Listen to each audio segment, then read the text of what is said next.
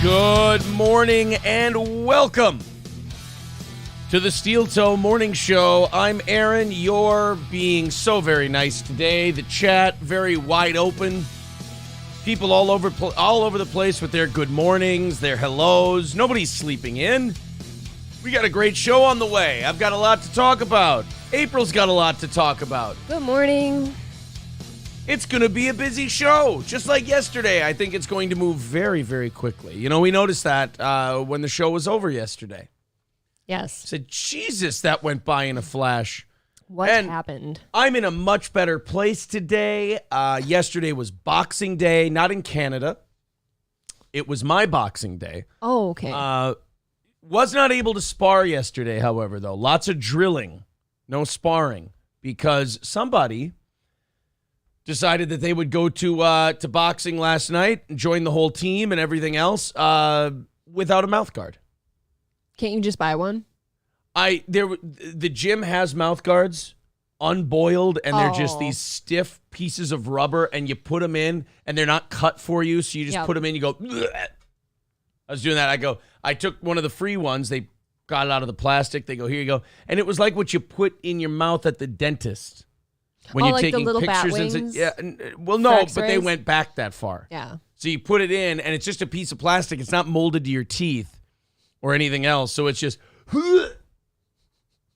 I had an extra mouthpiece in my locker, but it was that double-sided one. Mm-hmm. And the minute I put the double-sided one in, careful what you're saying now. I look like an. Oh yeah, that's right. They could probably clip that. He put the double-sided one in and he gagged. Yeah, they could probably clip that, couldn't they? A little bit. Oh boy. No, if you ever worn a double-sided mouth guard, they're the most uncomfortable thing. I cannot unrecommend them enough. So I was, I must have looked like the world's biggest pussy by the ring. Tiny bit. One of my buddies, Sean, that I spar with regularly, goes, "You want to go a few rounds today?" And to be honest with you, when I was drilling and I was doing like squats and stuff, I was my knee from tennis, my left knee is in bad shape because April's got me playing tennis now. And I said to him, I go, my knee and my hip just feel like shit. I don't think I'm going to do any rounds today. And then I started walking away, and I'm like, wow, you're the biggest fucking pussy who's ever lived. Did you tell him it was because of tennis? Yes, and I told him it was because I started playing tennis. You are a big pussy. And then I turned around right after that. I go, you know what, Sean? No. I'll go around. Let's see how it goes, and maybe we can go a few rounds today. And then I get in the ring. I got my headgear on. I'm putting my gloves on. And I looked at him, and he's like this. And I can see the mouth guard that he's got in. Right, he's asking. And I go like this, and I go, oh, shit. Hadn't even realized this whole time. I did drills in class and everything else. I go, guys, I don't have a mouth guard in. Can we just... And I did say, to my credit, I went, you guys just want to go anyway? He's like, no, you can't go without a mouth guard. No, we got to... Okay. What, are you stupid? And they said, all right, go to Scott, see if you can get a mouth guard. Got the mouth guard, put it in. That was me. So I'm trying to get ready. That wasn't his mouth guard. That was a dick. Yeah, that was paying the price for the mouth guard. Aaron can't stop. So I was just like, guys, I guess I can't. Yeah, Gravy guy. Show says, sorry, coach, I got the old tennis knees. That's what I was thinking, like a tennis knee. Gayest thing you can possibly say. I can't shit on you too bad. Like, I hurt my knee super bad, as you know, like 2 months ago. Totally fine for a few weeks. I blew it out doing tennis. So, ooh. Yeah, You guys can't really hear booming. You guys can't hear that, but outside our studio here in the basement, loud thunder. Looks like we're going to have a rainy day today. Nobody cares, though, because we live in Minnesota and other people don't. We have a very busy show. I'm a little scatterbrained. I'm a little all over the place because I found like 3 things I wanted to talk about just before the show started. Okay. On top of the, 4 hours, 6 stories an hour, 20 or 30 topics that I have planned for today. It's just going to be such a busy show. I got subscriptions renewing out the ass at the moment. We are starting the goal today. I'm trying to get organized here with all the people renewing their goals. Thank you to Hulkamasha Baby, Stacy, Amy. Thank you. We're starting out today 380. And I must say, we did not start a single show this week, including Monday morning. We did not, because if something happens on Sunday, we count that towards Monday. We did not start a single show today at or above our goal. Wow. Every day you guys have come in here. Thank you. And it's, thank you. Wild Card, Toxic Waste Boarding, also renewing their goals. Remember, you can put a notice in the chat that says you've renewed your goal, and we count that. Or you renewed your membership, and we count that towards the goal. As this show's subscriber count goes up, the amount of times we have to post the link and whatnot goes down dramatically. Yes, it does. Every week. That is wonderful. So thank you guys very much for chipping in as much as you do. Oh, there's James Turner and the Fired Ginger. It looks like we got 2 more two more memberships coming in. 360 away today. So we have so many people that I want to get to today. There is a woman, and we're going to have a little, this may get uncomfortable for you. The Inquisition is coming back. Now, this isn't an Inquisition like back in the medieval days where it was, are you holy enough or do we have to have you murdered for crimes against God? Not that kind of Inquisition. The Inquisition we're reopening today is how tragically unfunny a particular gender may be. I'm interested. And it's not even what you do. It's what you like. Oh, really? Yes. What I like. Any asshole can put something up on the internet, on TikTok, on YouTube, that's criminally unfunny. That is not a penis or vagina concept. What does well, however, is a larger snapshot of what different people find funny. Yes. If a woman puts out a shitty comedy special, or if a woman puts out a shitty TikTok video, that should not be indicative of all women. No. But if millions of women like, retweet, and find something funny, I am more than comfortable judging an entire group of people based on what a million of them do. Think about it. We judge how political races are going to go based on like polls of 2,000 people. Now I'm a little bit afraid I might be involved here. If you're involved in this, you're fired immediately. So Okay. I'm pretty confident you're not involved with this. That makes me feel a little better. If you were involved with this, if I showed this to you and you chuckled even the slightest, I may consider going to one of those dark websites and organizing something. That's all I'll say. The way you frame these things sometimes has me worried that like I liked something subconsciously just because I'm a woman. Okay, well, let me give you a test. Uh-oh. How adorable and fun do you find singing your Starbucks order for TikTok? I hate TikTok and singing. Okay, good. Then we're okay. I mean, you don't have to hate singing. That's a little I do dramatic. like singing. That was a lie. That part was Jesus, a lie. That was a little heavy. I didn't say you had to go. You're like one of those women who, when the Handmaid's Tale comes, you'll be like there next to the men endorsing it. Oh, yeah. And going for it. Of course. You're like a Jewish Nazi. It's called survival. Yes. Thank you to K. Fallen the Great for renewing his membership. Says, goddamn yeehaw motherfuckers, member up. Hey, is it true that memberships are half off right now on YouTube? Ooh, I don't know. But if now, they are. You know who I got that from? And Revenge of the Sis? No, DSP. Ew. I was watching someone shit on DSP to see if I was going to use it for the show. And he said right now memberships are half off for new members. Well, get so if yours you become a new member, I guess it's half off. So I don't know if that's true. Could be, might not be. No idea. But thank you to K. Fallen the Great. Crack Babies with $10 says hacky radio voice. How's the weather up there? Am I right, everybody? And Veldrain with $5 says no one expects the Spanish Inquisition. So $15 off the goal just from all that happy horse shit. Thank you. $345 away from our goal today. You guys knocking that down nicely. Aaron loves half-priced members, says Kotod. That is both very clever and very hurtful. You get what you pay for. Maybe you should pay full price next time and you won't gag as hard. It was a mouth you won't guard. Have a choice. It was a mouth guard, not a dick. All right, so many things. Why don't we jump into the first one? And that the first thing we have today is a lesson in solidarity. Before we do, remember to like the show, like the video, subscribe to the channel, share the link. If you're one of those people who says, look, man, times are tough. Plus, I don't even know if I like you guys that much. I'm not going to throw you $5-10 a month. That's fucking insane. Then do us a favor and like and share the video and spread the word. That would be cool too. Please. Because then maybe your rich uncle will like it. We work hard. So, like, subscribe, all that stupid shit that the kids say now. All that stupid shit. All that stupid shit. The stupid shit we rely on. Do all of the stupid shit. Oh, someone says play the drop. All right. Hit the subscribe button, smash that like button, and click the bell to get notifications. Hit the subscribe button, smash that like button, and click the bell to get notifications. Make sure that you hit that subscribe button, smash that like button, and turn on that notification bell, everybody. There you go. All right. Veldrain says, I don't know if I like you guys yet. I think I need more time. Sly Rye says, pretty sure that was a dick and not a mouth guard. Guys, this is not up for debate. If you trust me, I'm telling you it was a mouth guard. If you're still thinking it was a dick, you're just purposely being hurtful. But you gagged so hard. Seabear says, I'm on iOS, and your channel doesn't have a join button to become a member, but on other channels I watch, it shows up. Is something up that you have to enable as a channel?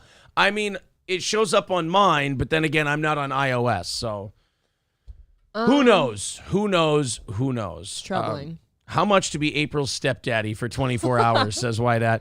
$9 million. What? There. I said it at a number they can never reach. They're just asking for stepdaddy. Yeah, but there's an implication there. Okay. I'm not going to fall for no banana and no tailpipe. That's all. All right. Let's get all the thank yous out of the way. You guys are being very generous. I have to get these out of the way before we really jump in. Thank you very much to Gray Duckling. $25 from our buddy Gray Duckling. Wow. Thank you, pal. Thank you. $320 away from the goal today. Bubba's Lost Everything says, I see no join button on your page on iOS. We just covered that part. I'll look into it after the show. We'll figure it out. Let's not worry. Bubba's Lost Everything. How much for April to be my stepmommy for 62 minutes? Aww. This is getting very rapey, I have to be honest. I'm good at that, though. It's a little rapey. I'm a good stepmom. You don't feel a little raped at the moment? No, he just wants a stepmom, someone to love him and care for him. You are too innocent in this world. You would die in The Walking Dead immediately. No. You would be tricked into cannibalism. Whatever do you mean? I have no idea what can involve stepmommy and stepdaddy stuff. All right, let's go into topic number one today. And that is a day after we talked about Royce's channel getting struck twice. Yes. One for a video he did a year and a half ago, one for his show he did on Wednesday. Royce from Revenge of the Sis, Royce Lopez, his channel, Daywave, gets taken away. And then yesterday, in the middle, I found a classic video game that I used to love playing when I was a kid. I found All-Star Baseball 2004. I found it for $5 at a local store here in the mall. I was so happy to bring it home and play it. And as I'm playing it, my phone just starts playing a video. Really? And the screen was locked, everything else. I just start hearing intro music. And I realized, I think that's Revenge of the Sis. Why the fuck is Revenge of the Sis just playing on my phone? I had their episode from yesterday paused in the background. And then apparently YouTube took down their live stream. So then my YouTube app automatically switched to a new video. Interesting. And so it started playing. So I start looking around and I'm like, well, what the shit is this? And as I go through Twitter and try to figure out what's going on, bigger than shit, Royce tweets out, our stream got taken down. We got a strike against our channel and we're out for a week. This never happens to them. It's happened before, but not very often. And for the reason they went with, YouTube's reasoning was they played a news video. Now, we play news videos on this show all the time. Yeah, a lot. They played a news video that had a 16-year-old drinking on it. Forgive my skepticism. Go ahead. The news wouldn't play that, right? The news played it, and it was on the news channel's YouTube page. Oh, so if it's up on their YouTube page, it's okay. Right. But once it gets to ROTC, it's not. It's always been okay for everyone to play it. This is to me, that's a little red flaggy, and they can't stream now for a week. Royce's channel has 2 strikes against it. He can't stream, so they're over on Rumble and Odyssey now for the next for all of next week. That's horrible. Which for me, look, as show host guy, awesome. We have a big crossover Revenge of the Sis audience. Maybe more of them check us out. Mm-hmm. You know, if they don't go to Rumble or Odyssey. I encourage you to go to Rumble and Odyssey and check those guys out, but the fact is some people won't. Right. You want to check out some Steel Toe, I don't see a conflict of interest there whatsoever because I'm the guy who might benefit from it. But I think the more important thing here is this is a bullshit strike. Yes. This is a bullshit takedown, and it makes me wonder and worry at the same time. It makes me wonder, are we doing some kind of dry run for the election, the midterm election? Are we starting to take down spicier kind of, because their comedy is more political than ours is. They do a little more political stuff than we do. And they are decidedly right, to the right, as it were, directionally to the right. And we do more of a comedy show, make fun of shit. You know, we'll throw an opinion out there once in a while, but for the most part, we're just trying to make people laugh. So this seems like a dry run on election misinformation or whatever they want to call that. And now they're going after those boys. And I just want to say openly, of course, I mean, I've said I'm a fan from day one on this show. This ain't okay. Well, no, of course it's not. They should get their channel back. They should get the broadcast today. They should. I mean, they appealed it and almost instantly gone. Like it was shot down. That's disgusting. So I'm really not okay with it. Free ROTC if that's the hashtag or whatever. But I saw that Mersh on Nightwave yesterday. He was allowed to go. He's good. Royce on Daywave, of course, can't broadcast at the moment from his channel. And Revenge of the Sis can't broadcast on theirs. So why are they going to hate Royce so bad? I mean, he is a person of color, for God's sake. Right? He is a Cuban. Oh, my God. I almost said it. Yes, you almost said it again. I almost said it. You almost did it again. Oh, my God. And he fucking hates that. Yeah. We did Good that. luck getting him did on I here do again. that to him to his face? Yeah, you did once. Did I accidentally say Puerto Rican to his face? You did when he called into the show. Ooh. He didn't like that very much. Sorry, Mr. Lopez.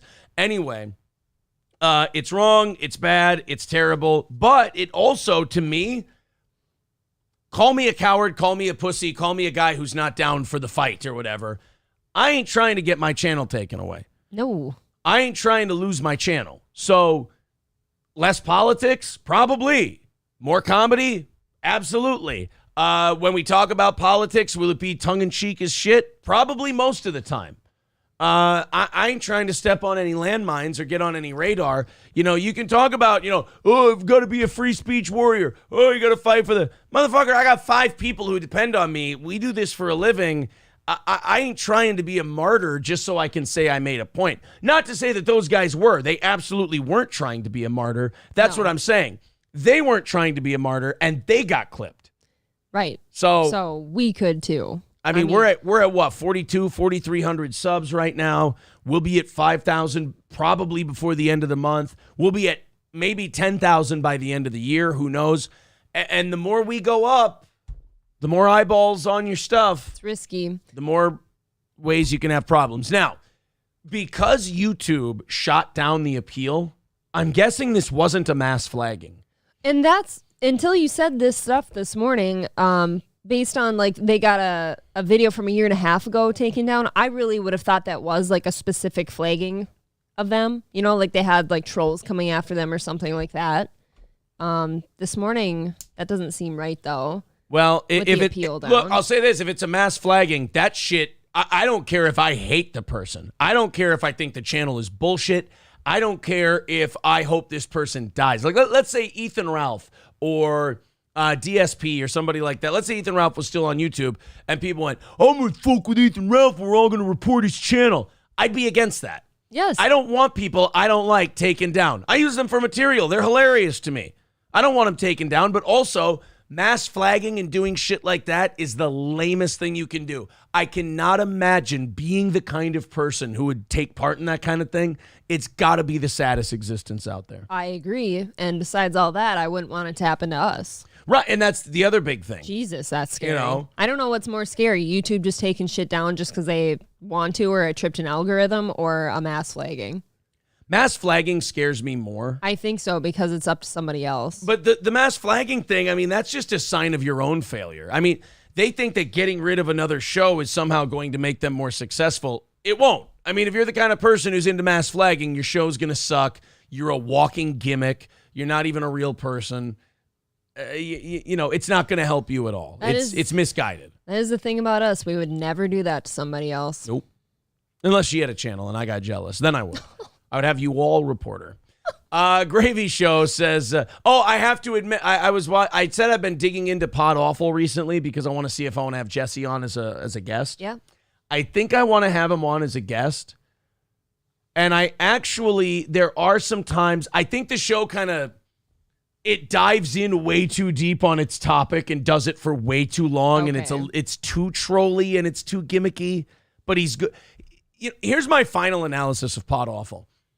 It's too gimmicky and shtick-like, and I don't feel like I'm getting a real guy. I don't know. When I watch people, I want to know I'm getting the real person. I'm getting the personality who's talking to me. That's who he is. If it's, his character turned up to 11, that's the whole point of what we're doing, but at least it's the real guy.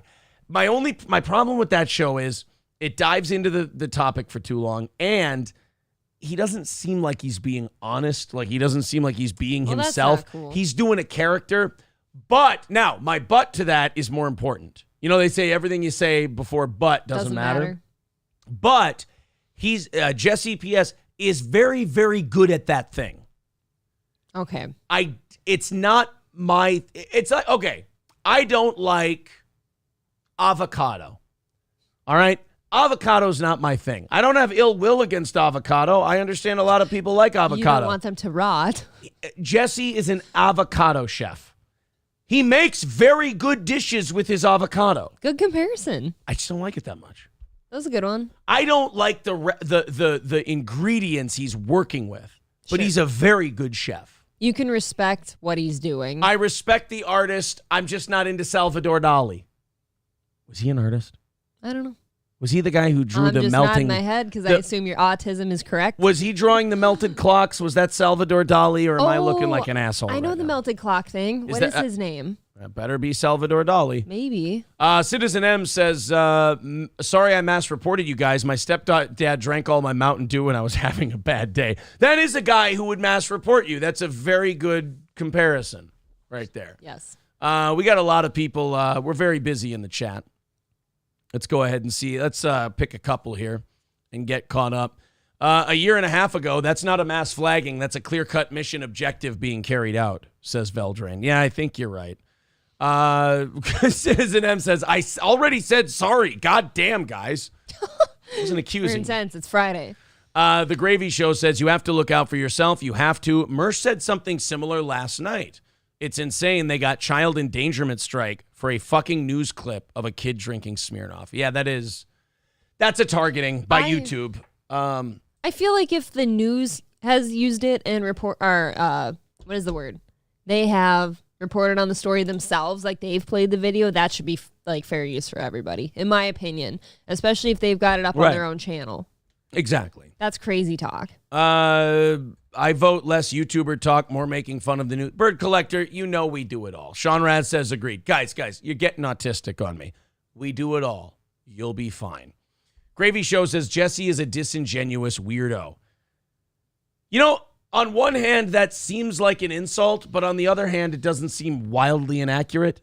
Yeah, it's fine. Like, a disingenuous weirdo, like if you take the two words, disingenuous, not really being his total real self, fair. Weirdo, fair. It, like, when you break it down, it seems like less of an insult than it comes off as. I mean, we can be pretty weird sometimes. Cody says, I'm still standing my ground. Citizen M is a Fed. Okay. We're still trying to call out the Feds in our channel. Well, you know what?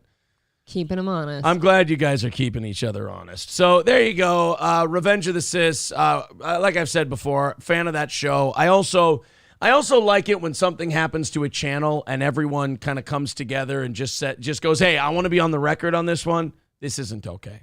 I like that. I hope people keep, if there's a way to send that to YouTube and stuff, I don't know. You know what Send in your opinions. You know what I'm going to do this morning? I'm going to reach into my tin cup. Uh-oh. And I am going to grab a fisherman's friend. What happened? I'm feeling very dry this morning. Interesting. Oh, that'll burn a hole through some cement. I like that very much. Veldrain says the melted clock picture is indeed Salvador Dali and called The Persistence of Memory. Just to say Aaron is right for no reason. Thanks, Veldrain. I didn't need to know the title of it. I like knowing the title. It actually makes me feel like too big of a dork. I'm going to be very honest. Now I'm uncomfortable. Now the whole show's thrown off. I feel like it's bigger, like a more dorky thing to know the artist. That's true. You can kind of be a cunt to other people. Yeah. You know, you can be art cunty. Yup. And you can go, oh, you mean the persistence of memory? And they go, what? The melting clocks. Oh, is that what that's called? And then you look really smart. It's a hollow victory for shallow cunts, but it's a victory still. Aaron needs a prostate exam. April needs a nurse for the night. That's interesting. Nothing to do with anything. Prostate exam. Great segue. SC Motor Sports says, good morning to the Herp Lip and Forehead Show. Hey, don't give away what our new backdrop is going to be. All right? It was supposed to be a surprise. All right, guys, 3:20 away from the goal today. There's the PayPal link in the chat, memberships, and all that stuff. All counts. Cody says, I'm retarded trying to become a sub and can't figure it out. Well, you just have to bend over, throw your asshole in the air, and let a guy ream it out. Oh, different kind of sub. That's also called joining. Yes. Docking, joining. Same thing. No, just go to our main page. And actually, under that $sign thing, there's usually a thing that says become a member. Become a member or join. Yeah. So, hey, take a look. All right, we got to get into some stuff here, guys. Oh, yeah. Boys and girls. The World Health Organization is trying to help out with the monkeypox problem that's happening. You know, I'm noticing not a lot of monkeypox outbreaks in Muslim countries. No? No. Wager guess why? Well, maybe Allah and Muhammad protect you from monkeypox. In what way? Well, in that they'll kill you if you touch anyone's butthole with your penis. They'll actually kill you personally. I mean, think about it. They'll do it for just doing it to one guy one time, and that won't even give you monkeypox. Imagine what they do if they find 80 of you doing it in a bathhouse somewhere. It's gross, man. There's gonna be a slaughter. Muhammad is the homie the clown of the religious world. Oh, no. Muhammad don't play that. No. So if I'm not seeing a lot of, but For the countries that are seeing a monkeypox increase, the World Health Organization has a message. Stop attacking monkeys. Oh my God. This is becoming a problem in many parts of the world. The World Health Organization is begging people to stop attacking monkeys over the monkeypox outbreak. I mean, we shouldn't be committing racist acts of terrorism in general, right? How is it racist? You said the thing. Monkeys. Oh. Jesus Christ, man. The animals. Yeah, the furry little guys. Yes. How is that race? They're not a race. They're a species. Well, that's right. You got How would that be a race? Unless you're trying to say something else. No, that was what you know what? You got me. Are we going to find you? Are we going to find you a partner, a defendant in the Sesame Street lawsuits now? No. You always high five black kids? Yes, yes, I do. Have to. Actually, you got to be careful. You answer that question wrong, you're going to be paying out of your ass. You have to high five. If you don't high five black kids in today's culture, you are absolutely fucked. Oh. Roachbait says, just wait till raccoon pox hits. I'm not playing that game. Oh my. Once they have raccoon pox, I am calling it something else. Absolutely not. No raccoon pox for me. BP oil crisis becoming a member. Thank you very much, buddy. That brings us to 3:15 away from today. Tiggle Bitty says, just stop saying the M word. Monkeys is the N word now. The M word. Coltrane says, I think Muhammad is fine with men fucking boys, just not men. Is that true? Well, let's be It's a weird line to be drawing well, in the sand there. Can we be fair? Almost every religion in the world draws that same line. All the major ones. That line of all the major I'm ones. Stand firm. The 3 Abrahamic religions all draw the line at fucking boys. Oh, forgiven. But why? Why is that a thing? Because they're a cult of boy fuckers. I don't know. Ask them. I don't have anything. I left. Allegations. I don't have anything to do with that shit. I wasn't anywhere near that place. How would you know? Someone says, I didn't like their music, but attacking them seems uncalled for. No, not the monkeys. Actual monkeys. The little furry rodents. Oh, we can do that. Yeah. We don't even need a reason.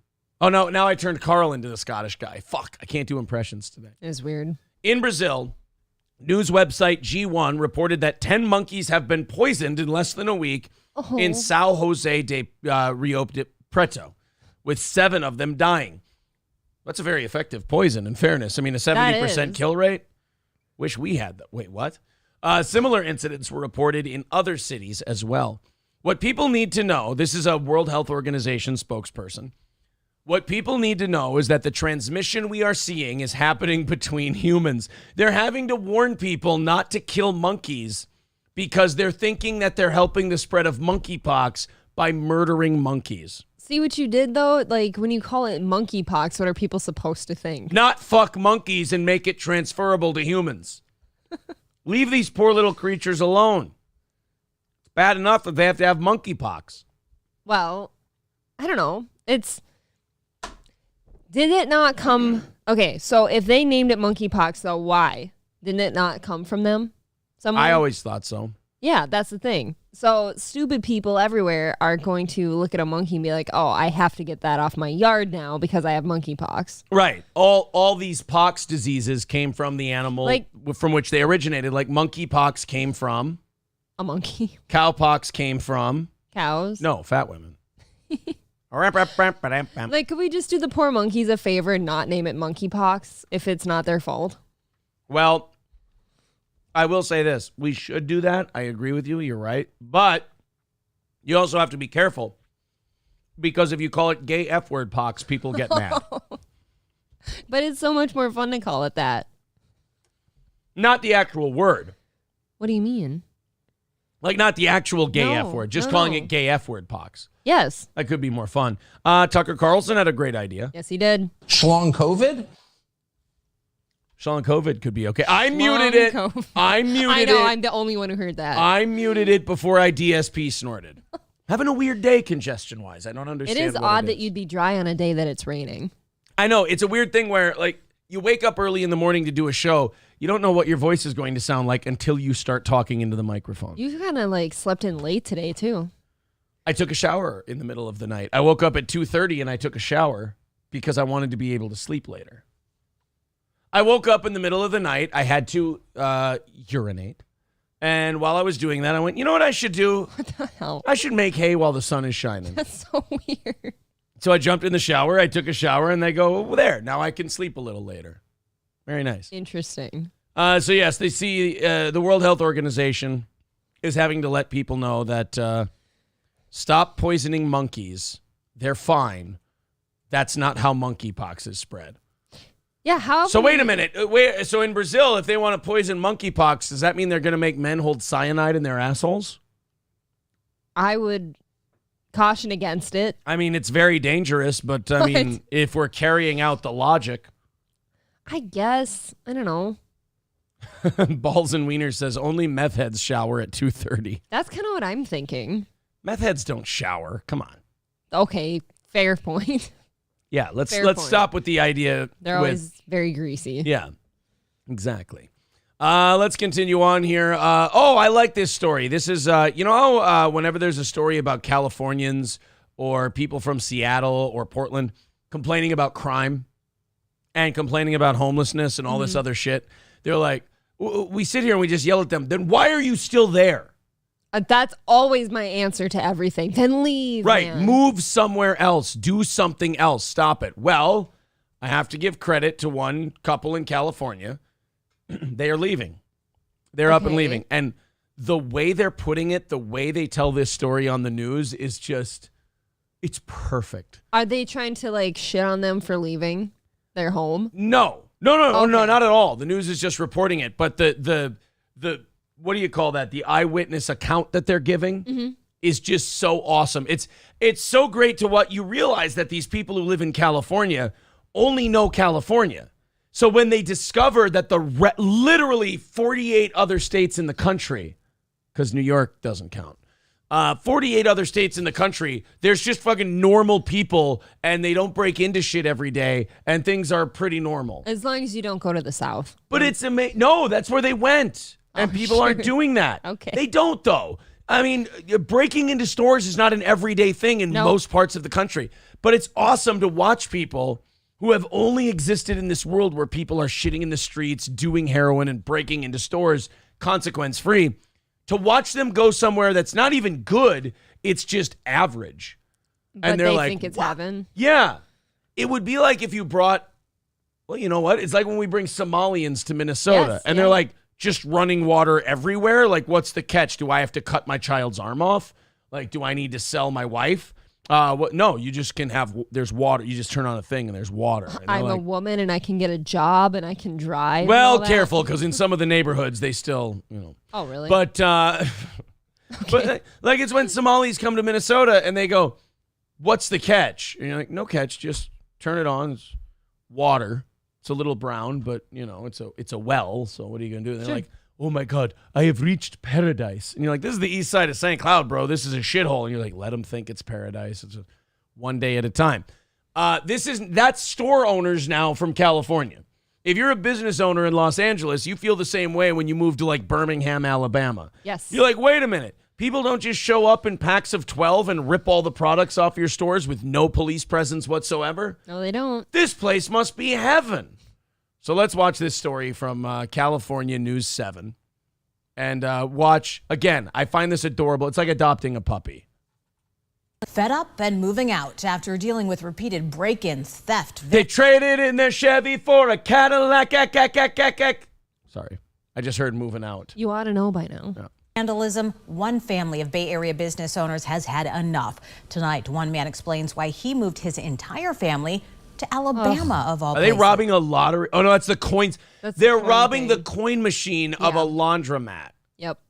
What a parasite. That is the lowest form of human being, in my opinion. It's like breaking into a pinball machine. Yeah, what are you expecting to get out of that? This ABC 7 News anchor Dion Lim brings us this story you'll see only on 7.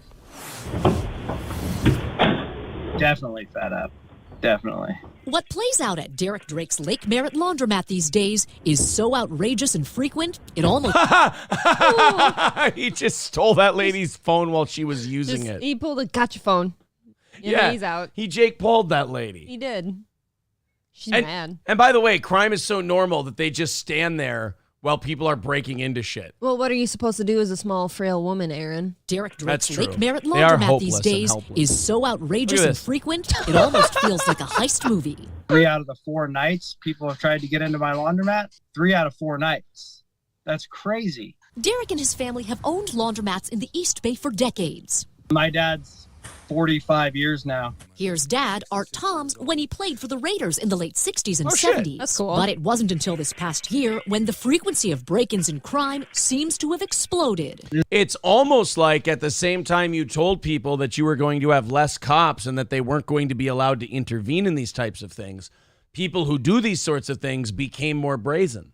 Dude, you've said it before many times. It's going to be a self-cleaning oven at some point. There'll be no businesses left. Yeah. It's just going to be shit. Hey, don't worry about robbery. If it happens enough, there won't be any more businesses left to rob. Exactly. You'll be gone. You know what it'll be? Lumber thieves and copper thieves. They'll just be stripping the empty buildings at that point. There's a lot of that.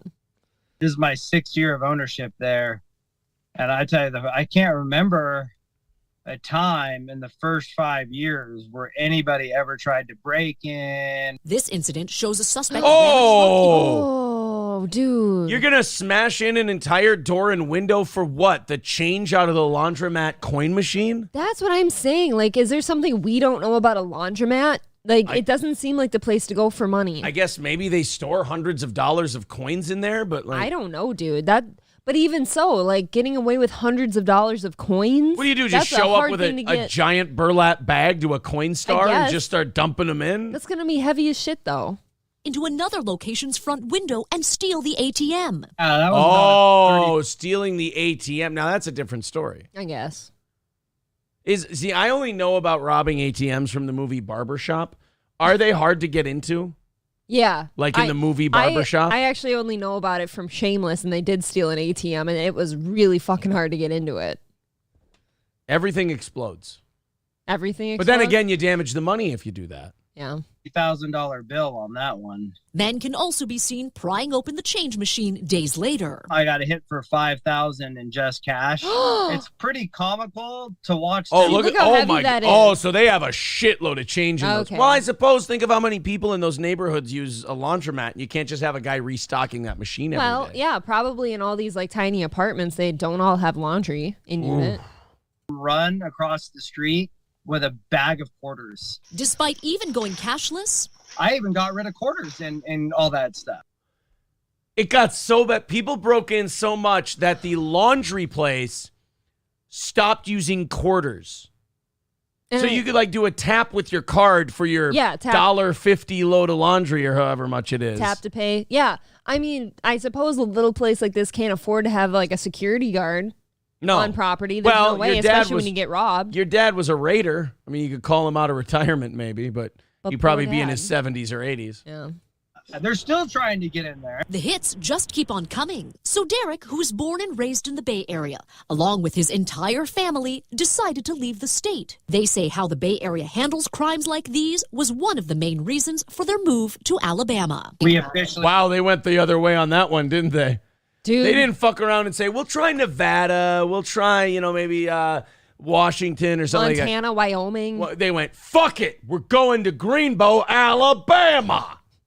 Dude, I've been there before, and there was a time when I did want to move there, but then I started thinking about all the poverty I saw in the small towns. I mean, but if you have Like, some money, that's no. almost a good thing because everything's cheap. Okay, it was that, and they cook everything with obscene amounts of butter and oil. I would have been so fat by now. Have you guys heard about the cholesterol crisis in the country?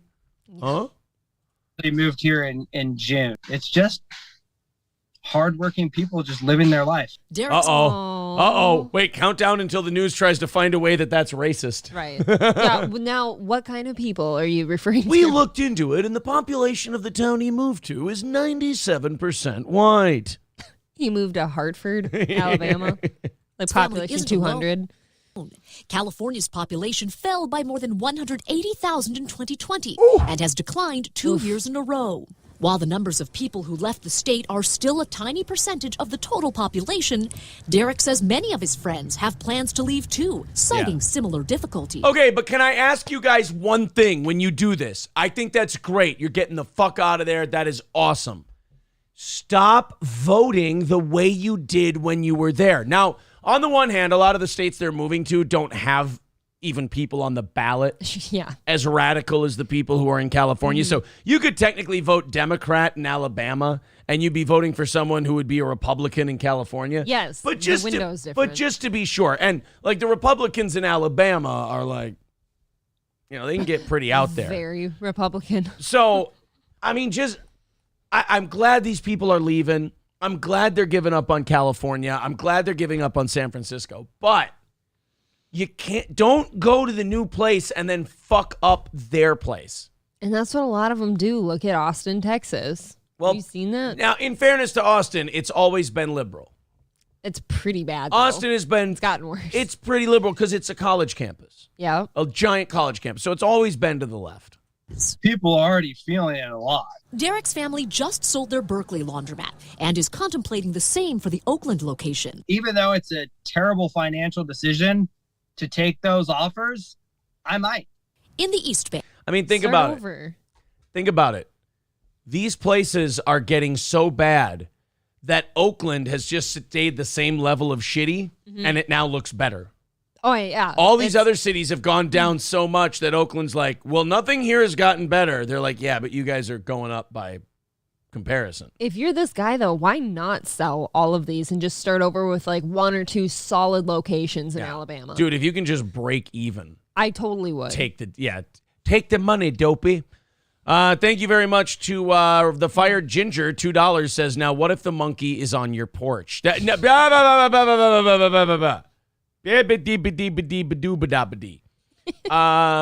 with $5 says, Aaron, do you think they will fix Cali before or after needing martial law? They're the kind of stubborn sons of bitches who I think are going to need some kind of terrible cataclysmic event in order to change. Maybe their whole state will finally crack off into the ocean like everyone's been saying for years. It might take the cracking off into the ocean thing for that to happen. Aaron the Love Sponge says, broken show again today. I don't know what that means, Aaron the Love Sponge, but thank you very much for being a fan. Broken show? King of Cali says, to be fair, where I live in California isn't like this news story.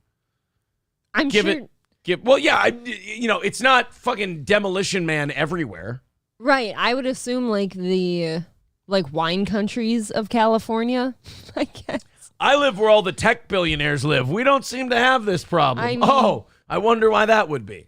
But it's definitely like LA and San Francisco. I think San Diego, probably stay out of those. No, I think San Diego's okay. Is San Diego still okay? That Northern California kind of area. Northern California, there's been groups of people who have wanted to break off from California. Like the North has petitioned to break off from California in the past because they're like, we're paying all the taxes for all these scumbag cities to drag us into the shitter. Right. They're giving us a horrible name, by the way. Yeah. Coltrane said, I see. Coltrane nails it. He says, the problem is these people move and vote the same way. Can't be doing that. You gotta, not only does the place you live have to change, but you have to change. And the great poet laureate and inspiration Rocky Balboa once said, if I can change and you can change, everybody can change. It's true. It's wise words. Thank you very much to Balls Deep for the $4 or the $5, I'm sorry, on PayPal, and Rocky. Thank you. Chipping in a nice 25 on PayPal. Thank you very much. That's going to put us at 285 away from our goal today. There's the link to PayPal, memberships, and super chats count as well. Thank you guys very much for the generosity. This story is, I found this one, and this has nothing to do with anything news related or anything else. This is just one of those human interest stories. This is South Carolina. It has nothing to do with where I live, where any of you live, nothing. I just found this story so horrific, but was also laughing when I listened to it yesterday. Right. It is a story I hope never happens to any of us ever, ever, ever in our lives. But it is such a, you know, those stories where someone dies in like, what are those movies? A Final Destination fashion. And you're like, what the fuck? Like, you're so amazed at the way they died that you're not even sad that somebody died. It's just amazing. It's just amazing that that a person actually died that way. Whenever you see a news story about someone who died in one of those ways where it's like 15 people die from this every year, you're like, wow, I actually found one. Here's a woman in Horry County, South Carolina, who had one of those days where it was just kind of your day to die. Yeah, I guess like if so. you die in that fashion, God he needed you for something. Here's the story. With a gust of wind that came through yesterday, it took an umbrella through the air, and it just kept going and going, and everybody just said, duck, and we ducked. And unfortunately, she was in the line of fire. A flying beach umbrella fucking killed a lady. How do you let that happen? I don't know. You almost have to be staring at the fucking thing, right? Right. Like, are you petrified that this thing's flying at you? Does it go through your chest? Does it hit you in the head? I picture it hitting her head. Oh, my That's how I'm seeing it. God. What started as a fun day at the beach with family and friends quickly turned to tragedy Wednesday afternoon. And First of all, time out. I know you got to sell this for the news. In fairness to the people there, it still could have been a very fun day at the beach. It just sucked shit for her. Right. Some people might have enjoyed this entertainment. Some people may have still walked away from the beach that day going, I had a lot of fun. I feel relaxed. I feel refreshed.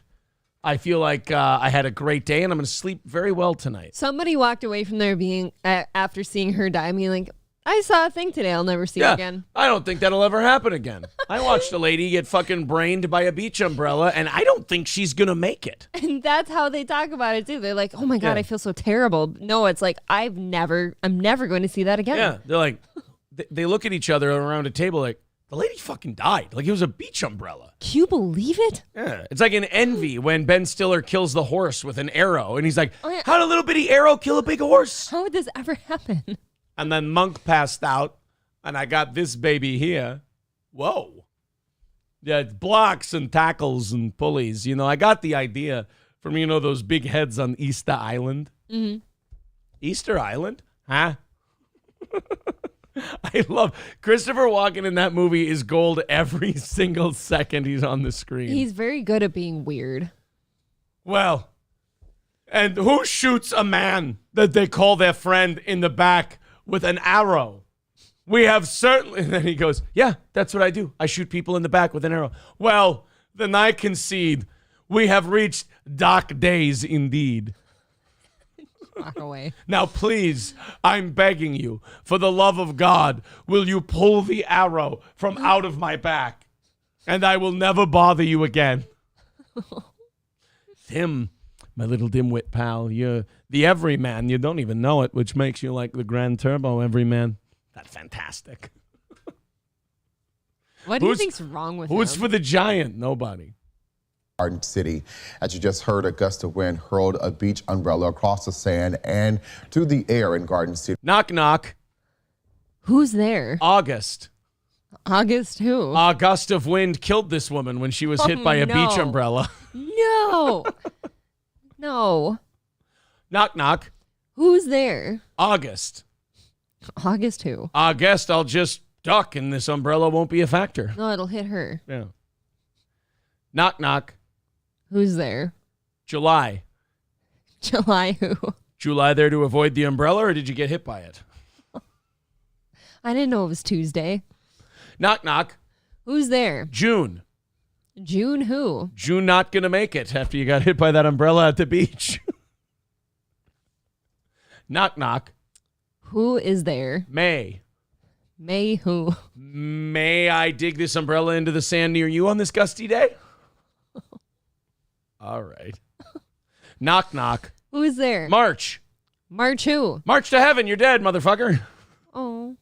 All right. You skipped mine. near Calhoun Drive and killed 63-year-old Tammy Perot. Reporter Ian Klein spoke with one of Tammy's closest friends of 20. The best we could do was find a picture where some boomer cunt is giving his friend bunny ears. First of all, anyone who gives anyone bunny ears in a picture and is over the age of 9 should have those fingers removed. I agree. If you go like this They're and you gone. think that's funny, we just 3 people come from behind the bar.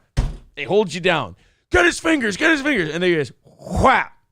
It's like a Right guillotine for your fingers. Yeah. And don't you let them get through life saying they cut them shits off in like a saw blade incident or anything. No, it was for bunny ears. I gave my friend bunny ears. And then that way everyone knows not to feel sympathetic for you. Oh, never for anything. They can just go, oh, you gave somebody bunny ears. Oh, so you're a douche. You're the douchiest. And you deserve to have your finger and fingers gone. And you're wearing your tropical shirt with your with all the buttons undone. Honestly, this picture alone makes me want to never retire. If I may, she doesn't look happy at all. Maybe she wanted to go. Right. Maybe she jumped in the way of that beach umbrella. She jumped in the way to save somebody else. I'm not going to be married to some man who just allows another man to cuck him with bunny ears. It's not the life I want to live. That's a line I would draw. That's not the example I want for my grandchildren. It's just let another man bunny ears you. Why don't you let him stick his thumb in my asshole while you're at it, honey? It's basically the same thing. Yeah. Letting another man give you bunny ears is like letting another man fuck your wife. It's oh my God. the same concept. If you don't With turn those around, bunny ears. I don't care if you guys have been best friends. I don't care if you're military buddies. If you catch a guy giving you bunny ears and you don't punch him in the face, you failed the test and you're going to be walked over your entire life. Okay. How many men at the machine shops listening right now, though, are trying to give their friends bunny ears to get away with it? No, if you give bunny ears and you get away with it, Yeah, all no. bets are off. If you're the giver, it's fine. Yeah. But if you allow it to happen, if you're you screwed. get bunny ears and you don't fuck that guy up immediately, then you're a piece of shit who deserves every bad thing in life. You know what? By not standing up to this man who's giving the bunny ears, you basically sealed your wife's death warrant. God had to take something away from you to teach you not to let yourself be victimized in that fashion. She either now has to die or be his second wife. Yes. 25 years, who was also with her during this accident. She was the most loving, kind person I think I've ever met. She never had a bad word to say about anybody. Her only downfall, terrible reflexes. I don't like this shit. For some reason, they always, like, the good people, quote unquote, end up dying. Yeah, nobody's ever a cunt when they die. Nobody's ever a cunt. Yeah. It's always the, never a bad word. She baked cookies for everyone.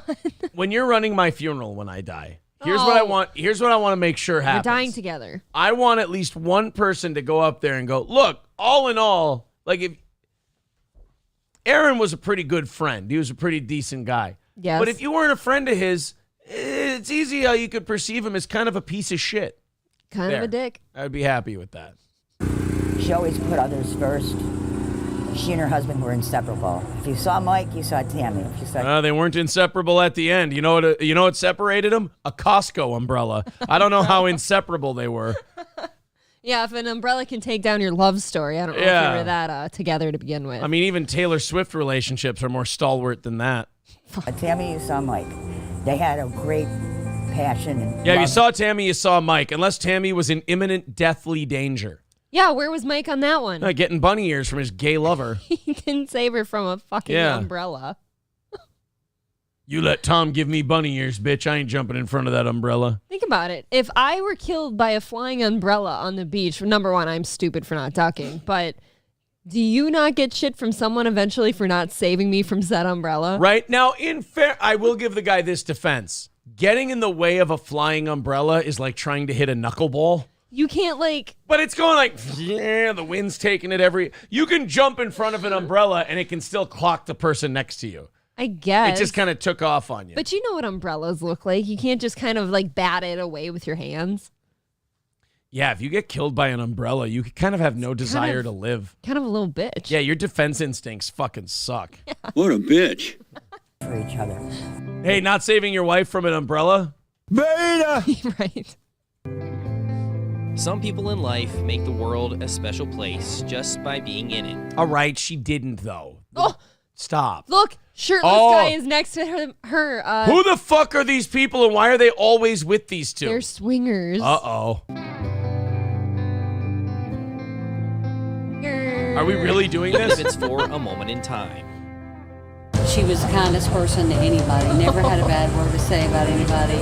You know, she was the first one to say hello when you saw her. She'd do anything for you. Not a single fuckable friend in this entire bunch. Okay, so I'm not the only one who noticed. Jesus.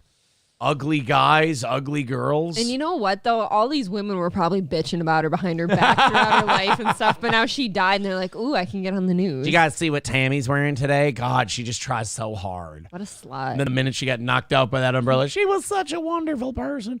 Girls do that a lot, though. Women will do that where they'll use someone else's death to get them more attention for how nice of a person they are. I remember in middle school, a kid killed himself. And one girl who we all knew, like he was a grade older than us. Sure. So you bullied him too. No, I never knew the guy. He's one of those guys who he killed himself, and they're like, he killed himself because he felt nobody liked him and he didn't have friends. And you feel bad because your first instinct was like, who the fuck was that guy? Never heard of him. You're like, Right. Oh, maybe I was part of the problem. It's a mistake. It's not my job to notice you. But anyway, one of the girls in that grade was walking around with we're going to start a petition to have a walking bridge by that intersection. Oh, yeah, he didn't kill himself. He was hit by a car. But this, that, and the other thing, we miss him and we love him so much. And I'm like, bitch, you didn't even like him. Yeah, you weren't in his group of friends. You're just the popular girl who wants to look really, really cool because that's sociopathic, by the way. I knew girls And like those that. trends start in middle school and elementary school where when something bad happens, people use it as a way to get more attention for themselves, and it's usually women who do that. Never let a good tragedy go to waste. As a friend, as a sister, as a wife. She just loved life. She loved everyone. Not enough to duck, though? I mean, for real. I'm really having a hard time drudging up sympathy for someone who gets hit with a beach umbrella. That's what I'm saying. The only thing I could see is maybe she's the only one standing still and everyone's ducking and she's waving her head around what the hell are you guys doing? Yeah, I don't know. She didn't have a bad word to say about anyone. She just loved life. It's that love of life that still shines down a beacon of light on the ones she loved each day. Family, friends, her soulmate. Are you fucking with me?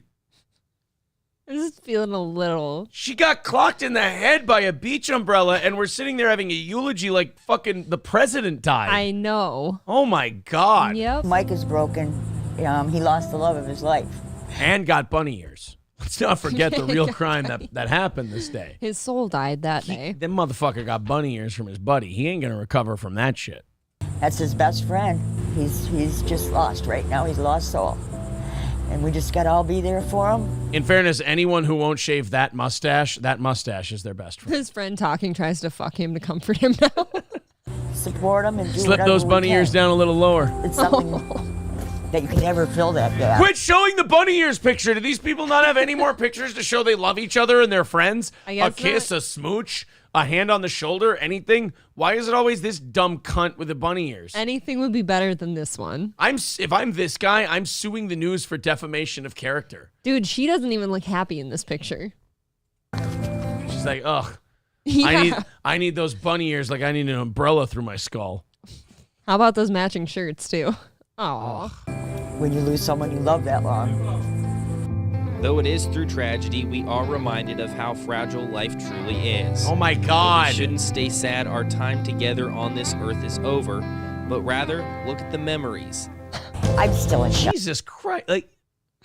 I have to turn this story off. I know. can't do this anymore. A woman got clocked upside the head with an umbrella, and they're like, leave the memories alone. Don't change a thing.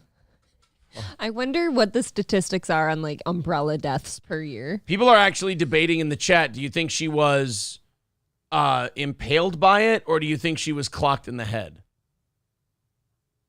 I think Which clocked one in is the it? head, I think it's got to be flying pretty quick to impale you. Bubba's Lost Everything says she was probably impaled by it. Veldrain with $5 says the valuable lesson to be had today: never downvote Mary Poppins ever because she'll know. Ooh. It's a spicy point. Chim chimney, chim chimney, chim chim chiroo. You shit on my movie, umbrellas for you. Oh. No curved handles either. A 10-mile-per-hour wind makes the umbrella go through you. The umbrella go through you. The umbrella go through you. I know. I didn't know I knew Mary Poppins. I didn't either. Like, even I. Like, that shit was I haven't seen that since I was a kid. That shit's just in the back of my brain, and Dude, I saw that on like Broadway, New York, in a play, maybe like 15 years ago. Raz of Chaz says she didn't follow the 5 rules of dodgeball. Yep, you ain't gonna catch Patches O'Houlihan getting killed by a flying umbrella. If you can dodge a beach umbrella, you can dodge a ball. She got hit by the umbrella and he went, "You're about as useful as a poopy flavored lollipop." I haven't seen that movie for so long. Can we watch it? Question. Rip Torn's greatest performance? Patches O'Houlihan? Or Tom Green's dad and Freddie Got Fingered? Oh, look, honey, our son's a genius. He's manufactured a pulley system out of breakfast sausages. Dodgeball. I think Dodgeball's better than Freddie Got Fingered? All right. I pretend she said something really heinous and out of character. The Mood says, there was a girl that killed another girl here over a boy. She was bullied and hanged. But after it was all done, her girlfriends would say she was the nicest person. I do not believe them when they say it. No, of course not. Oh. They're completely full of shit. That's dark. People in the chat are saying totally impaled by the umbrella. It's fucked up. Wouldn't that have to be flying like really fast to impale you though? Because a body is like, you're just kind of sturdy. And I always thought those beach umbrellas had like plastic tips. Yeah. Yeah. Fuck. No one likes being impaled by a plastic tip. You know what? Rip Torn in the Larry Sanders Show. They're saying, yeah, that's a dated reference, but you're probably right. He was probably better in that. Also, Jeffrey Tambor's greatest performance. In what? The Larry Sanders Show with Gary Shandling. She got murdered by Danny DeVito as the Penguin. Oh no, I should have known. Damn you, Cobblepot. Dude, do you think you die instantly from an umbrella, or do you sit there and like with it through your struggle like a medieval movie like where they get like jousting or something? Right, they got a lance through their stomach and they're like, "I'm dying. Tell my boy that the family name lives on through him. Give our pug extra treats after I'm gone." Oh man, you just choke on your last words. Dude, how horrific. You're shit at dying. I gotta say that those Game of Thrones times though were like season 7 and shit. They just got so bad at writing dialogue. Want to watch it again? No, I really don't. I didn't want to watch it the second time because it felt like you were walking towards a funeral. The third time's gonna be even worse. I'm skipping this House of Dragons show because it looks fucking terrible. Shit, I'm alone then. I'm gonna watch it. It comes out August 21st, and I'm going to watch it. I'll watch the first episode. Whatever. But Black Targaryens, I mean... That is bullshit. It's kind of gay. Do we know for sure that they're Targaryens yet, or were they just in the trailer? Send word to my brother. He's a Methodist preacher up in Oxford. Tell him that I will see him walking the streets of glory. You want me to tell him you was outlawed up? I guess it don't matter at this point. He knew I was on the scout. I can do nothing for you, son. Dude, why can't they tell us? Is that Emmett Quincy? Sorry. Fuck. You're trying to get at me. I'll see to it. I'll take you to Bagby's store tomorrow, and I'll have them yank that ball out of your leg. Does anybody know what the fuck I'm doing? No. Does anybody know what the fuck I'm doing? You said you would bury that man. I reckon the ground's too cold to bury him. We're not going to be able to do it. If he wanted a proper burial, should have got himself killed in the summertime. Is this True Grit? Yes. Okay. I'm doing Rooster Cogburn in the Coen Brothers version of True Grit. Wow. But my Rooster Cogburn is turning into Carl from Sling Blade. I got the Cogburn a couple times. That's the only thing that tipped me off. I can do nothing for you, son. You want me to tell him you was outlawed up? All right. Mm-hmm. Yeah, I know. I'm doing Carl from Sling Blade. A little bit. I can do nothing for you, son. You got any French fried potatoes there with that softy? Like gravel in that. You tell me what you was up to here in this lean-to, and I'll make sure you go to Bagby's store and get the bullet out of your leg. I reckon over at Bagby's store they could take care of them. Can we refilm True Grit? I want to redo True Grit. I want to do it as Carl from Sling Blade. Ball Powder is not impressed with either my walk-in or my True Grit. What? They're both very good. He's not impressed with either one of them. It's cruel. Your impressions are turning the frogs gay. All right. Shit on that one. I reckon we ain't going to be able to take Maddie to the doctor on this horse. Ain't got no gas in it. I never seen True Grit, says Dub. Dub, you never seen True Grit? I never seen True Grit. Woo, we'll leave that there. He fits into the movie. Balls Deep saying Sling Blade Cogburn. Yeah. Oh, yeah. I don't know. Like, there's something about the characters in that movie where I kind of dislike all of them for different reasons. I reckon that LaBeef ain't got any biscuits. All right. Okay, let's continue on. I wish, just with that story, though, I wish they would have told us what the umbrella did to her. How will we know what to, like, stay away from and stuff? Dude, she would have gotten hit by that umbrella a lot harder if she hadn't been vaccinated. Sorry.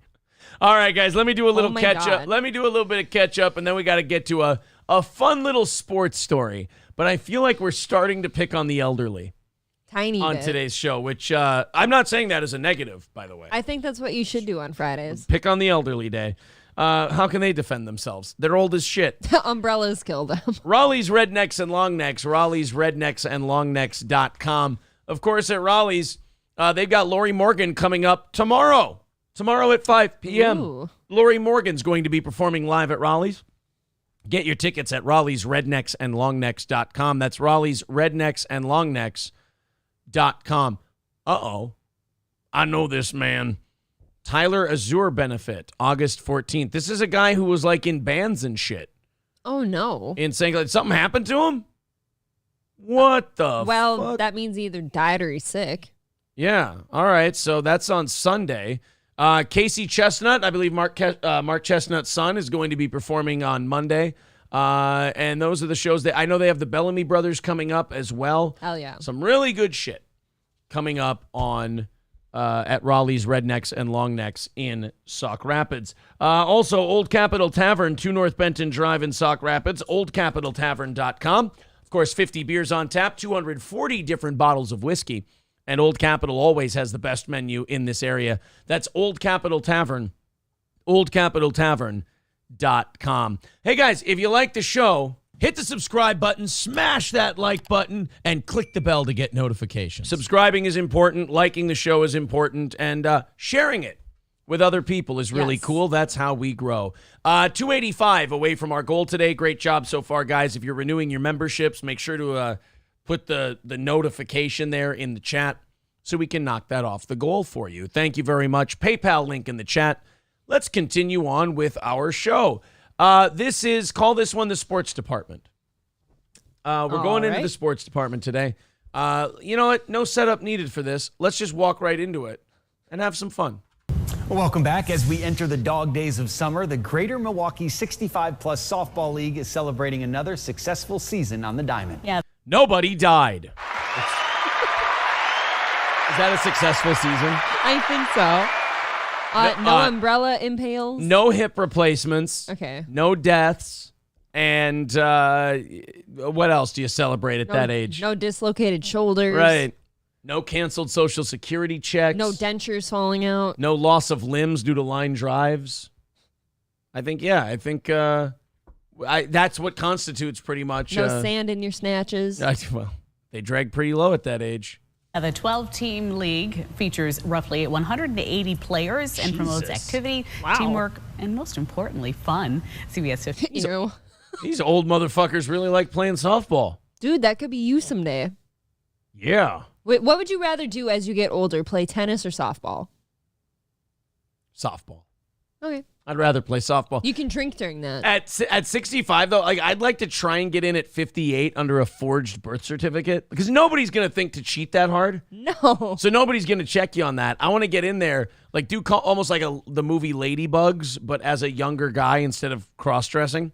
And I want to get in there. I want to play in a 65 and older softball league and just fuck up all the 70-year-olds that are playing. Okay. That's kind of cool. Just find a third baseman who clearly has osteoporosis and just turn line drives at him all day. Just shatters his whole arm. Right. You're just going to get singles all the time because you're just leaving his whole arm purple by the end of the game. And you know that shit like spreads quickly. Oh, old people bruise like bananas. You can It's touch them. ridiculous. Yeah. Oh. Their whole arm looks Purple like shoulder. Thanos now. Dude, it's scary. 58 gives us a closer look and introduces us to an extraordinary man who inspires with every swing.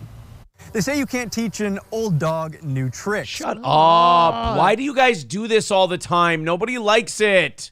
Stop doing words. Stop wearing your pants so tight. That too. Well, don't tell that to the boys. I can see your nutsack. Right? I can see your nutsack. You can totally see a bulge up front. Yeah. Your pants need to be bigger. Bro. Of summer, the Greater Milwaukee 65+ Softball League. It's a low-budget news station, but they just got a drone, so they Yeah. want an excuse to use it. You know what the greatest part? I'm going to rewind for a second here. You can hear the drone. I know. I noticed that. I'm like, is that a bug or nope? It's a drone because it started going up. They got a drone, but they didn't get the good one that doesn't make any noise. They're like, look, it's local news. We're on a budget. Instead of getting like the one that costs a couple grand, they got like the $200 one. I'm surprised he doesn't have the remote himself and is working it. Dog new tricks. Well, don't tell that to the boys of summer. The Greater Milwaukee 65+ Softball League, keeping America's pastime alive and having a blast doing it. Dude, just hit everything to short. There's no way these 65-year-old men can man shortstop. Just hit everything to short, and you'll probably get it into left field, and you'll have a 1,000 batting percentage. Look at this cutie for a pitcher. Oh, my God. Love him. For these ball players. And we have 30 players that are 80 or older. Age. Wow. So hit the ball at the 80-year-old every time, right? You'd think, but I guess don't count them short. Like no, maybe. fuck them. Gee. Is just a number. It's unbelievable when you watch these guys are like, oh my gosh, ESPN highlights today, you know? No. I guarantee I'm putting a team. I'm putting a team together of my guys. We're gonna fuck you old men up. And it's gonna be guys who don't play softball anymore. We're not gonna stretch beforehand. Nothing. Ouch. We all have to have 2 beers down by the time the Okay. game starts. That's a muscle looser. And we will fuck you guys up. Dude. Summer, the Greater Milwaukee 65+ Softball League uses a slightly adapted version of the game to get men off the couch and on the diamond. Let's get some more, guys. Come on. Men like Oh. Let's go, boys.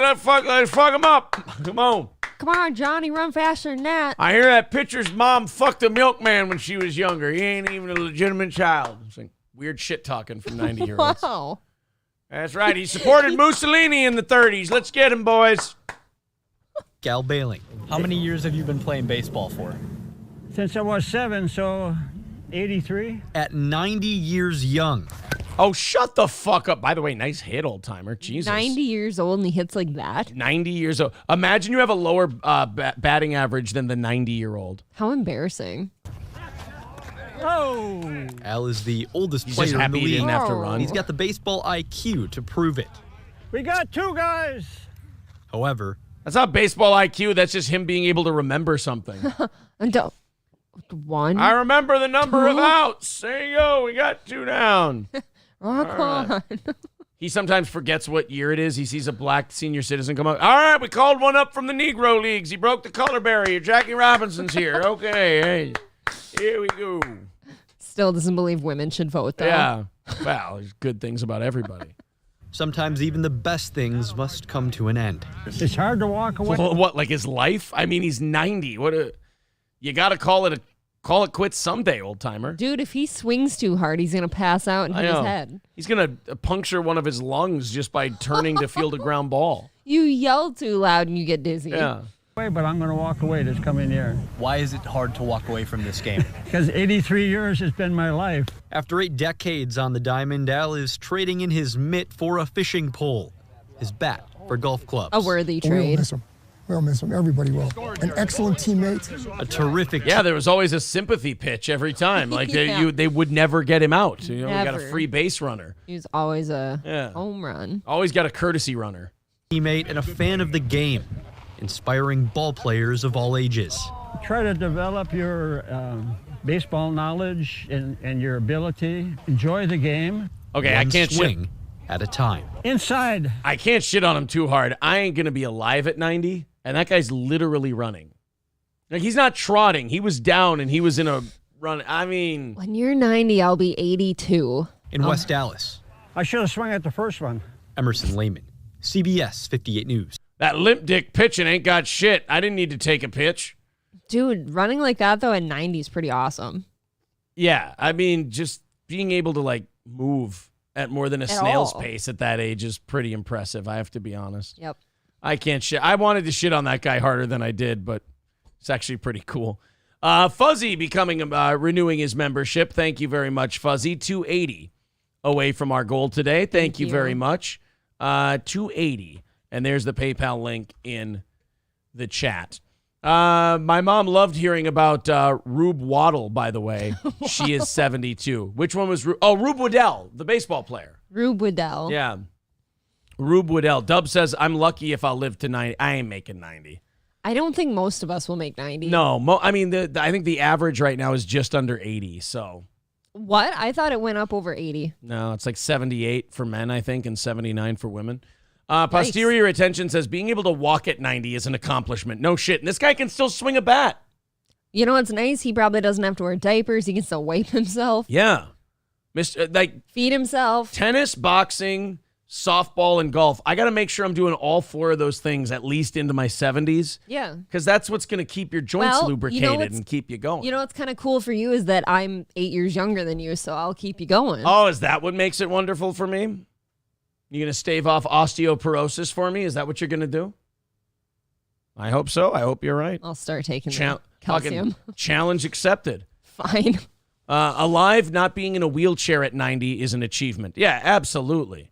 And Mr. Womp Womp I Am says, did that 90-year-old actually kind of run? Yes. That's why I couldn't. I wanted to make that story a lot funnier than I did. He had better form than Aaron, just a little slower. That guy could probably give me a run for my money in a foot race. Most of the people in this chat are dying before 60 from alcohol poisoning, says King Kong Dong. Yeah. Well, I suppose, One of them almost did already, except he got to jail first. That's true. Yeah. Jail saved him. All right. It's time. We need to have an inquisition. Women. All right. Women. Thank God we're 90-10 in terms of audience breakdown on this show, because we need to have a trial. Perhaps by combat. I don't think whether or not women are funny should be decided based upon female comedians. I think that's a bad that's a bad rubric to go by, because you can find dog shit comedians everywhere of all genders. Yes, you can. You can find good comedians of all genders out there. I think the way you have to judge whether or not women are funny is based on what they watch, what they like, and what they find funny. We keep looking at Amy Schumer and going, oh, women aren't funny. But there's only one Amy Schumer. Yes. We need to look at what millions of women are entertained by. Now, the fact that you all thought Trainwreck was good shows me that you guys have a very, very basic, rudimentary grasp of what is funny. Because that movie, no offense, you can watch it stone-faced and have no problem. I would agree. I think that was a sad movie for Bill Hader to be in, because I like him. They managed to somehow make Colin Quinn not funny in that movie. And that's hard to do, because Colin Quinn is one of the funniest people out there. So let's go and let's see what's popular with women and comedy at the moment, shall we? I guess. All right. Grinch Girl says, I am a woman. Women aren't as funny as they think they are. Now, I will say this. Part of the problem with that is men that want to have sex with women. A lot of times, men that want to have sex with women will laugh at shit that is openly not funny. Yeah. And then that woman thinks that that's funny. Men, in a way, are training women to not be funny. That's kind of cruel. Right. Look, everyone thinks I'm this evil misogynist who just blames everything on women. No. I think most of the social maladies befallen upon women are partially men's fault. If not, half and half men's fault. Because we don't have the balls to tell women, like, no, not that.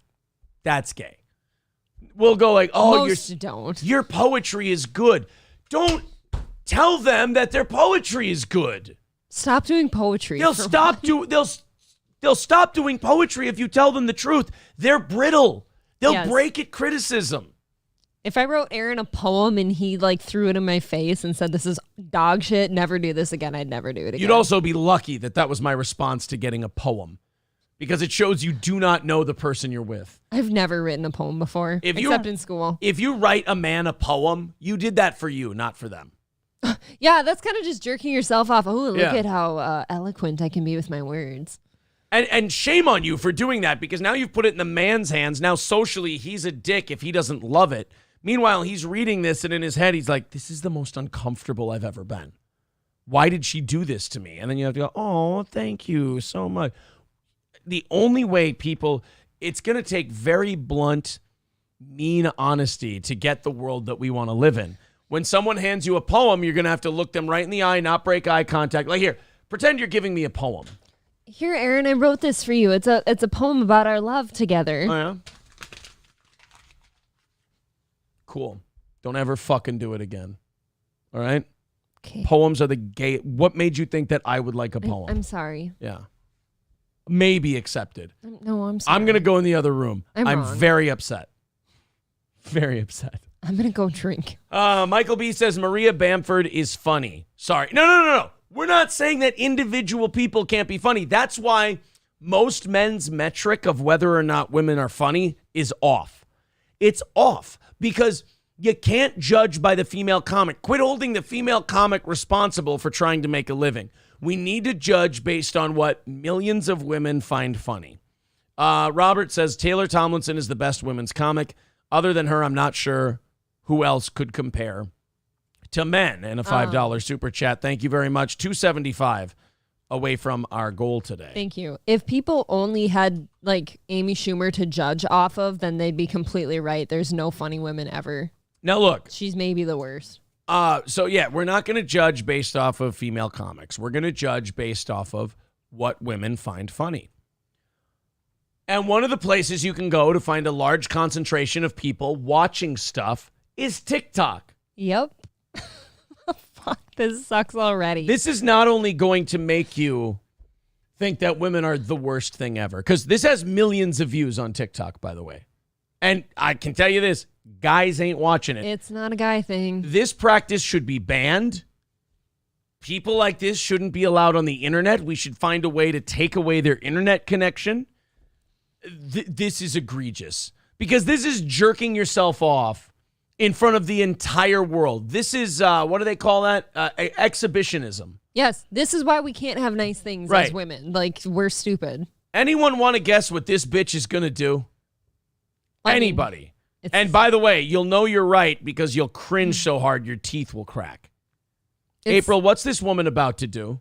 She's going to sing her Starbucks order. She's going to sing her Starbucks order. Which is illegal. I'll tell you why this is the worst thing in the world for multiple reasons. One, everybody watching it is uncomfortable. So and girlfriends are going to show this to their boyfriends and go, isn't that great? You know where this is the worst? This is why I love having my own business. People are going to show this to their coworkers, and in an office setting, people have to be fake nice to each other. Okay. Women are going to show that, have you seen this woman? And they're going to play it, and we all have to stand there and go, mm-hmm. And it's like, I just don't like that we live in a society where you don't get to all punch that person for doing that when we've all got work to do. Yes. I'm going to go home to my kids 3 minutes later because you made me watch this horse shit. Oh, yeah, you can't work the rest of the day. Yeah. You're too angry. I'm too upset. I have to leave. I have to take a You'll go to your boss, you go, I have to take a personal day. Like, oh, no, did Maria show you the singing Starbucks lady? Yeah, she did. Okay, dude, just go home before you kill somebody. I totally understand. Dude, this should be illegal, right? It's not okay to sing in order ever. I want her to go to Riyadh, Saudi Arabia and do this. I just so we can see if there's a God. Would she be driving? I think now you can. Okay. Yeah, we lost our last holdout. Her name on TikTok is, I'm not making this up, She Is Kings. That doesn't make sense, woman. If you were a fat, ugly Asian lady, nobody would watch this and think it's good. They want to fuck you, so they're pretending this is entertaining. And by the way, these Starbucks employees are all uncomfortable. They're like, we got a fucking job to do, lady. Come on, chip chop. What do you want to drink? We've got a line a mile long. Could you just get on with it, please? Here we go. Ready for I don't get enough attention from the guys I'm fucking, lady? Can I get a guava white tea lemonade with light ice and a tall iced coffee with just 1 pump of pumpkin spice? Can I also get an extra cup of nothing but ice? Hope you have an awesome day and thanks for being so nice. She even does like I need attention white girl singing voice. And the faces. I mean, yes, it's all of this. All of this is just so that she can get some clicks on TikTok. That is it. That is 100% it. Again, I would spit in her coffee drink. Let me say, this is not her fault. Anybody can go do this. If we as a society were being honest and you just chucked a fucking brick through the drive-thru at her and said, drink at her. Don't you ever do that again. What made you think you can come in here and pull that shit? Yo, right. This guy that's smiling in the window right now, he's teaching her that what she just did was okay because he's smiling at her and said, oh my God, you're so amazing. This is why I'm saying I might be more of a feminist than you girls give me credit for. I blame men for at least half of women's problems. Because Guy Smiley over here pretending this is fun, what's she supposed to think? Women run on attention and compliments. If you give them attention and they're like dogs and children. Now, if you compliment them about, no offense, if you compliment them about something, they'll keep fucking doing it. They love the attention. So if Virgin Stevenson over here smiles and goes, yeah, sound good, and meanwhile his eyes are never off her tits, she'll do it again. And again and again. She's going to start singing this shit at a McDonald's and her Panera and all this shit. I hope she sings it at a fucking Crips Bloods peace rally. Oh my God. That's I didn't expect that. Oh my gosh, thank you. Meanwhile, the guy behind him is like, all right, I got her fucking coffee. Get her the fuck out of here, kid. At least he wasn't too complimentary. He just kind of said, oh, I didn't expect that. Whoa. No. Is it TikTok? Yeah. I was just on, I'm addicted to TikTok, I swear. Ew. Oh, cool, you're gay. That's fun. Stop. Well, at least it's easy to come out to your parents now. Right. Stop being this way. Yes. You will see this up later. Awesome day. See ya.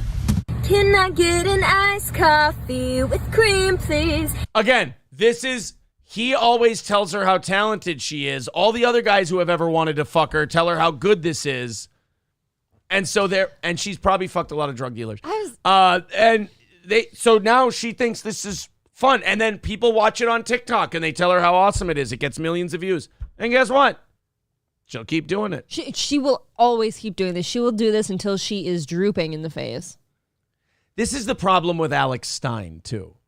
Everybody watches the city council things, and now he's starting to do really dog shit videos because he's going to run this thing into the fucking ground. Yeah, pretty soon, like, what are you going to sing to the drive-thrus eventually? Just the same thing over and over again? And wait until she starts to lose her looks, like in her late 30s. That's what I'm saying. And she starts singing, like, Baconator orders because she's starting to gain weight and get sad that the TikTok views are going down. It's like, let me have a Baconator! Because she's getting fatter and jowlier, so her voice is getting deeper. Shakes. Yeah. Everyone's afraid And now. a venti pink drink with no berries. Oh, I need a blonde double shot. Yeah, that's all I want. I need this blonde double shot. Well, never mind. Do you know how embarrassing it is to be a female sometimes? I hope so. This is what I was going for with this. You know, I'm looking at her like, obviously she's pretty. She thinks she's hot shit and that she can just get away with this stuff. But then she makes it look like just all hot women just do this type of shit. That's it. That's what I'm not going to say all hot women do this type of shit. It's gross. Too many of them do. They do. And they absolutely like just do it because they know they'll get away with it because they're hot. I just wish everyone wants to fuck her. There was someone with piano wire in the back seat, like in a mob movie, and she was like, "Can I get a green?"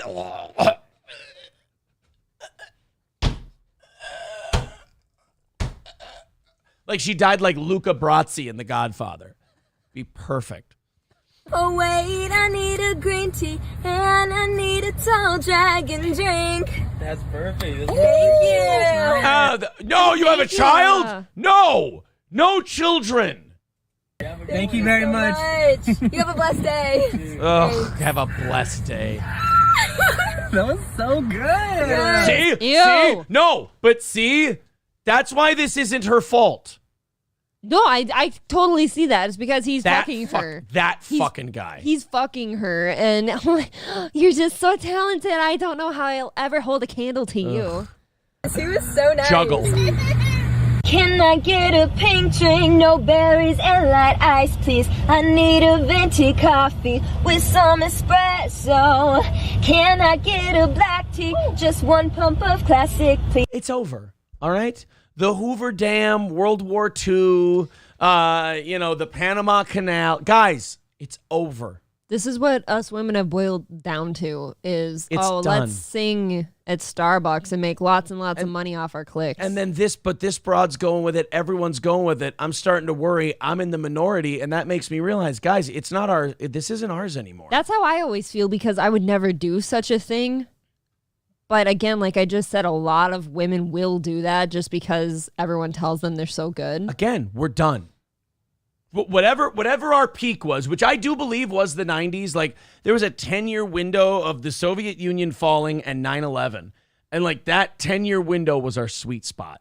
We were making Seinfeld. We were making awesome movies. We didn't have a lot of war going on. The economy was going well. There was no big threat anymore. China was still a backwater. It's done. You're right. China's literally buying up fields of like America right now. It's over. We had, look, man, we've been around for 200 years, 250 years. We've had a good run. We had a great run. It's not for a small amount of time. It's not the longest run in world history, but it's pretty good. I mean, what was Britain's? Probably 300-400 years. So they beat us by a little bit. If I worked at any of these Starbucks that she shows up at, do you know like how obnoxious I think that is? It's exactly what you said earlier. Like, ma'am, I've got a job to do. I've got a line that just goes all the way down the block. Yeah. I need to get through these orders, and you're kind of holding things up. But I think we're in the minority. Because, look, man, I've worked in offices before. Like when I was in radio, we had that office kind of thing. Yep. And people like this shit, or at least they're too afraid to pretend that they pretend they do. I think it? Dude, I think the chat can agree or disagree. I think the majority of people either like tolerate with a smile or like this shit.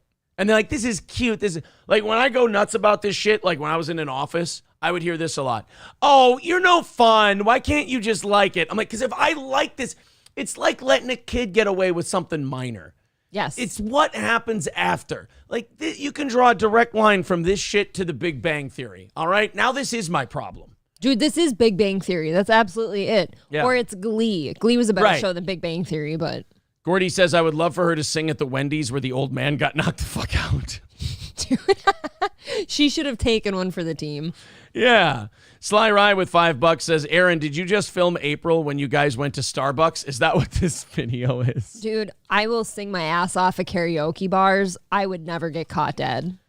Doing this because karaoke bars are supposed to just be gay and terrible. Like that's what it's for. For a second, can you imagine if you were sitting in the car with me and I started doing this? Aaron would kill me on sight. It's over. Gordy says she's a single mom. What did you expect? No, if you started singing like an order like this and I saw the person at the counter smiling, I wouldn't hit you. I would grab that person back. I go, don't you fucking dare. She does not deserve that. This is a fucking problem. Why is this it is their a fault? cancer on our society because they're encouraging it. As long as the woman doesn't get encouragement, they won't keep doing it. If you tell women that their hair looks a little off, they'll never do it that way again. No. If you tell a woman, that sure looks a little baggy on you. I have to burn it. If a woman sings one time and a worker just chucks a glass of ice at them, no woman will ever do that again. How do you punish me, though, when you're sitting in the car with me? What do you do? Just serve me papers? You can't be with that naturally. If you did that to me, I'd be upset. No, you're not the one who gets punished. You have to punish the person who's in charge of the reaction, because women will react to the reaction. If they're getting a smile, like, what good is it for me to tell you that that's horseshit if that guy over there is smiling and thinks it's awesome? You'll just ignore the one and look at the other. I'll remember what he did to me. We need to make sure that this is an all hands on deck thing to stop this shit. Okay. This is why shame is good. He'll never let me out of the house again, though. Joe Berger says her kindergartner is questioning its sexuality, Daddy. Well, yeah, it's a single mom. That's all that ever happens now, is they're all either gay or trans. And what was that, her like gay best friend in the front seat with her? Probably. That doesn't look like a man who conceives children. I was going to say that I thought it was the dad, but he kind of doesn't look like a dad. Poseidon MGTOW says, please stop. I need glass to gargle. Ball Powder says they are captive. They know that they will be fired if they are rude. Look, man, you have to take a stand at some point in your life. As the great Corey Feldman once said, take a stand right now. I've been in that position, though, sometimes where, like, someone will come to you with, like, the dumbest video or picture ever, or a joke even, and I've been talked down to before, like, oh, you're no fun or anything, because I'll be like, that was the stupidest thing I've ever seen. You get called no fun. That's when you have to have some fucking balls in this world, and you have to stand firm amidst a hurricane, and you have to go, no! A hero... Tyranny is only stopped when a good man stands in the face of history and yells, stop. That's the only way we're going to turn this around. Heroes say no. Heroes say no. Exactly. $270 away from our goal today. Thank you very much, guys. Appreciate Sly Rye and everybody else who's been chipping in today. There's the PayPal link in the chat. If you want to chip in there, we take over 90% of that and 70% of super chats and memberships. Ball Powder nails it. He says, fuck off is the response to you're no fun. And you see, I'm like that now. Give it like 5-6 years ago. I wasn't like that. I'd be like, oh, clearly I'm missing something back then. Right. Now I would just say fuck off. I have the confidence now to know that, no, what you're doing right now is anti-comedy. I've really changed since I've been with you. All right, guys, I'm going to make it worse for you. No. Nope. I can't. Can I tell you where I saw this? Can I tell you who cringe? Can I tell you who to blame for this? No. ROTC? Royce tweeted this. God damn it, Royce. Royce tweeted this. And to tell you the truth, it might even be worse the more times I've watched it. Like, I'm going to watch it again. I think I might hate it more. I hate it, and I saw a picture. It's yeah, Triple N says, LOL, that damn Cuban. Yeah, I had to do this one on the show because I think the Revenge of the Cis Boys were about to do this when they got kicked off of YouTube yesterday. Okay. Because so you just had to pick up the torch. I had to pick up the torch. I saw this on Royce's Twitter, and I said, you know what? If they're not allowed to do it on YouTube, I'll do it on YouTube. This is a woman called, Mango is the guy who hates it. I don't know the name of this woman. But I know this video has 1.4 million views on Twitter alone. 1.4 million. I'm disgusted already. I'm going to show you guys the picture. Yeah. And then you can decide if this is going to be bad or not. I hate it. Thoughts? I can hear her nasally voice already just looking at her. Oh, have you seen this? No. How bad is this going to be? This might be worse than the last one somehow. On a scale of Holocaust to heaven, where is this?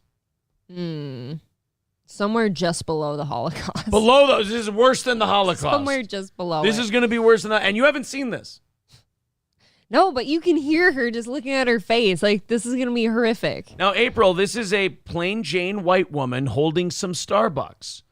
So do you have any faith in the premise of this so far? Because you know why? Every time I go to Starbucks, I'm not the type of woman to take a picture of myself doing said things because I'm not that self-absorbed. So immediately I'm already against her. Whoa. I can't do this. Whoa. But what if you were doing a really funny video?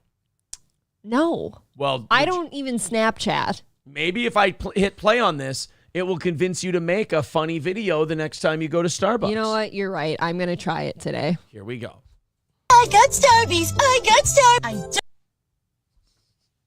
What do you think 2 seconds in? I'm so tense. You don't like I got Starbies? Let's not call it Starbies. You don't want to call it for Starbies? one. I've never even considered calling it Starbies. Okay. Well, obviously you're not a comedic genius. Let's, when we have our food, let's drink it and eat it like an adult and not do this. And what are you, 30? I've seen retarded 3-year-olds with better table manners. I know. I'm just saying, can you just eat your food like an adult? You got that coffee for a pick-me-up. I've seen babies with Down syndrome have more dignity. I can't. When eating their food. I got Starbies. I don't even like coffee, but I guess I'll try it. Delicious.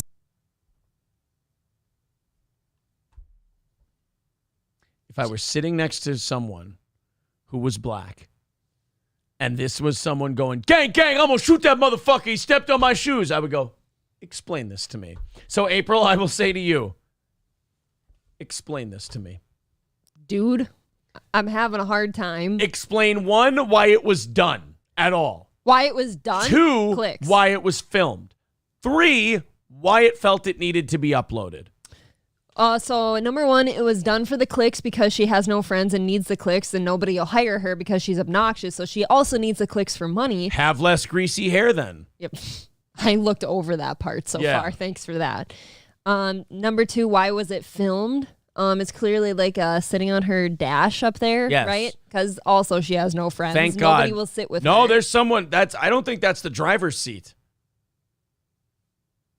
I don't know. Everything's backwards on cameras. Yeah. All right. Well, I'm only 7 seconds in. Basically, everything's boiling down to so far she has no friends and nobody will hire her because she's obnoxious. Shouldn't. And she shouldn't. This makes me feel good. If she's not employed and she has no friends, then maybe there is hope from the last one. Let's continue on. Now let's see what goodies await me in here. Ooh, a cake globe. Wait, cake pop. It appears to be a perfect sphere. Nice.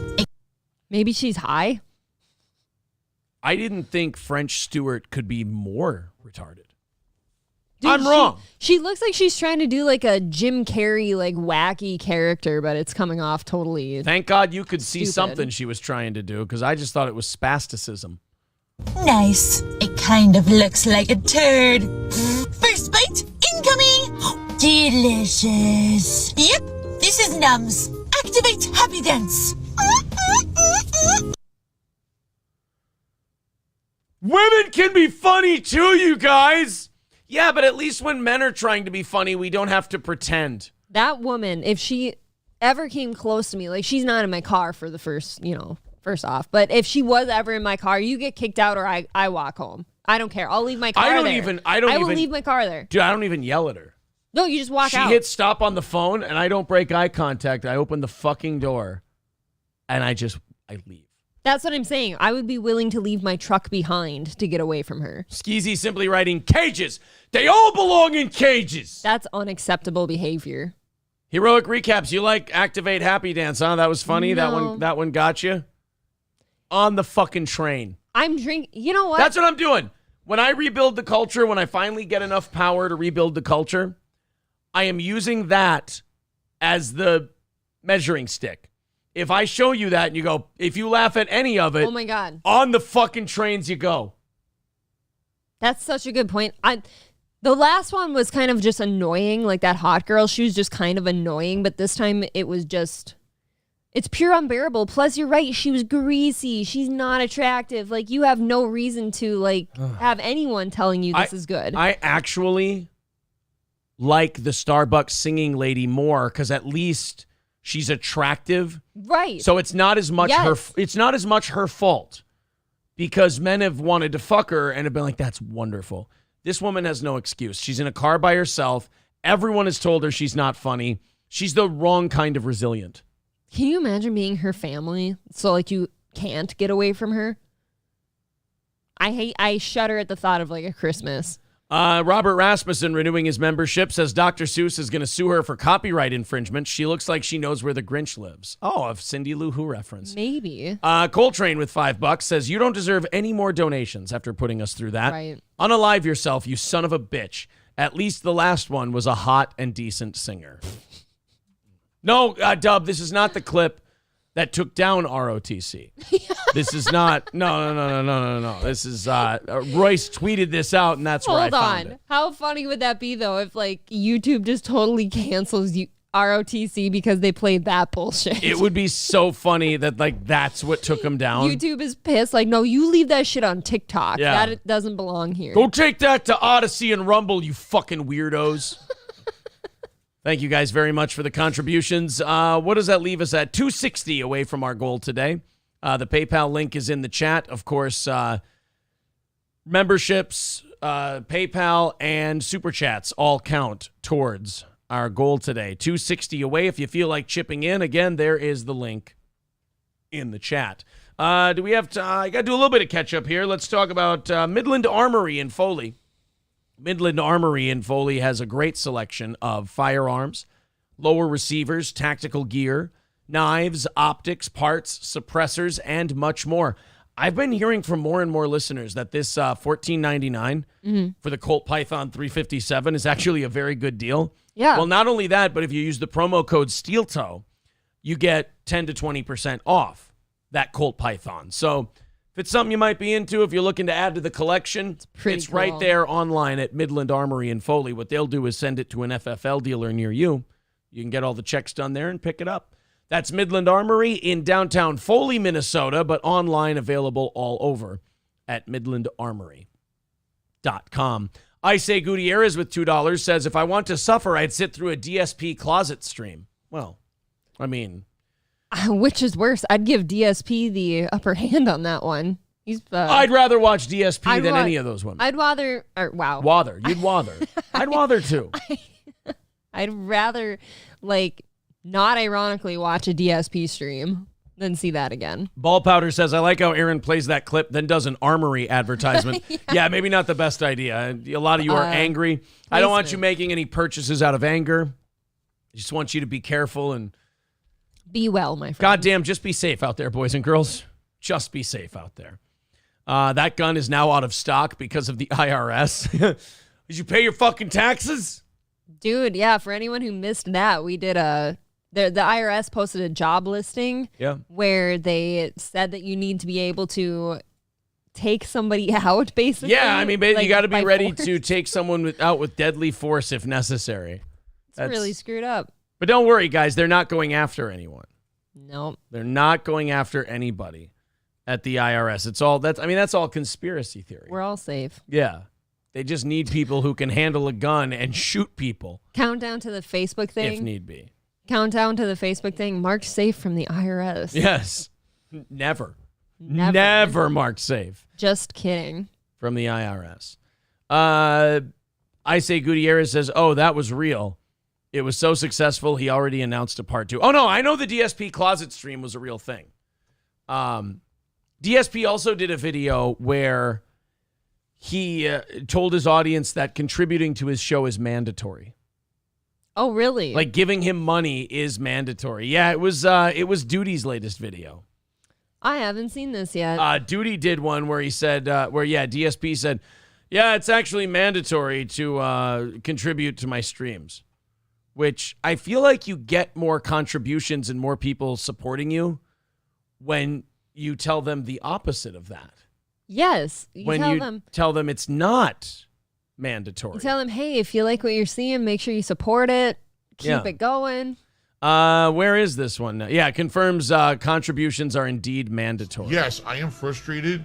It's the hot new fighting game. It's the one everyone's playing. It's the one I like and want to keep playing. But every time I play it, it's like pulling teeth to even get people to say, oh, I should support a new game? Yes, I am. You can support a new game by buying the fucking game and playing it. Yeah, I mean... Giving DSP money does not support a game. No, he's kind of spinning that in a weird guy. Capcom don't give a fuck if you support a new Street Fighter thing they came out with. No. By giving DSP... Oh, you gave DSP $5? That'll up our stock price. I'd rather you just buy it. Yeah. Treated. It's the hot new fighting game. It's the one everyone's playing. It's the one I like and want. Oh, that's okay. So it's just a short. Okay. Well, thank you, Duty. That means that I guess you have to, or you got to get the fuck out. He better be careful with that shit. Because a lot of people just go, well, then I think I'll follow Rich out the door then. Crypto Suck says DSP is unintentionally funnier than the last two broads, to be fair. Oh, yes. I am not debating that in the least. I enjoy DSP far more. Maybe he should start singing for his donations. Oh, that would be great. That would be something I'd be into. And then people have to donate to that so he keeps doing it. Yes. Like it has to be like put him in golden handcuffs and make it so he get like every time he starts playing video games, don't give him a fucking dime. But then when he starts badly singing, give him money. Yes. Because he doesn't deal with embarrassment well. He's not a self-aware guy. So he would hate that. There was days years ago now, but like back in the garage on evening shows where we used to do karaoke songs. Yeah. Like, because the listeners On donated Twitch. enough. Yeah. Anti-woman singing payment from Scott, $15 on PayPal. Thank you very much, He buddy. hates it that much. He hates it that much. 2:45 away from said goal this morning. All right.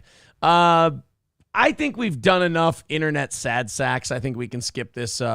Wings of Redemption went to Facebook Live, and I really started to hate him for the clip that I found. Like, I said that I wasn't going to cover Wings of Redemption because I just see him as kind of a sad, depressed guy. But like, people were asking him, like, why are you on Facebook streaming games? Why don't you just go get a job since you got banned off of all these platforms?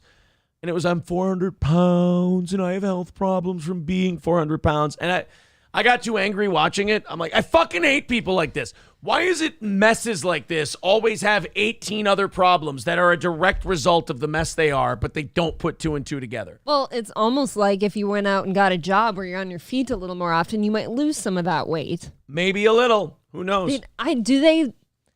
Do really fat people that make excuses like that just not think in that way? You know what it or is? do they just know it and they don't want to do it? So the fat and the grossness is a symptom of the attitude that they're showing you. Like when they have excuses for everything, that's just a loser's mentality in general. You don't want to do it. You don't want to put in the work. So you make excuses. Right. And you don't want to put in the work, so you become fat. And because you became fat because you didn't want to work, you had all these health problems. And then you make it a logic circle. And then you say, well, I can't get a job and I can't do this because my knees are bad because I'm so overweight. But your knees are bad and you're so overweight because you're lazy and you don't want to get up and do anything or get a job. So, I mean, maybe it fools some people. It just makes me mad to watch people do that. Because I just never understood that. And obviously that's because I don't think that way. Right. And too much in society. Like one of my biggest problems with society is that people give people too many passes because they don't want things to get awkward or confrontational. Mm-hmm. And so Wings is a great example of that. Nobody wants to just say, look, dude, you are those things because you're a lazy piece of shit. You're not a lazy piece of shit because you're fat and have bad knees. You're fat and you have bad knees because you're a lazy piece of shit who makes excuses all the time. Yes. You sit on your computer and probably eat really nasty food and just game all the time. But it's kind of like confronting the women singing thing. You're looked at as the bad guy when you tell that truth. Well, somebody has to be the bad guy so that you can be a better person someday. I guess, yeah. But it doesn't... Doesn't register. Doesn't work that way all the time, does it? So thank you very much, Scott. 2:45 away from our goal today. Appreciate that very, very much. Serena Williams is retiring. She's done. She's 41 years old. She is done with tennis. And of course, there had to be some kind of social commentary in the announcement. I can't wait to hear it. As a spectator sitting back here, I've watched her for years now. And it's kind of like being really excited about Conor McGregor in MMA and then watching him in his last few fights just absolutely shit the bed. She's not doing very well anymore. My biggest problem with Serena Williams has nothing to do with her ability to play tennis. Serena Williams wants it both ways. Serena Williams wants to be girl power to the extreme, but she wants to be a man. And I fucking hate that. Are you really proud of what you've accomplished as a woman? Or are you jealous of men? Like, which one is it? Well, do you want to be treated like the men, or are you a badass woman? Because I'll tell you this right now, and nobody has the balls to say it because they're afraid of Serena Williams because she's like good at tennis or whatever. Mm-hmm. But John McEnroe had the balls to say it. He said, look, she doesn't want to be a guy. If she had to be with the guys, she'd get her fucking ass kicked day in and day out. She's not as good as the top 300 men in the world. Right. And people got on. Did we play that clip of him on Good Morning America where they tried to guilt him? I think we've played that long time ago. And good for Johnny McEnroe because he was just like, no, I stand by it. It's 1,000% true. Yeah. Absolutely. And he goes, I'm a fan of hers. I like her. Everyone like equates pointing out something very obvious, but that's not politically correct, as like hating on that person. Or hating on like women in general. Like, oh, they're just not as good as male players. Well, it's true physically. You can like and appreciate what Serena Williams does. Mm-hmm. And I have before. You can also acknowledge that, like, yeah, there's a reason that we separate the genders in tennis. Think about this. Just this week or this last weekend or something, I don't remember when it was, I've played tennis with Aaron now twice, and he'd never played before, and I taught him the first day, and he's damn near, like, already playing. He can keep up with me. He's competing with me. Because men are better. No, I'm just kidding. But she's had a great career. And it would have been awesome if she just would have went, hey, I've had an awesome career. This has been wonderful. Lou Gehrig going, today I consider myself the luckiest man on the face of the earth, or Mike Schmitz, crying because he had left Dayton, Ohio with 2 bad knees and a dream of becoming a Major League Baseball player, blah, blah, blah. Serena Williams had to announce her retirement in a Vogue article, and then at the same time, begrudge the fact that she's a woman, and if I were a man, then and everything else. Serena Williams is quitting the tennis business after becoming one of the most celebrated athletes in human history and earning $250 million. But she wants to let you know that there's an injustice to it, by God. Do you know why she's retiring, by the way, aside from the fact that she isn't as competitive anymore? Family? She wants to have another kid. Okay. And tennis is not one of those sports where you can be pregnant. Well, obviously not, plus you travel a ton. So here's what she said in Vogue. Believe me, I never wanted to have to choose between tennis and a family. I don't think it's fair. If I were a guy, I wouldn't be writing this because I'd be out there playing and winning while my wife was doing the physical labor of expanding our family. That's not a societal problem, Serena. No. You're a woman. That's just science. We don't squeeze kids out of our cock. It's just, we're built for physical activity. You're not. You're built for having children. Don't blame us. Blame God. Go talk to him about it. Go talk to the manufacturer. I'm just a stock boy. I didn't know that she'd said this yet. If I, again, as a spectator, if I had to guess why she was retiring, it'd be because she can't cut it anymore. Because when I watch her, she's just not playing the same tennis anymore. Right. And I mean that. Maybe I'd be more of a Tom Brady if I had that opportunity. First of all, no, you wouldn't. You've peaked. She's peaked already. Do you know why you'd never be a Tom Brady? Because nobody's Tom Brady. No. Nobody will probably ever be Tom Brady. There will never be anyone who's 45, 46 years old and competing for Super Bowls. He's an outlier. He's the outlier. Yes, he's awesome. So this idea that I'm going to have a family and you should be so happy that you're having a family. In having a family versus tennis is like this. Yep. Having a family is here. I'm mad that I get to bring life into this world and raise the next generation of people and be responsible for their development.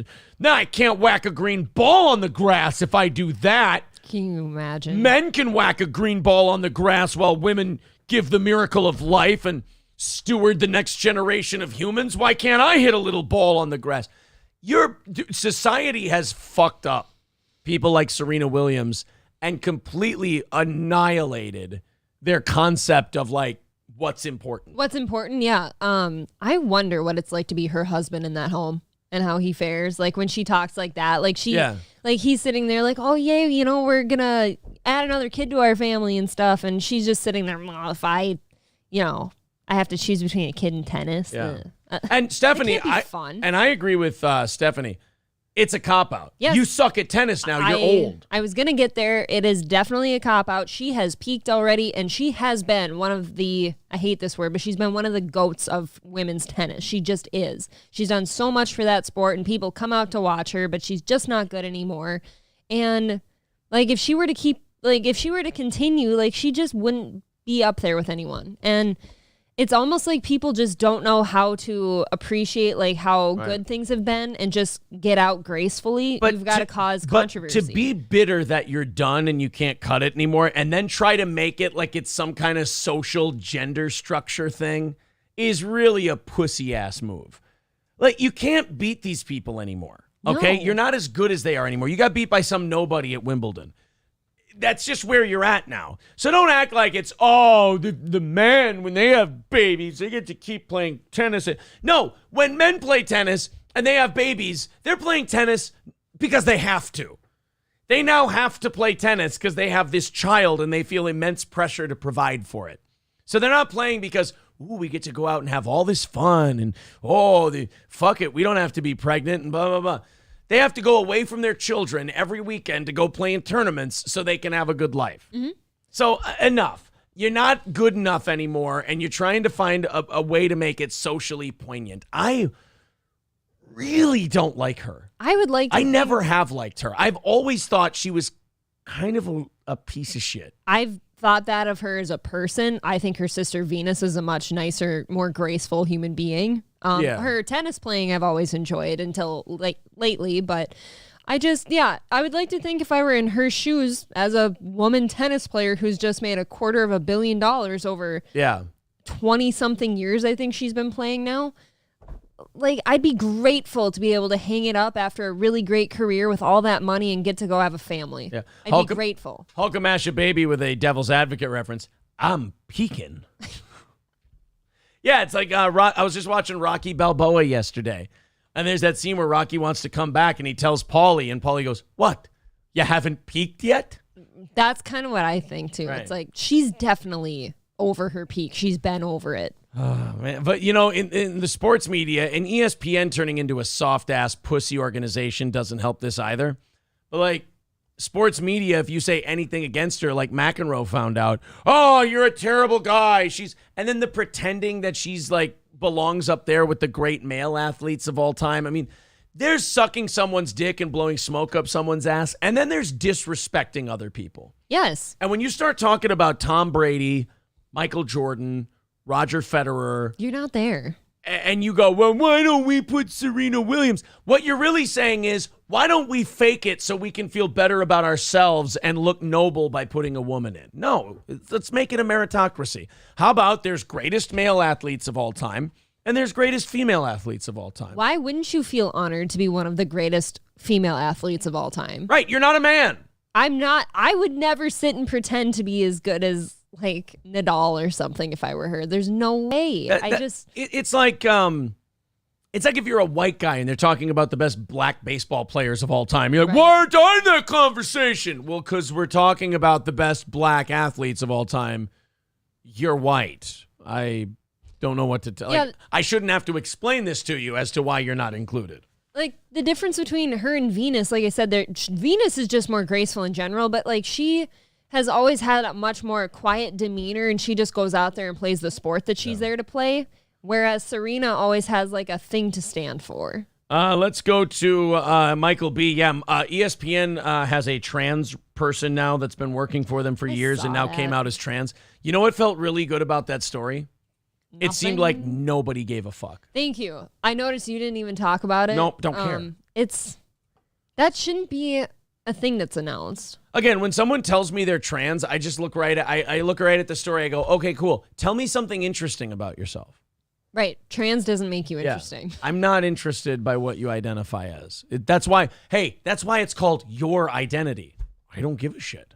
Yes, it's not mine. Look, male or female, I wasn't going to fuck you anyway, so I don't really care what holes you got going on or anything like that. What goes in your holes or, Yeah. I don't care about that stuff. I don't want to know about it. I mean, that's a weird spot to be in because today you have to have like a stance on everything. Right. And my stance on trans shit is so weird because I get treated like I'm this bad guy, but I'm like, no, you don't understand.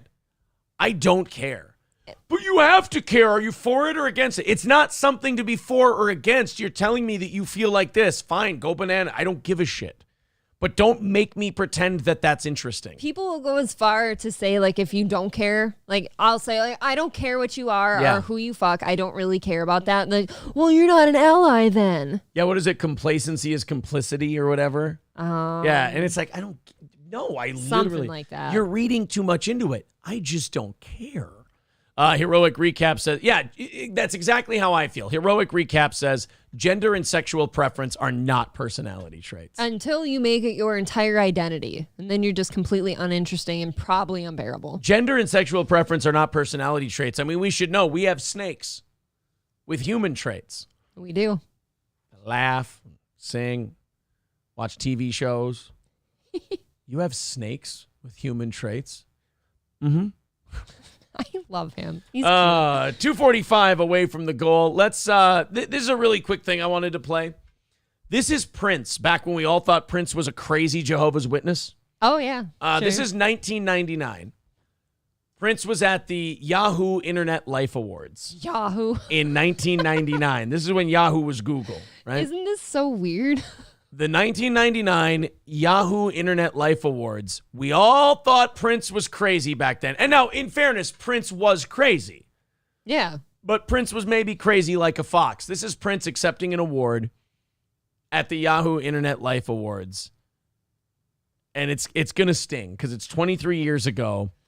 And you go, it's going to be one of those things where you watch it and you go, you know, he's right, you know, and we can't go back. This is Prince. Don't be fooled by the internet.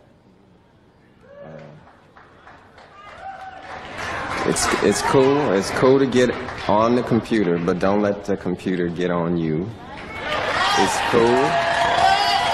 First of all, I hate reversing the shit deepness. It's so gay, but I'm willing to get through it because he does make a good point. You don't here. think it's so deep? I don't think it's yeah, run the game. Don't let the game run you. That doesn't mean anything, you fucking idiot.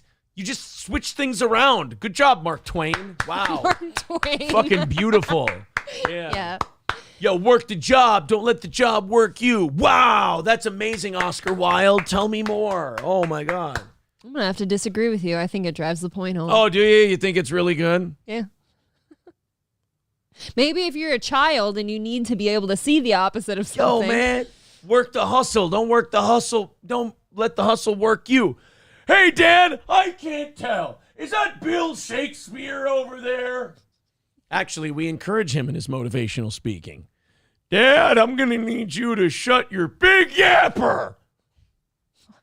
Anyway, Prince. It's cool. It's cool to get on the computer, but don't let the computer get on you. That'd be rape. I mean, technically, that'd be your computer was alive and became a rapist. Plus, they're heavy. They could crush you. Oh, yeah. Back then, they weren't flat. They got huge dicks, too.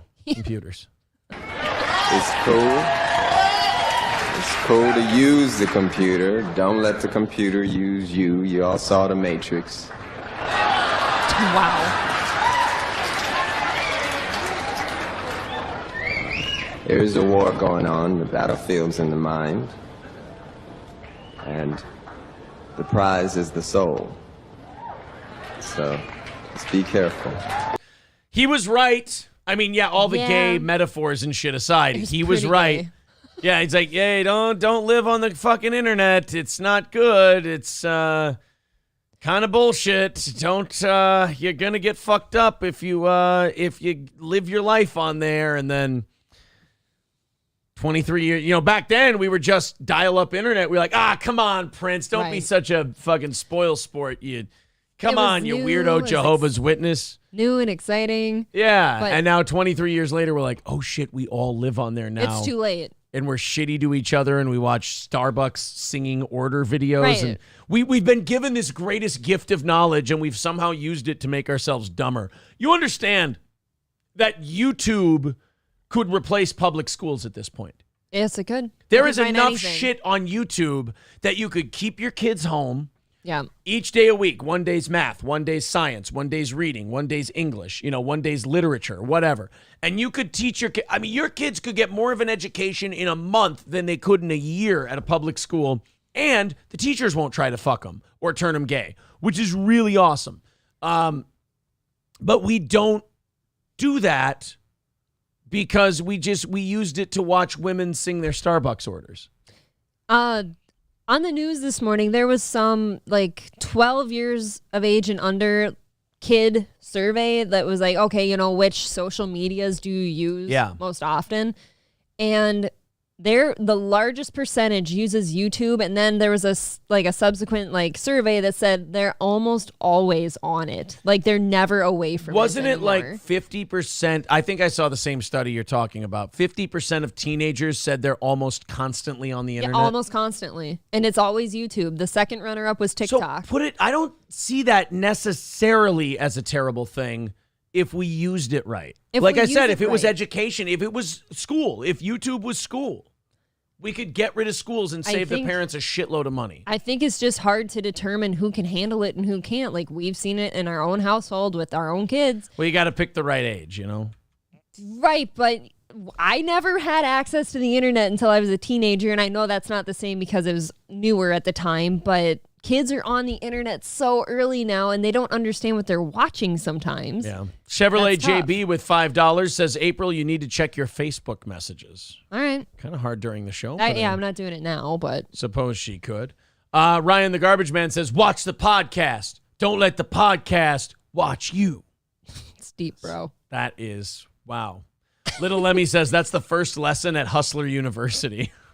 Oh, boy. Yeah. Andrew Tate comes on and goes, run the internet. Don't let the internet run you. That's a terrible Andrew. I apologize for even talking. You do need to work on that. I do need to work on well, he's got a weird, mutt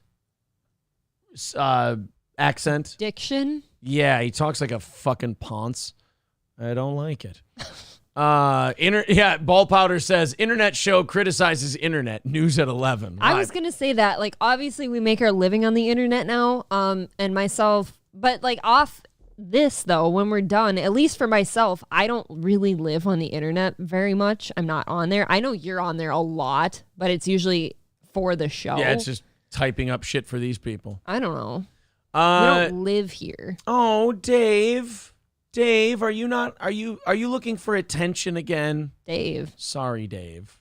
There you go. Anyway, Rizdigga says, I'm 40 years old and I'm on YouTube all day long. I hear you, brother. I hear you. Matt Melt says, how much cheaper would it be to get rid of all brick and mortar high schools and pay for the internet for high school families? Yeah, if we just gave all American citizens the internet. Maybe the country, your local government contracted with one internet company. Sure. And instead of paying your property taxes and shit to schools, well, let's see. What's how many students enrolled in a particular school district? Maybe 10,000 at a time? I came from a tiny town. Wait, 2,000. Okay, so let's take my school district. 2,000 in the high school, so probably let's say 6,000. 6,000 times $75 a month for internet. That's $450. $5.4 million per year for the school district, for the local government to provide internet access. Yeah. To all, and that's in a big school district. I agree with Matt Malto for high school families. High school. I don't think younger kids, middle school and under, should be just solely learning off the internet because they need a human to guide them through things. Maybe. Absolutely. I'm just really trying to get rid of public schools. That's my goal. I understand that, but really younger kids still need that type of guidance to understand what they're learning. Thank you very much to Cole Johnson for renewing his membership for a 4th month. That's very nice of you, sir. And it also puts us 235 away from our goal. If you feel like throwing into the show today, we have hit and exceeded every goal this week. Every single one. You guys have met and exceeded it. So thank you very much for that. We are only 235 from bringing it all the way home. So 235 away from the goal to get overtime for 30 minutes today. An hour and 45 minutes left in the show. PayPal link in the chat. Super chats and memberships count as well. Iran. We haven't done any international news today. Nope. Iran is now having tests for women so they can get certificates. Certificates of For like a profession? Name some of the things you get a certificate or a license for. A welding certificate. No, it's not going to be a welding certificate that they'll be tested for. Massage therapy. Not massage therapy. And I also want to see before I read this to see if the chat gets it. It's going to be a certificate for something you need to get tested for in Iran to prove that you're qualified. You would think driving, maybe. Driving's right? a good one. You would think maybe driving. It's not driving. Let me know when you run out of guesses. I mean, a lot of them. Yeah, hairdressing. It's you're close. I'm close. Okay, but it's not hairdressing, and it's not camel riding. It's not sneakers. You're very close. Marriage it's not marriage. Bob Rivers nails it. In Iran, they are going to be performing tests to certify a woman's virginity. You don't do that. No. Hey. We don't do that. No. Don't you point your fucking finger elsewhere. Maybe T.I. does it. T.I., yeah. T.I. has a doctor do it. He's not a monster. Okay. T.I. sends his daughter to a doctor to have her virginity checked. He doesn't do it himself. He's not a fucking weirdo. God. Well, thank God. Thank God for that. God, I'm not going to take this besmirchment of a great artist. He is great. I mean, he makes a doctor's appointment for his daughter, which is not weird.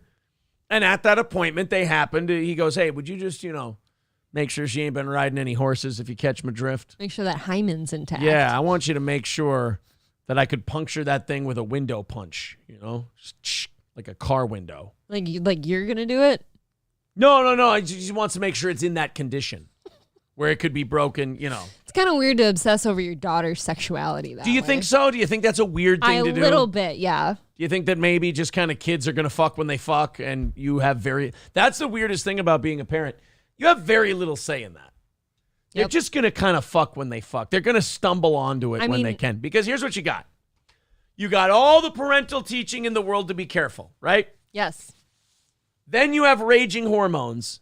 And then you have nothing but guys trying to fuck you forever. How any girl makes it past 17. Thank you. Still being a virgin is remarkable to me. Because since I was 15, I was trying to stick my dick in girls. Mm-hmm. So that means that girls have to say no to dick for 3 years, 15, 16 through 17. If you get to 18 and you're a virgin, A, you're a weirdo. And B, I made up for it. You Just kidding. I have slept with the minimal amount of people. Just you. I did make it to 18. Oh, yeah? That explained the result of that hymen test I gave you when we first got together. Horses. Oh, of course. I've said it before. Horses. I bet you Black Beauty had something to do with it. God damn it. How'd you know? I don't know. I just, wild It's guess. very weird. I didn't know until just now. So in Iran, virginity before marriage is important for many girls and their family. By the way, it's not. It's important to the guys that run the country. It's not important to the girls. Like if you ask the girls, they're like, I'd take a dick, it's fine. I don't think it's important to them. But some countries have like different, let's say I was over there and I'm not married. Now I'm kind of almost like disrespected because I'm not in a marriage yet. Look, man, I understand the browbeating. Yes, I understand the browbeating you get from the culture you live in. I'm talking about the biological imperative most people have, which is, sure, I'd like to fuck. Wouldn't we? You got to have a lot of anti-nature training in order to make people feel like they don't want to have sex. Sometimes men demand a virginity certificate, a practice that the World Health Organization deems to be against human rights. Wow, bold stance from the WHO. Bold stance. That is until China decides that it's okay to do. Then the World Health Organization is all for it. My God. We deem that sticking your fingers in girls to determine whether or not they've been fucked before is a bad thing.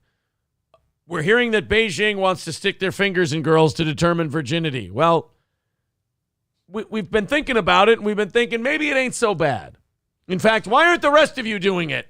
Virginity checks right now, you whores. Yes, let's all be Alabama. That almost feels like a doll that comes with like a certificate of authenticity. Like, right. You know what I mean? You marry a woman, it's like, if you marry a woman who doesn't have her virginity certificate, it's like buying a car with a salvage title. Yeah. You're like, you've this got one's been beat up and rebuilt before. Sorry. used goods. Yeah.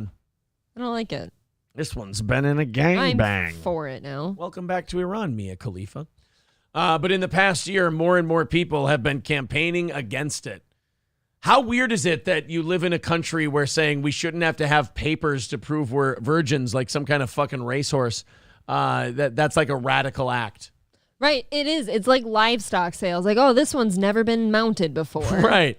Here, there is no radical anymore. Like, we've allowed people to do all the radical shit they want to do. You can, like, now you'd have to be like, you have to allow them to identify as a chipmunk and let them, suck chipmunk dicks.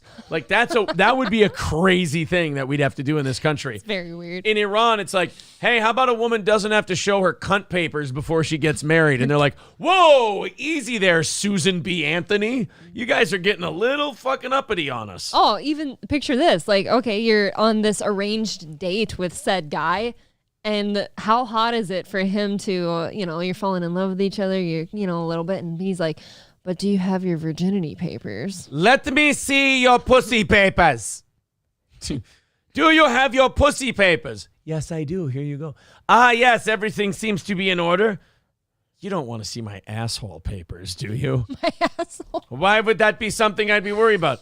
I misplaced them, oopsie daisy. All right, let me see your rectum. Rectum damn near killed him.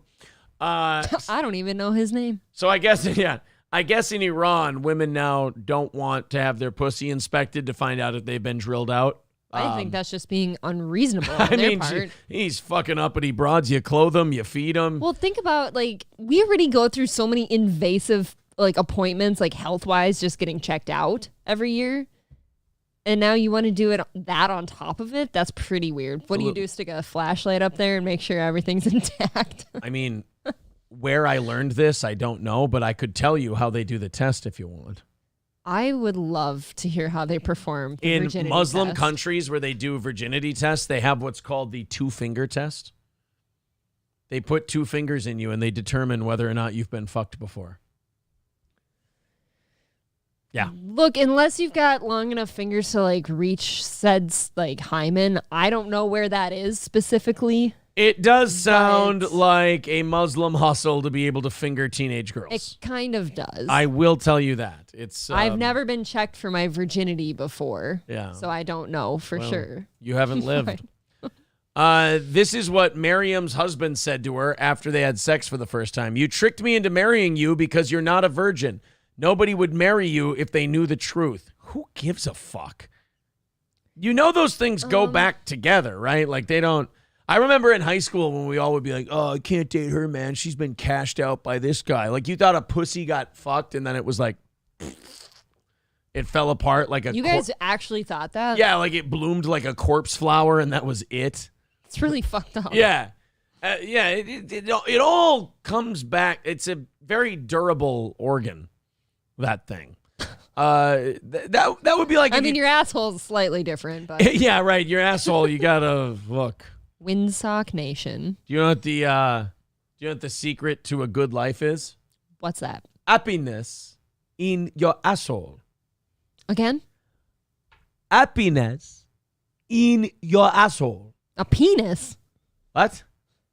A penis in your household? Yes, happiness in your asshole. Your asshole. What? What do you say? Happiness, like to be happy. Happy. What? Happy. Yes, happiness. Happiness in your asshole. Happiness in your asshole. Your domicile, the place. The household. Yes, happiness in your asshole. Right. What did you think I said? Okay, you're gonna laugh. We thought you said that the secret to life is a penis in your asshole. Sacred blood! You are disgusting. Here are your potty papers. What if it did really make your life better, though? What if that's kind of dirty secret? Kind of a steep price to find out, isn't it? It is. Kind of a steep price to find out that's what you're into. I don't know. You know what's like really demeaning that like people in places like Iran do and stuff though? Like I think they might still do this in some places. They put like on your wedding night the white sheets down, and if you don't bleed after sex and stuff, like you're apparently I've heard of that one too. Yeah, putting the white sheets down, and if there's no blood on it after, like apparently you weren't a virgin. But then technically you'd better hope he just fucking rails the shit out of you and you're dry. You just bleed anyways. Yeah. Because not everybody's shit rips. Or somebody's shit has already ripped. Some people's don't even form. Like, they just don't. So can you imagine, like, what if you truly were a virgin and now you're fucked? I'm not trying to judge. Sounds like an excuse a slut would make. I'm just saying. Don't judge me on my past doings. Sounds like an excuse a total hooah would make as to why she didn't bleed. Oh, a lot of us don't bleed the first time. Whore, liar, stone her to death. It's actually why my first marriage didn't work out. She tried to, here you go. She tried to reassure her husband, even though she didn't bleed, that she had never had intercourse before. Oh. Honey, it's fine. Your dick is just really thin. You've got needle dick. Sorry, you've just got a really small cock. Is there anything sadder than a skinny dick? I dated a Sudanese guy before you. It's not that far from Iran. But he didn't believe her and asked her to get a virginity certificate. This is so weird. Dude, here we give them fucking driving certificates. Maybe we should meet Iran in the middle somewhere. Like, we've gone too far. They've gone, not far enough. What do you think they think of us? I think they told us, like, in that realm. I think in the last 20 years, they've done a pretty good job of telling us how they... the war. I mean, with how do you tell people how you think of them? Okay. I don't think you can pay billions and billions and billions of dollars for people to suicide bomb the other side's soldiers without saying like, oh, I like you guys. You're cool. I strictly meant in how we treat women. Yeah, I don't think they like that. I think the whole paying people to bomb us thing is a reflection of the totality of their belief about the way we live our life. You know what? No, I think it was just because of how we treat women. That's why the war started. Yeah, they're like, if you just don't let them drive, you guys can leave and we'll be cool and adopt democracy. No more woman drivers. I would make that trade in a heartbeat. I'd like, really? No more fucking around in the Middle East? They just can't drive? Even the kids can't stand your driving. Cool. They will tell people that they'd rather I drive. My driving is just fine, thank you. I can't help it that everyone else is irresponsible. She tried to... Okay, so this is not uncommon in Iran. After getting engaged, many women go to a doctor and get a test that proves they've never had sex. However, according to the World Health Organization, virginity testing has no scientific merit. Exactly. How dare you? Their doctor says that it's totally fine, says the guy who gets to freely finger 21-year-olds. What are you talking about? This is a totally fine test that I perform. How many 20-year-old girls' pussies have you fingered today? Like 14. Why? 14. I'm just saying that you might have some self-promoting reasons as to why you may want this practice to continue. He's just stop sniffing those. Okay, that's fucking gross. Sorry. He's just fisting her at the end. Like, I can't seem to find it. I can't find it. We got to go a little farther. No, doctor, we don't fist the bride-to-be. That's not the way. Now she won't be a virgin. I have good news. I have bad news. As he takes off the gloves. The good news is your wife passed the virginity test. She was a virgin. What's the bad news? She is no longer a virgin. What did you do? Back off, man. I'm a scientist.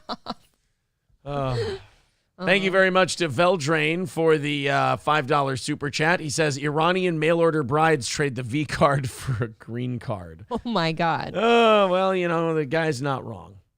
The guy's not wrong. And that's going to put us $230 away from our goal today, guys. There you go. $230 away from the goal here on Steel Toe. Let's see if we can knock her under 200 before the end of this hour. So we got about another half hour to knock this thing under $200 and get ourselves on our way to meeting our goal for the last time this week. $230 away. There's the link to the PayPal in the chat.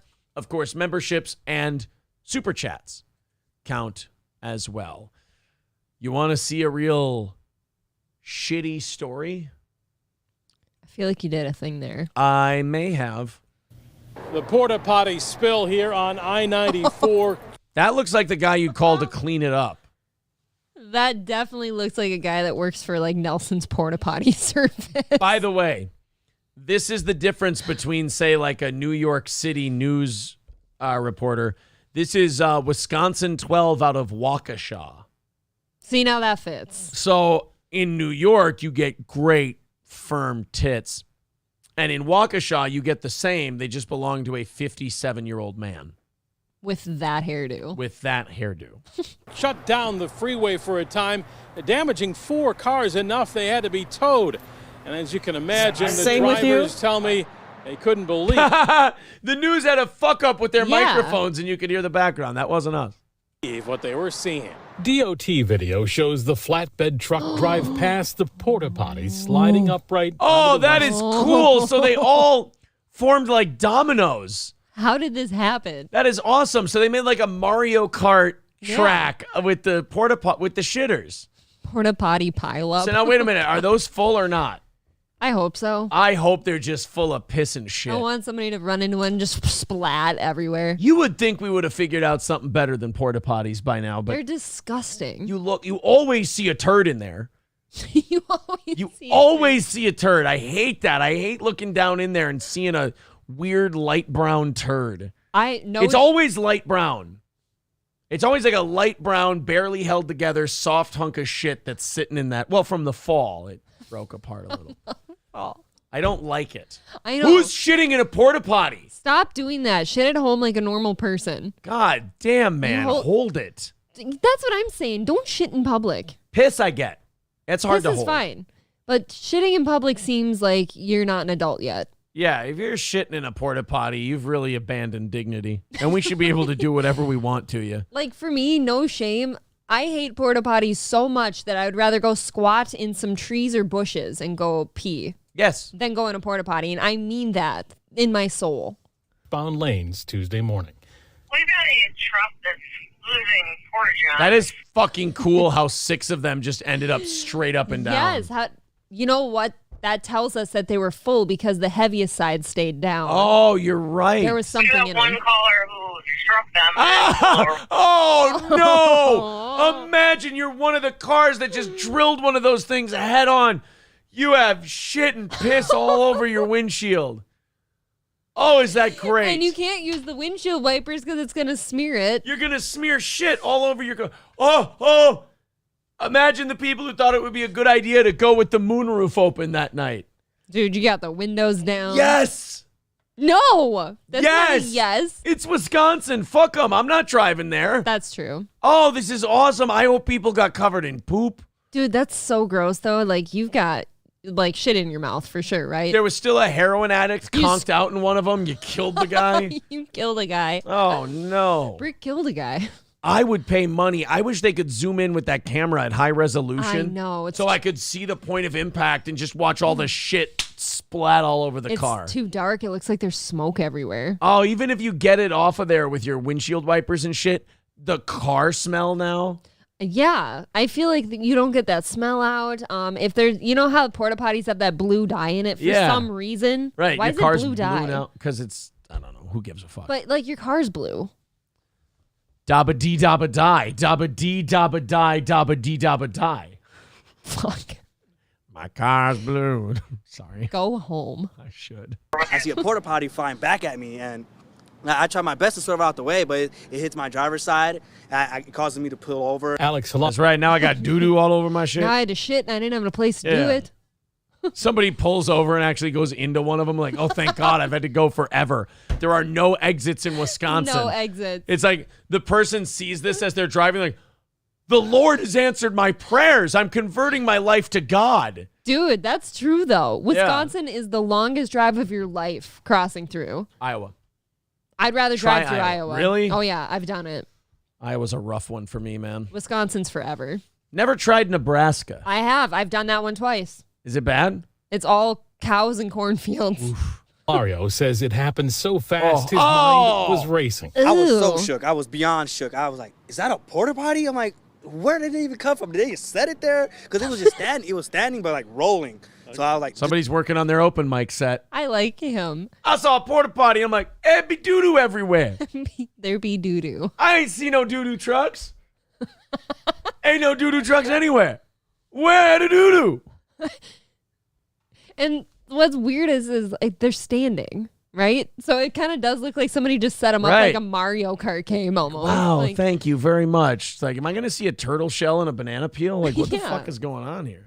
There's no way this is just possible. There's no way this makes sense. Vern Hicks gave me pretty much the same reaction. All of a sudden, out of nowhere, there was what I didn't know what it was at first until I hit it, and I'm like, oh my God, I think I just hit a Porta John in the middle of I-94. Why can't you guys say Porta Potty? Why is it You heard Porta him John? start to say potty, and then you, John. Why is it Porta John? It's not a classier thing. Wow, they were definitely full of shit and piss. Look at how bad they fucked Shitter up his was car. full.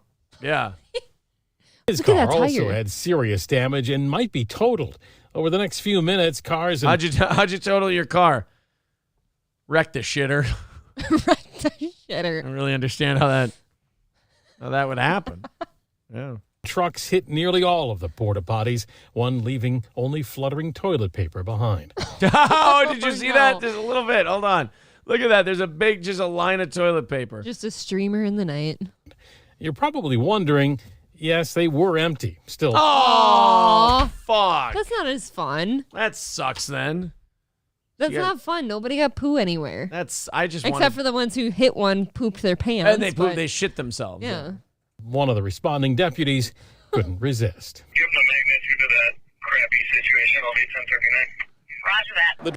You see, he said crappy situation. I kind of want that guy dead too, though. I liked it. You do? You like that? I I guess like you got to that have some one. levity if you work for dispatch. Yeah, that's probably the most funny call you've had all day. They're just shitters all over the highway. Drivers I spoke to said they were fortunate that there were no injuries, that it wasn't any worse, and say they're confident they can live their whole lives and never again hit a porta potty on the freeway. First of all, you're being a little too greedy or a little too positive there. This is Yeah. Wisconsin, sir.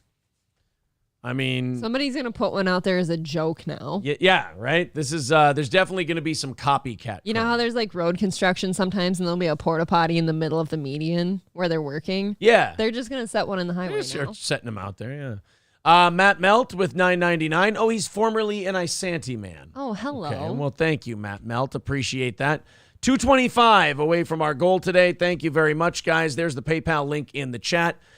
In about 20 minutes or so, let's see if we can knock that under 200 and be on a good pace to knocking that goal out by the end of the show today. If we knock out that goal, the whole week is good. We didn't have a Been great. single day where we came in under that goal. So thank you guys for all your support of Steel Toe.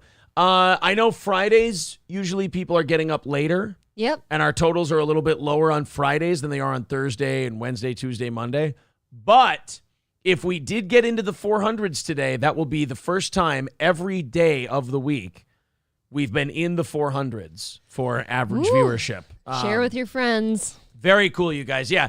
Make sure you like the video. Hit the subscribe button, smash that like button, and click the bell to get notifications. And subscribe to the channel. That would be great. Let's, I think we're closer to 4,300 than we are 4,200 at the moment. So the subscriptions are very welcoming, guys. I can't believe how fast they're coming. Yeah. We also got, I'm learning a lot about what to put up and what not to put up.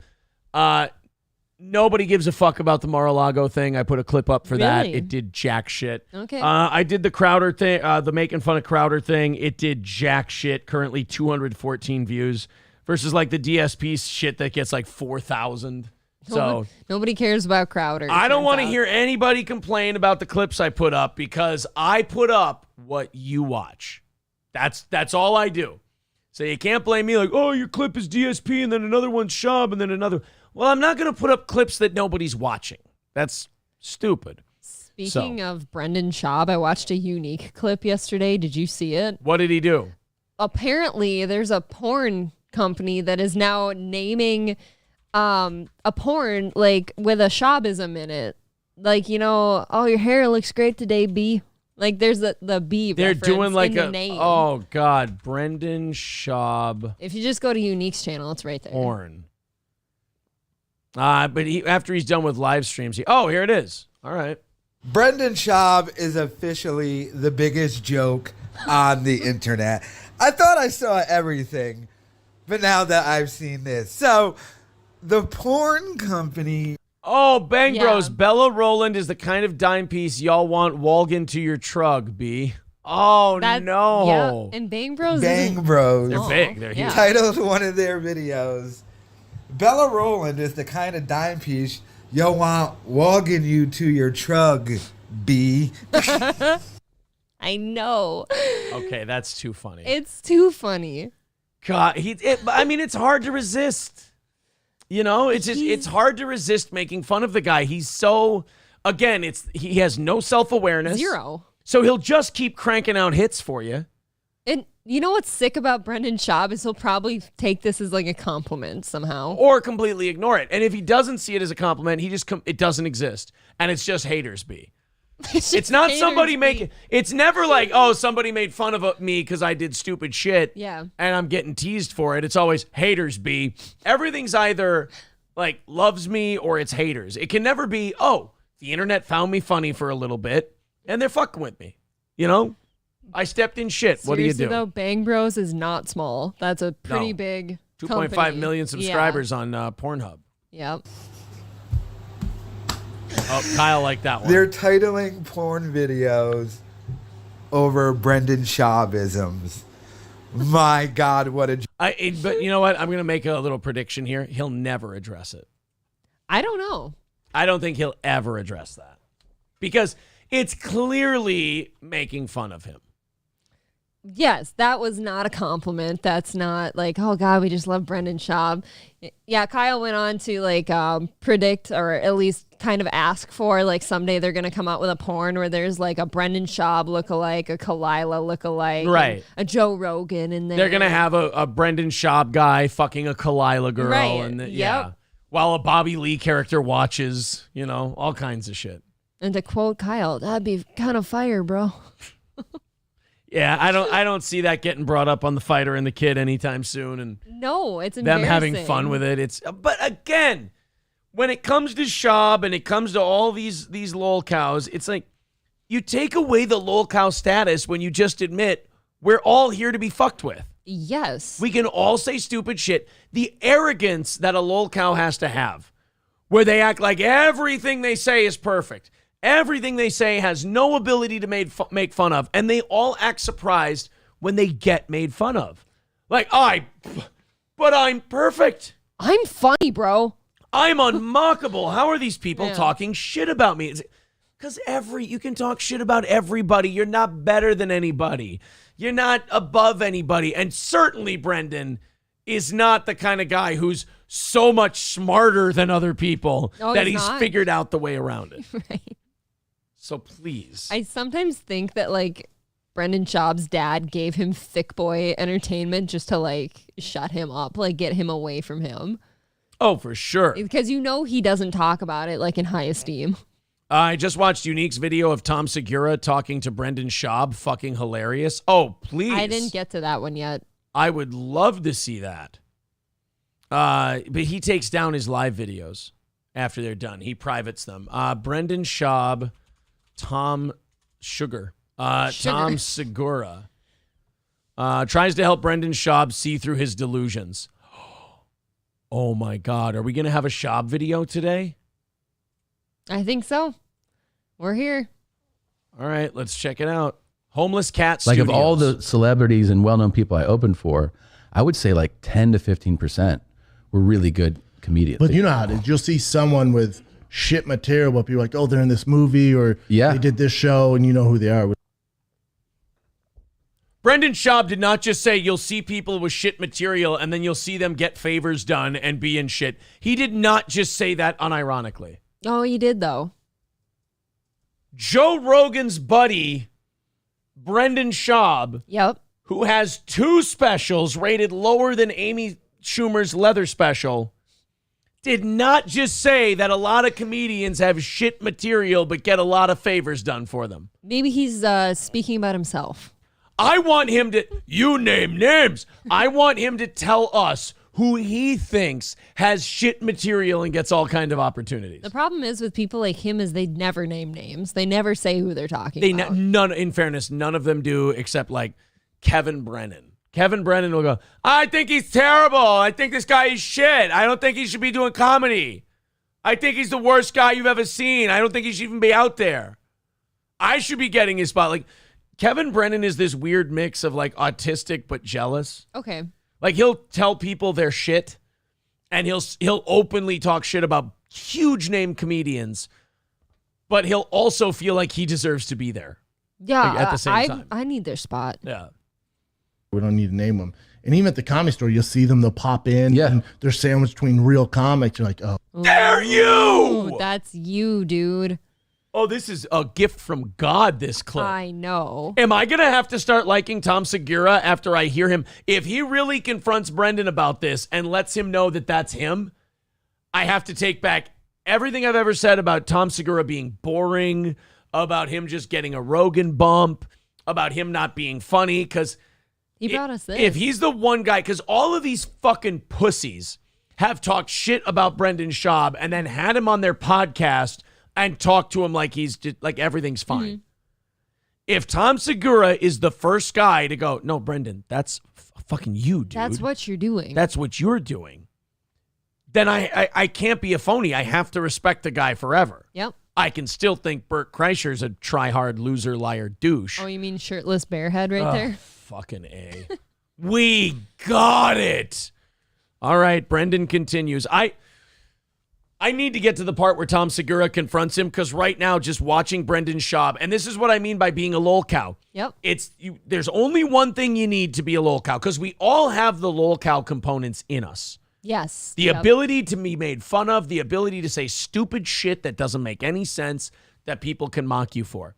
But the one binding agent you need to be a lol cow instead of just a guy who talks shit on the internet is a lack of self-awareness.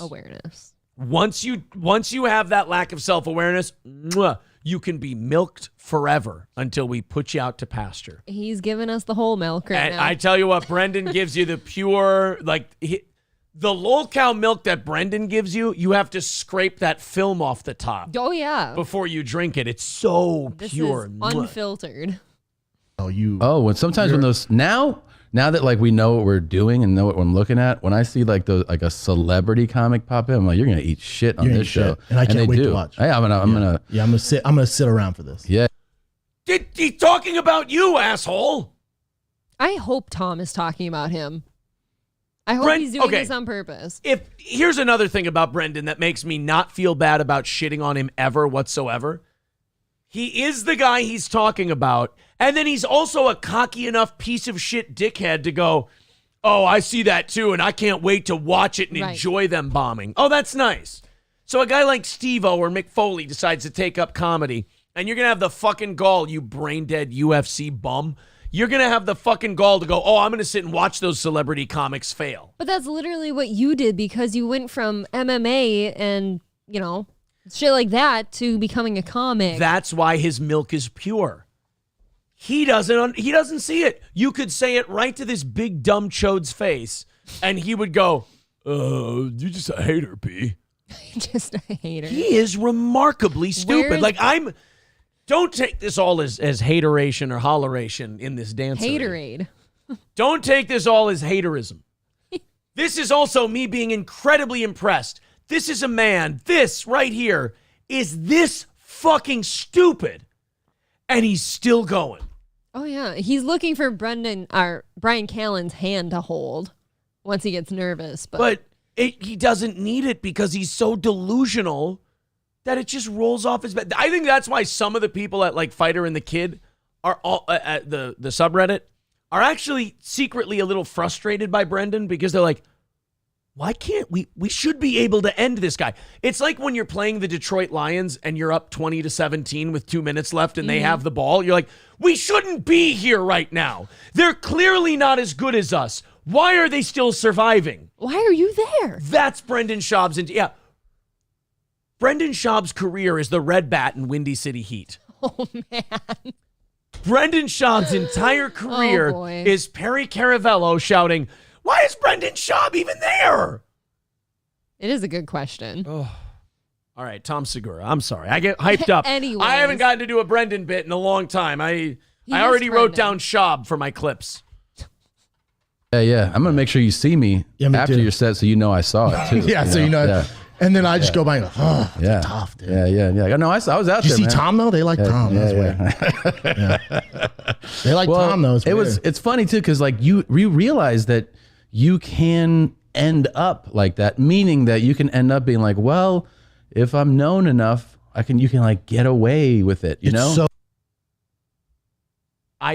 Look, if Tom isn't subtly shitting on Brendan here, then I fucking hate him worse than I ever have. That's how I If feel. he is subtly shitting on Brendan here and he's never going to give it away that he's doing it, then not only do I take back everything I've said about him, but I like him because that's a great Andy Kaufman-esque prank bit. He sees a dumb fuck in front of him and he's like, I'm going to insult him to his face and then I'm never going to give up the reveal. My thing is, though, is I'm going to need a little something to like show me that he is doing this on purpose because I've got zero faith that he is. But I wonder if he did. I wonder if he understands that if he did, Brendan wouldn't get it anyway.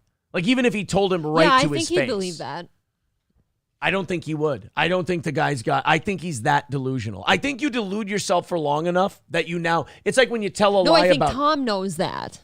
I think Tom knows that He Brendan knows that wouldn't if he get tells it. him, he's not going to get it. Right. Yep. Yeah. There's three possibilities here. Either one, he's not really fucking with Brendan. I hate him more than ever. Two, he's fucking with Brendan, but he's never going to tell him and never going to give away the reveal, in which case I like Tom Segura now. Or three, Beautiful. he is fucking with him and he'll say it bluntly to his face eventually here. And then I just forgive Tom Segura for If everything. Tom were to stop what he's doing and just say, dude, I'm talking about you, I think That'd he's be my funny. new favorite. Yeah. So short-lived, though. It's so short-lived. Because then you have to ask, like, because I would always try to go, like, am I writing better material? Correct. You know, and like that's usually a thing that only you can really answer. Yep. You know, and it sometimes it makes you have like tough conversations with yourself, but it's ultimately good. I mean, you have to. There's kind of like a parallel in a way with like athletics in that way, right? Where you're like, he is fucking with him directly. That's the one. That's it. fucking. Oh, this is beautiful, Tom. Thank you, Tom. Tom, I apologize for ever thinking you were just kind of a soft Rogan promoted hack. This is your magnum opus, sir. Now I'm happy. You know what he's doing? He's lightly turning up the dial of Yes. Brendan, I'm talking about you. And every time Brendan just yes-ands and just keeps shitting on himself without turns knowing, it up a little he more. just turns the obviousness up a little bit more. Now he's at like 8 with, it's like athletes. Right, dipshit? I think Tom actually wants to tell Brendan he's fucking with him, but every time he tries, Brendan just goes, yeah, those guys suck totally, B. He's almost trying to help him in a way. Yes. He's like, you know what you got to do is not be a piece of shit retard athlete who then writes jokes and becomes a comic but sucks at it and never works at it. But every time he says that, instead of Brendan going, man, you're right, I should work on that, Brendan goes, yeah, I fucking hate those guys. Aren't they funny, Tom? I look at them all the time. Meanwhile, he doesn't understand he's in that circle and Tom's over here. Right. That's the amazing part. He doesn't know that he's not in the circle Right. that Tom Segura's in. He thinks he is. Yep. Brendan coasted on coattails, got a shortcut into the business. Like I've always said about Brendan, landed on third base, thought he hit a triple. And that's him right now. And but you know what? It's a classic rich kid thing. He grew up rich. His dad made a shitload of money, never was responsible for anything. And there's a natural progression into what he's doing now. I can see it. Yep. Black and white. Yeah, where you're like, am I? Yeah, and am I? If you're a quarterback, it's like, am I scoring enough touchdowns, winning games? Yeah, and am I as a winning comic, games? It's like, are they laughing? Am I selling tickets? Yeah. Well, no, or they didn't laugh at You this. notice that Tom's DSP snorting? I did just notice that. Tom Segura DSP snorts. I don't think we can't let him get away with that. That was pretty gross. They're very similar snorts. identical. Phil's has a little higher pitch snort. Well, it's pretty black and white. Yeah, and There's no gray. You can choose. That's the thing. It's one of those things where you can choose to be as delusional as you want to be, and we. This is you know what? I apologize It's to getting Tom uncomfortable Segura. almost. I apologize to Tom Segura. He knows he has a fucking nitwit in front of him, and he's killing him. Yes, he is. And Brendan is yes-anding the entire... See, you can't do this bit without Brendan. No, because he's got to keep it going. Brendan is the useful idiot. He has no idea that he's part of the greatest bit of all time. This reminds me of a bit during the heyday of the Howard Stern show, where Sal was mad at Howard 100 News for reporting that he had a rejected credit card when he never did. And Sal demanded from the news. Now, let's see if you're smarter than Sal Governale. What do you ask the news to print if they get something wrong? They have to print a... Oh, shit. Proof? No. Then when they have to correct the story. Oh, they have to, an apology, right? But that apology is called, there's a news name for it.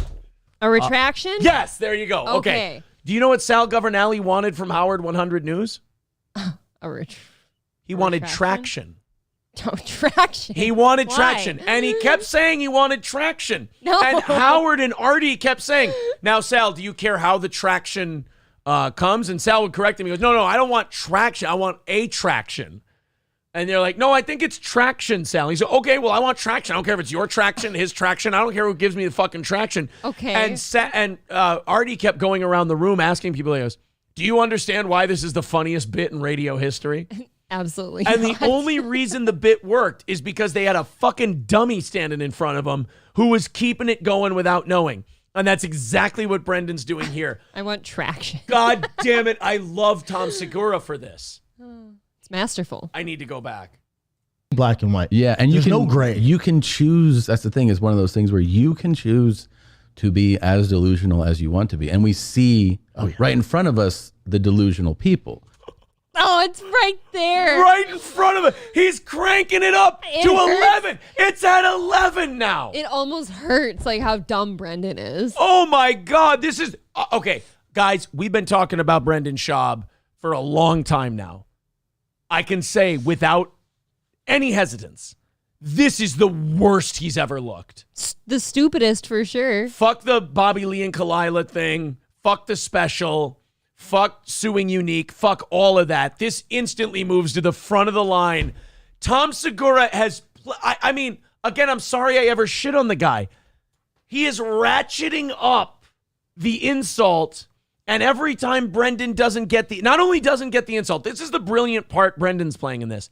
He agrees every time and talks about how shitty those people are. He keeps playing into it. And he ratchets it up slowly, just more and more each time. He's going to have himself hogtied by the end of this thing. I got to go back a little. I keep interrupting because I love it so much.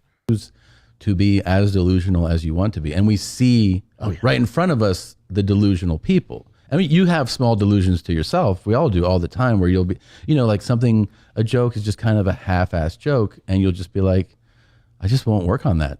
Yeah. Like you'll know it sucks. You're like, there's more there. He's fucking talking about Brendan and Brendan is laughing along. Oh my God. Tom went home later and cracked a beer and said, did you see what I did there? Christina just went, Tom, I'm going to give up my asshole tonight. My asshole belongs to you. Bravo. You can cave in my asshole. I brought a 20-year-old babysitter over here. We don't even need one. You can fuck her too. How do you like that, Brendan? Brilliant job. Brilliant job. Oh my God. There's never a moment where Brendan, I feel like to me, sitting in Brendan's spot when Tom sits there and says, these people can be right in front of you, and being the person in front of him, you'd be like, fuck, is he talking about me? No self-awareness. Again, better lolcow than DSP, better lolcow than any of them. No self-awareness. None. I'll be like, but that would take effort. Yeah, I know. So then you just, and then one day you're like, that joke fucking, and then you finally address it. I also think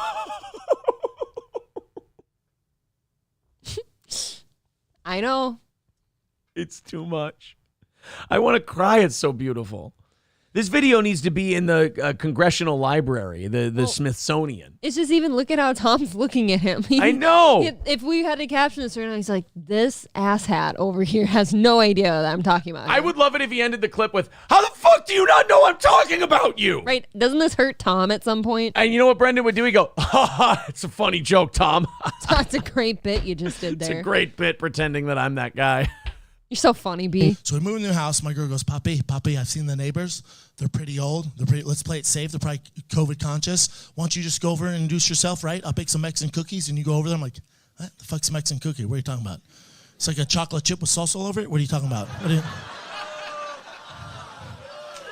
like, that's a terrible idea. I'll take it. I'll figure it out. You can choose. It's a terrible joke. Ooh. Mexican cookie. Yep. Because it's a Mexican. chocolate chip with salsa on it. You get it? Mexican. No, I don't get it. Is there a tortilla involved? Oh, I'm sorry. I'll help you understand it. He's retarded. Oh. Thank you. There you go. Weight off my shoulders. To be as delusional as you want to be. And we see right in front of us the delusional people. We see. And you know what the best part of that whole segment was? That part? show kept going. Yeah, he had to sit there that whole time like that. And they it's kept doing a clearly- show, and he had no fucking idea. It was clearly all about him. No idea that it was about him. Brendan is officially short bus status, people are saying. Short bus.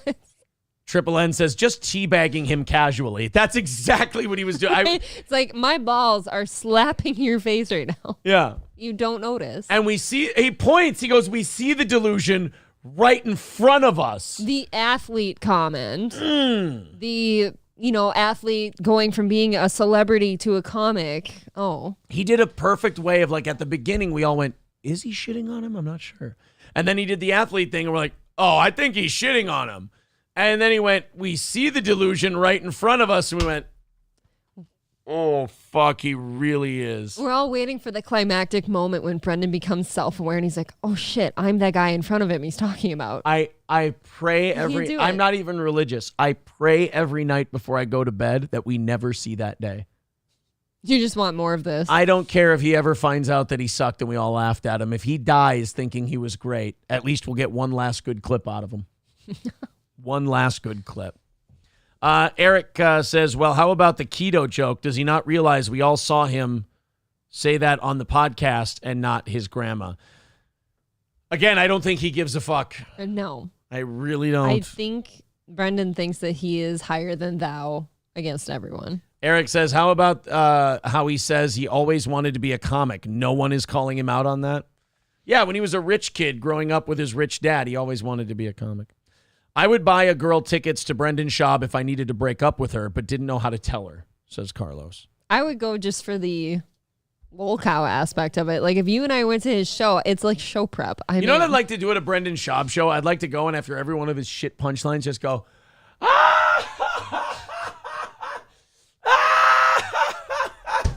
just laugh away. Like Eddie Murphy in The Nutty Professor Just when he's way Buddy too Love. hard. Just laugh way too hard. Well, guys, I think we call that another great Brendan Schaub bit in the books.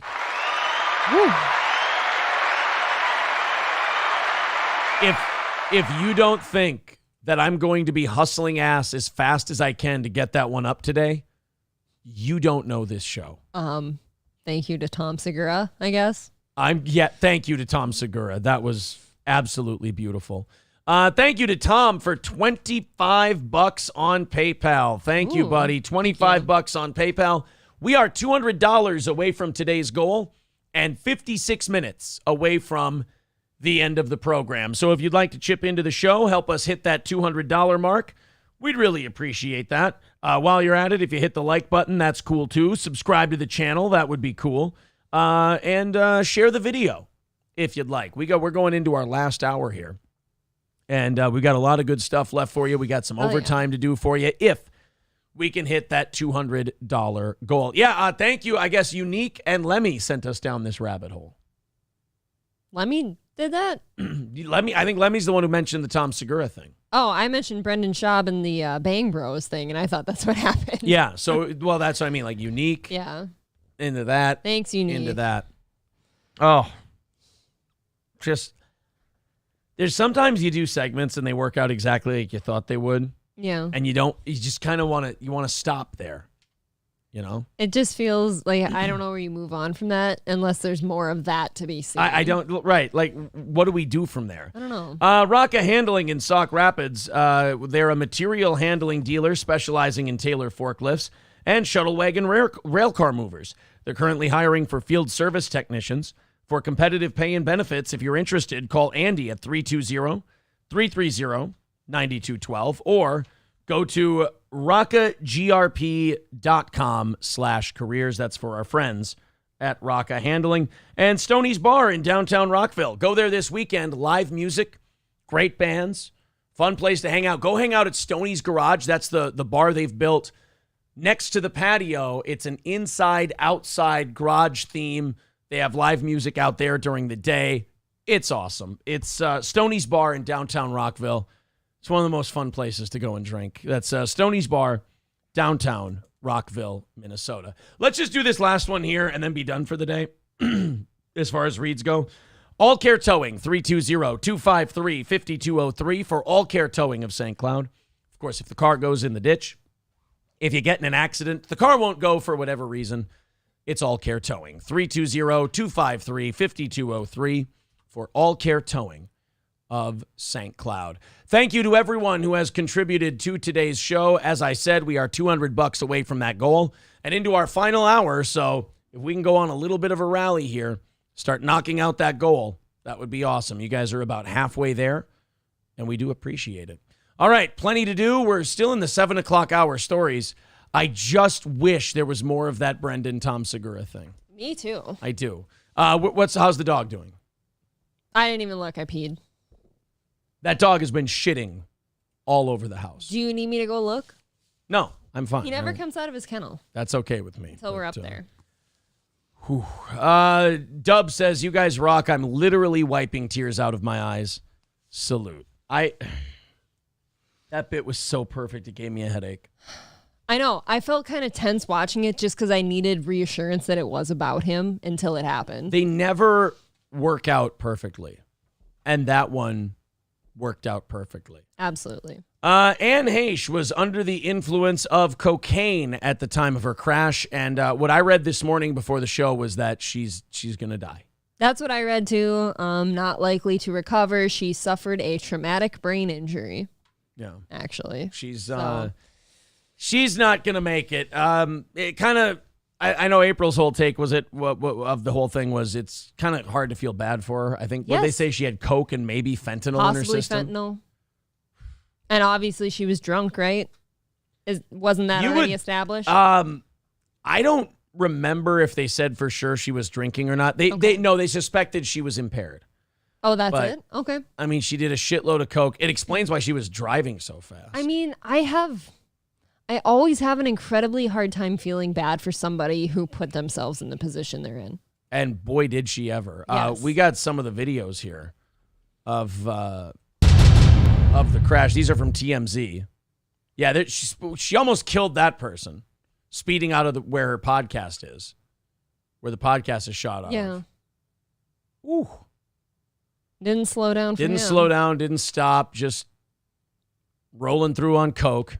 What kind of a shady part of town are you in that you're in like an alley driving? Well, if you're in LA, and I think she's in LA, finding a place to record a podcast, because in LA you have to have like a place to do a podcast. You can't just set up something in your home. Yeah. I have to have a place. I have to look official, because LA is about style over substance. Yes, it is. You know, everybody with a dog shit, boring as fuck podcast, which I'm sure Ann Heche's was, has at least they have like a storage unit or something that they can call their offices in their studio, or they rent out a former dentist's office or something that's cheap enough where they can have it for their shitty podcast. It's a shipping container. Right. Remember when they were all backed up in California? Yeah, they're broadcasting out of those backed up shipping containers. Yeah. But that's like, instead of just doing these at your house, which is what you should do, like the idea of renting out a space to do your podcast, it doesn't make any sense.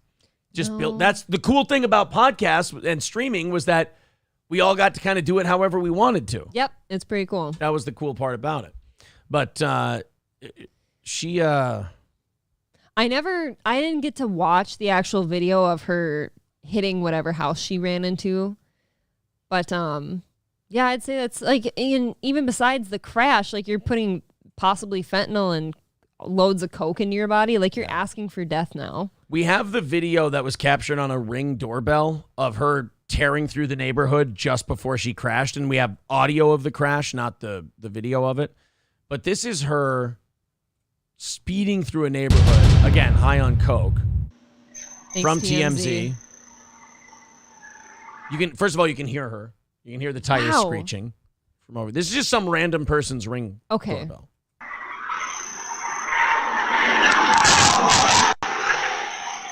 Listen.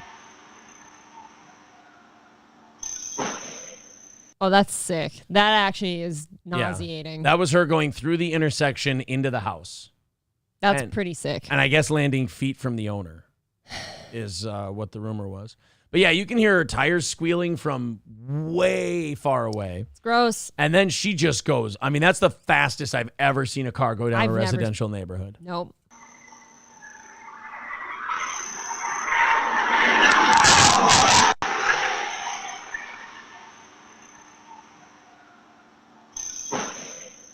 That didn't sound like she slowed down.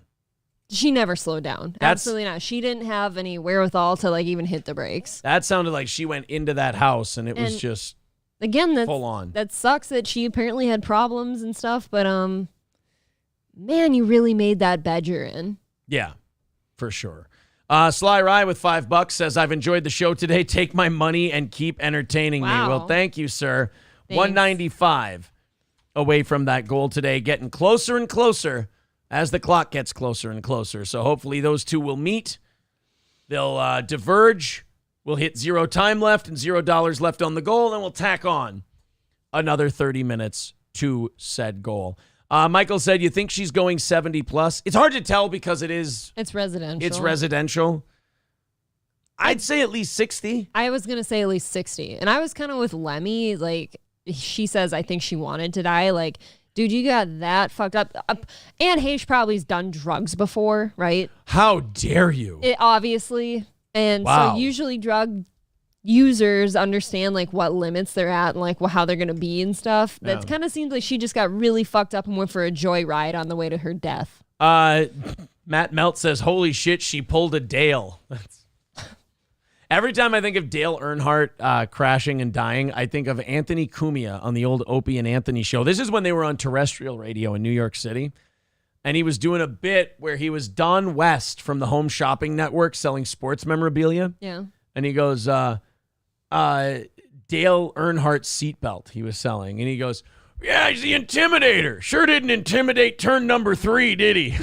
It's the only joke I think about when I think of Dale Earnhardt.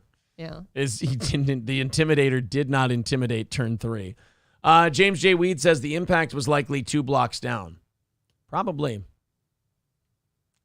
The impact 2 blocks down. Yeah, I mean, she's flying. Lemmy says Ann Heche is a known train wreck. Yeah, See, and that's what I tried to say the other night, but I didn't want to say too much and then like say something defamatory about the dying person. The reason I haven't said anything is because I thought that those days were behind her. I thought that was like when she was younger, she was a mess, and that she got better. But clearly, I've been proven wrong. I don't think so. Veldrain says St. Peter is there at the pearly gates to indirectly talk about reckless driving. Even more says, yeah, you drive that fast down a small street, you're definitely going to crash. You just picture if there's a turn even, like you're done. You just kind of hope that you hit something a little smaller than a fucking house, you know? Dude, you could hit a light pole and you're dying at that speed. Yeah. I mean, or maybe at that speed, you just chop the light pole in half as fast as she was going. Nah, you're gone. No, your car is going to either like have a huge indent in it and like cut the car in half, or it's going to wrap. Just like hitting a tree. Well, it looks like, I don't know if she's dead yet, but they're talking like she is going to die. Well, it sounds like even if she didn't die, she's got a traumatic brain injury, so she's never going to be there anymore. Yeah. Thank you very much to Danger Bear Wolf Turtle. $10 from the Danger Bear. Thank you, pal. 185 away from today's goal. Let's have 18 more people do just that on the old PayPal link right there in the chat, and we'll knock that goal out by the end of the show. 185 away, and the PayPal link is pinned to the top of the page. So thank you guys very much for contributing. Let's talk about a lady who tried to do a good deed. She tried to do a nice thing. But the problem is she tried to do it for homeless people. You mean the people who don't appreciate anything? There is a part of me that likes it when people get clued into the fact that homeless people are not just these poor, downtrodden individuals who just need our help. Yeah. That sometimes they're just fucking demons. Dude, I've had 2 instances in my life that have taught me I'm never approaching a homeless person again. I won't look at them. I don't care about them. And I mean that. The first time when I was truly naive and innocent and young, I did bring one a bag of fast food. Yeah. Because I figured they need it more than I did, and they got pissed at me that it wasn't cash. Yeah. That was the first one. And the second one, I was with a group in New York City on a sidewalk, and I glanced at one across the street, and he went out of his way. He ran at us and spit in our face. Yeah. For looking at him. So while I don't like that this woman in this next story was hurt, I do always appreciate it when delusional people who want to spend tax dollars on just putting these people up in homes and just giving housing away with taxpayer dollars. I like it when they kind of get their rude awakening. Oh, yeah. And by the way, if they don't change their mind after that, if it happens to them again, I don't feel bad for them. No, that's their fault. Deputies in the Florida Keys say a woman trying to perform a good deed instead found herself on the receiving end of 4 shots from a BB gun Wednesday. Soon after telling a homeless woman that she came to the woods to deliver groceries rather than drugs. So this woman comes, first of all, quit going to homeless people in the fucking woods. What the hell's the matter with you?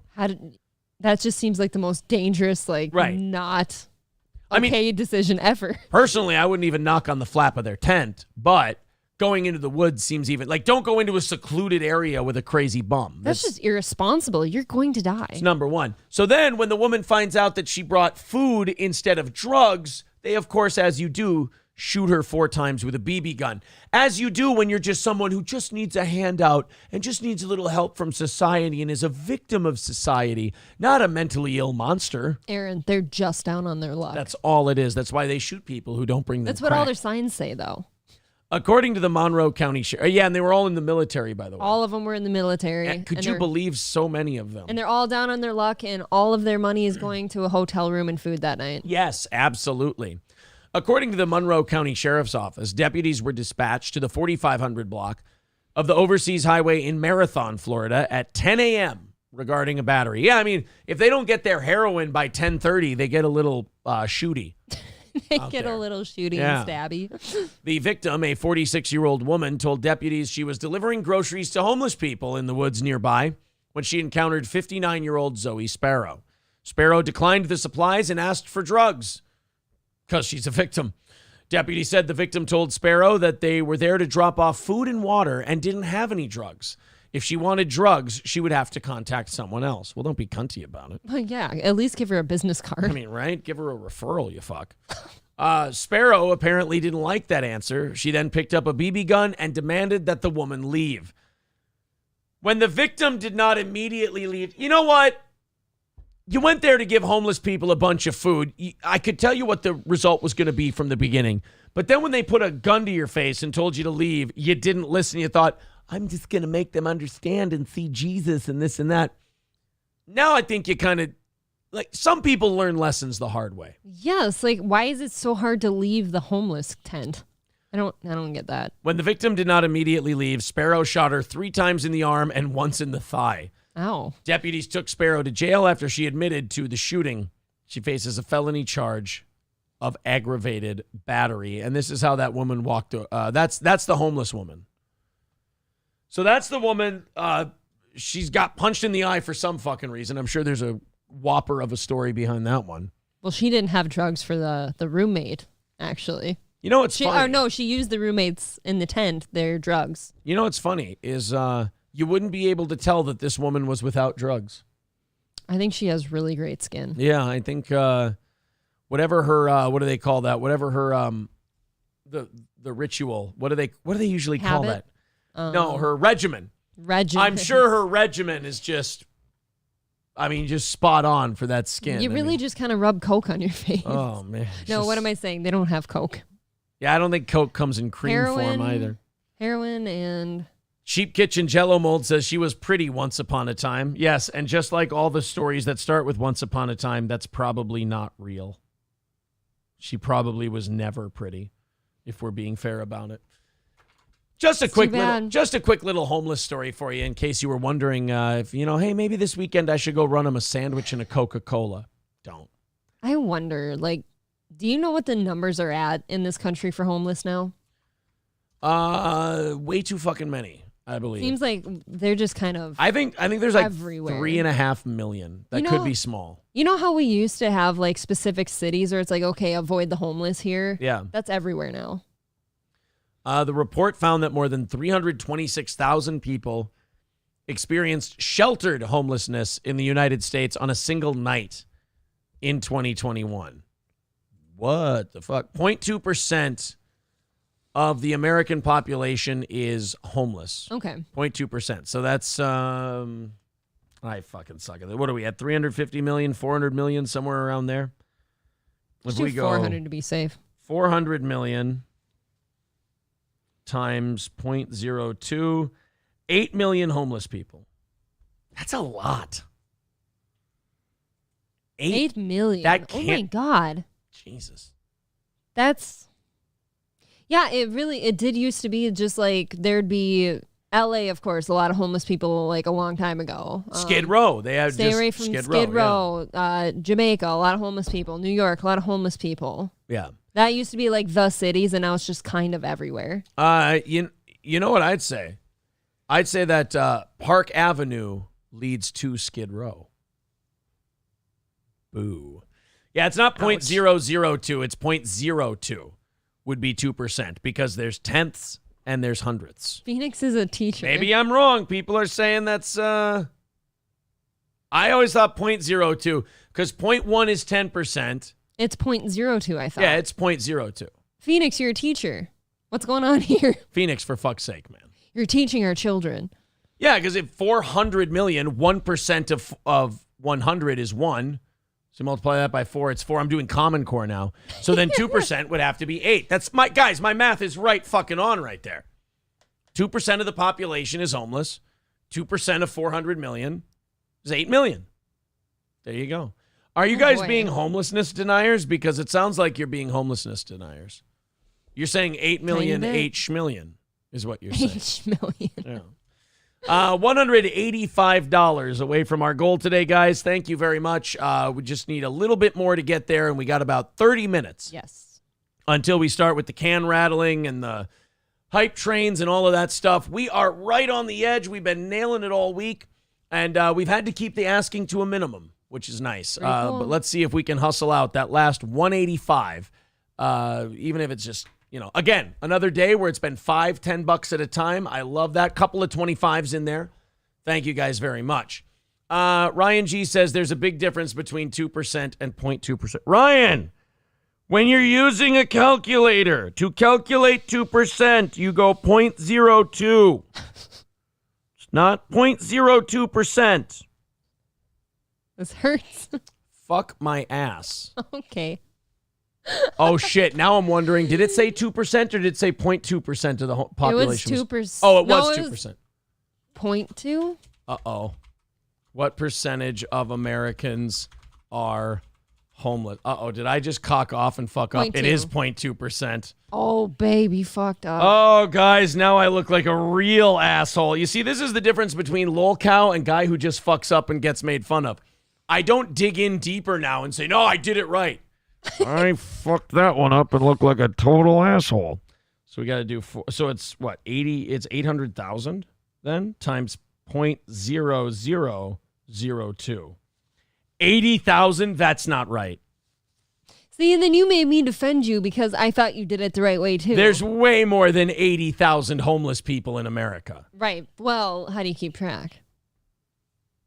I thought it was 2%. I fucked up. Balls Deep says you vocalized 0.2%. I vocalized 2%. Well, then I can't. am a fucking dipshit. We're all arguing over a percentage right now. Phoenix says, told you, asshole. Ryan G says, I'm an accountant, bro. Well, then don't I look like a silly goose? Well, at any rate, nobody's going to trust my... Was that your stomach that just made a kettle drum sound? Yeah. I was really kind of hoping nobody picked up on that. Oh, my God. Well, I wasn't going to say growled. anything. I thought something like fell off the deck outside. A little rumble of thunder. And then I saw you grab your stomach. It was the baby kicking, actually. Oh, We is didn't that what it abort it was? yet. See, now people are saying there's 662,000 people homeless. So nobody can trust the fucking numbers. Trust the science, not the numbers. I guess so. People are saying I watched too much Brendan Schaub today. That's why I ended up having that moment. You might be right. You're starting to look like him, man. What's wrong with your face, B? Sorry, B. What? Mr. MonkeyPox says, I once made 2 homeless people fight to the death for half a ham sandwich and $4. Okay, who won? As you do. Yeah. I mean, come on, don't leave us all in suspense over here. You guys want to see Lizzo's ass? God, she's a fucking pig. Why do you do these things to us? TMZ decided to put up photos of Lizzo's beach vacation. Oh! And they said, oh, you want to see Lizzo's ass? And they just put up, I'm not going to show these because I don't want YouTube to pop, because this is wailing. I mean, this is disgusting. Why is the media, this makes me a conspiracy theorist. What's the media's agenda behind pushing pictures of Lizzo being an obese pig and going, look at her hot ass? I'll tell you. They all know that she doesn't have a hot ass. They all know she's not attractive, but they all go, oh yeah, look at this ass that we've determined is hot for you. Isn't this fucking hot? And then pushing it in front of your face. You're like, just admit she's gross.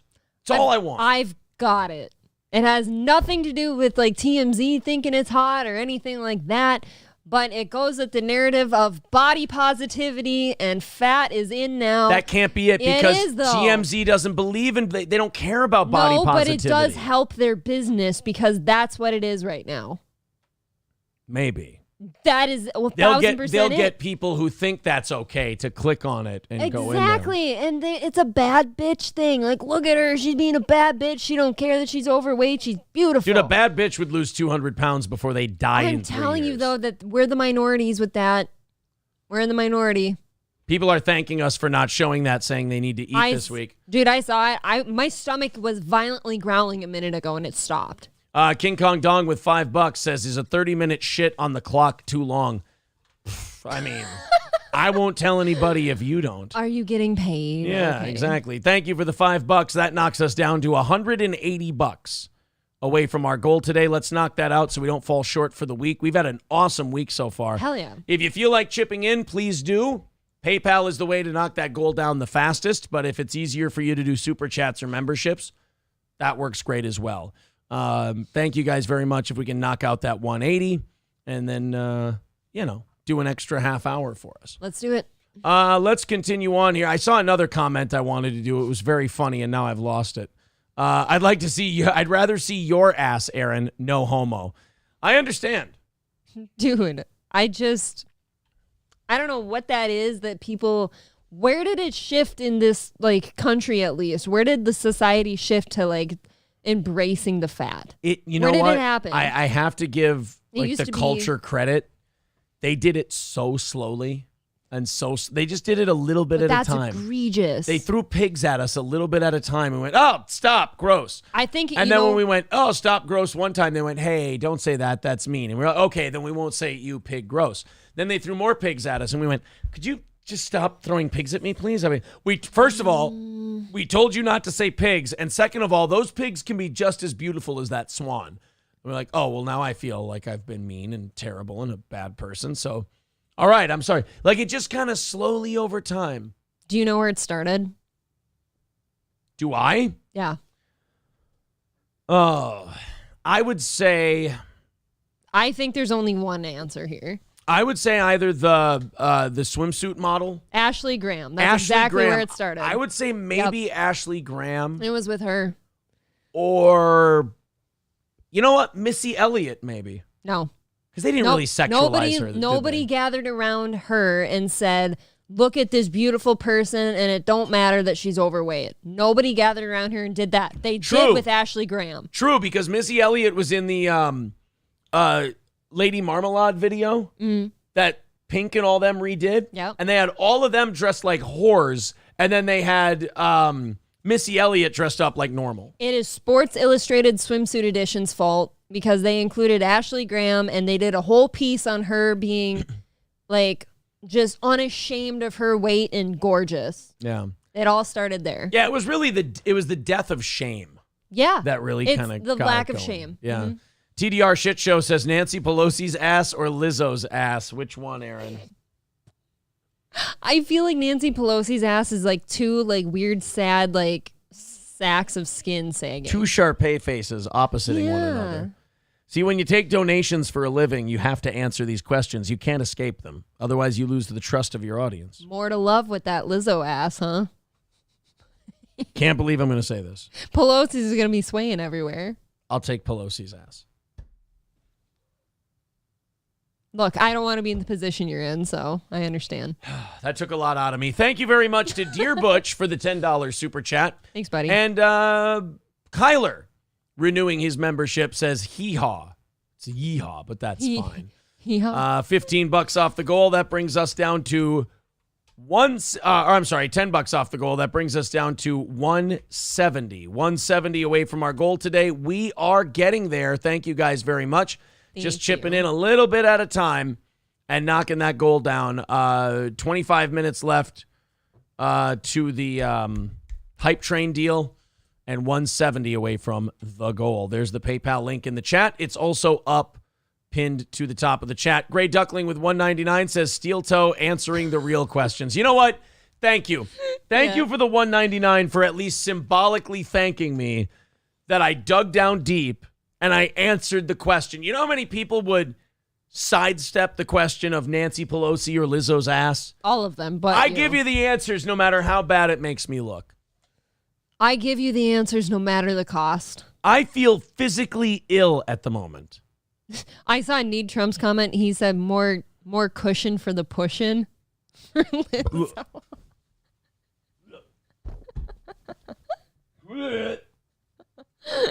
Yeah, but then you got Pelosi's bony ass that just sags.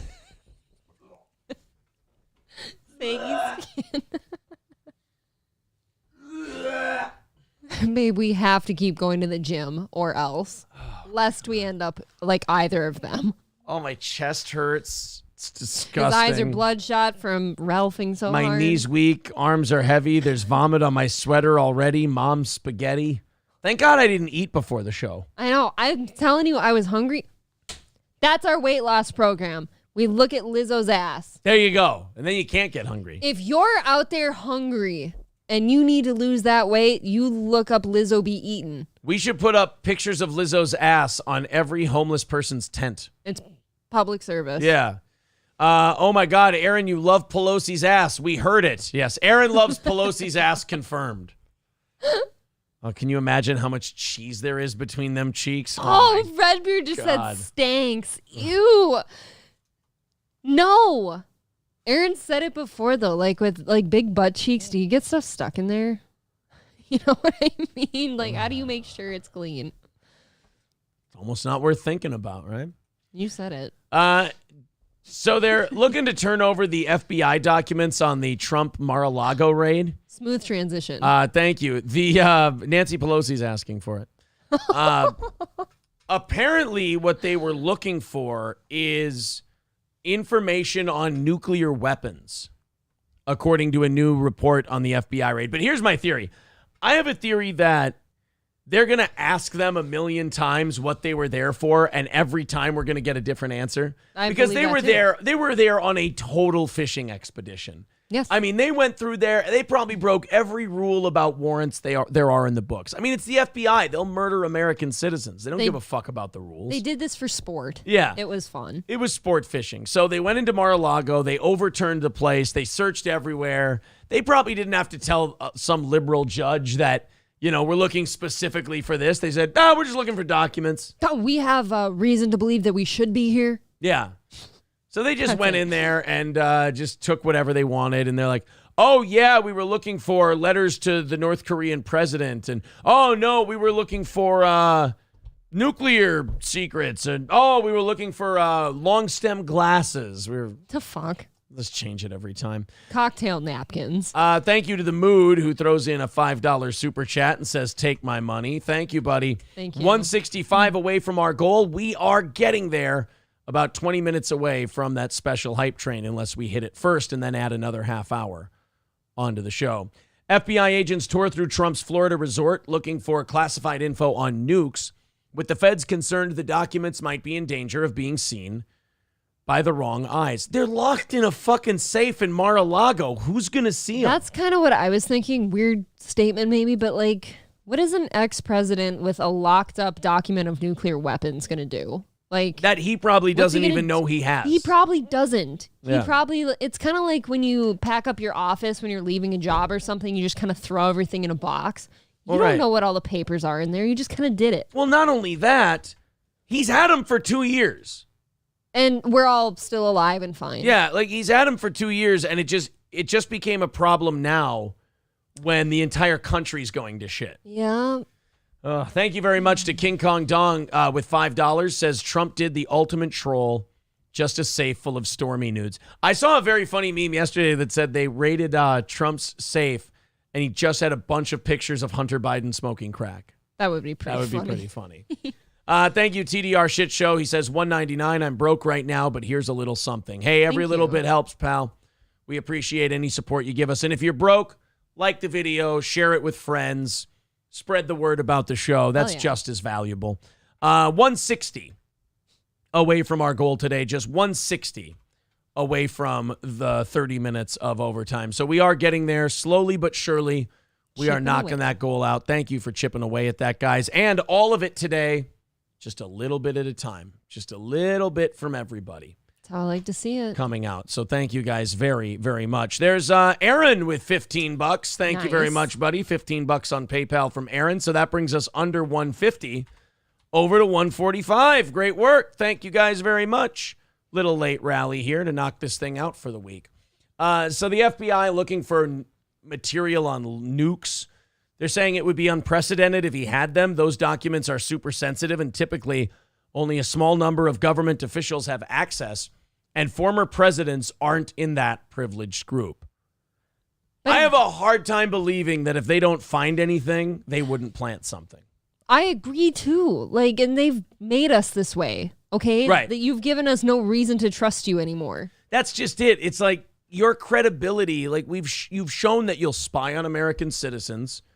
You've shown, like the FBI, I mean, forget it. Going back to Randy Weaver, going back to the Red Scare in the 1960s where they would lock people up for being suspected of being communists, you know, the Patriot Act and all this other shit. The Ruby Ridge thing. Randy Weaver and Ruby Ridge. I mean, the FBI. Just gross. The good thing about this is mainstream political candidates are now saying things like, we need to abolish the FBI. Yes. We're like, it's not just like citizens now bitching about the FBI and how crooked they are. It's everyone. Like, we're seeing that these people are not friends of this country. Right. They're not our buddies. They're not our pals. They're not looking out for us and just trying to find bad killers. I would say that anything the FBI investigates, local and state police could easily investigate. Yes. And could easily find criminals. And they wouldn't be persecuting people based on political affiliation, which would be a positive. Plus, we'd save about $50 billion a year by not having an FBI. And, you know, if Trump did have, like, papers on nuclear weapons and shit like that, he's the kind of guy who's going to just have it, like, as a trophy from his time in, like, office and stuff. What's he going to do with it? Yeah. OG with $2 says, I watch with premium, but feel like I need to give more. Nonsense, but thank you for the $2. I appreciate that. If you watch this show every day with premium, we're probably getting a couple of bucks out of you. Thank you. Thank you very much. Curly Adam with $2 says, not the greatest show, but good for a Friday show. That's hurtful, man. That's hurtful. I feel like it's been very good today. Now I just feel like we were on a roll and I just had the wind taken out of my sails. Curly, it hurts my feelings. Clickster says, also, April looks sexy as always. There. Thank you, Clickster. You got a fine As compliment always. from the Clickster. Yeah, after I was being told that our Friday show sucks. Yeah. He did say it was good for a Friday show. For a Friday show. So there's that. Need Trump says, yes, let's defund the FBI, just like they wanted to defund the police. Yeah. Okay, cool. Sounds good to me. Wow, I don't know how to. Don't fucking dare me on that shit. Getting rid of federal programs? You dare me. You're like, oh yeah, Aaron, let's get rid of the Federal Department of Education. Ooh, even better. I'll write that one down. Very cool. Realistically, what's the worst thing that would happen if the FBI did not exist anymore? You wouldn't have as many like federal funds going towards investigations of crimes that happen in different states, but we shouldn't need to. The FBI's only been around for like 100 years. We didn't have an FBI before that. And like Ron Paul said, the reason the FBI was invented was because Woodrow Wilson had to go after people who were printing articles that went against America's involvement in World War I. So Right. from their inception, the FBI has only been there to fuck with Americans. That's been their job from the get-go. I mean, and things keep getting more and more egregious, in my opinion. Like, it's just kind of like you just said, like, it's been 2 years and suddenly now you just go over there. You know what I think? I think the people in the chat are right. Why not just tell the Democrats, hey, this is defunding the highest level of police, right? I mean, you want to defund the police. How about the FBI, the main cops? You got this, guys. Get them out of here. King Kong Dong says the ATF is just as bad. Good. Throw them out. Roust them Boom. all. Out.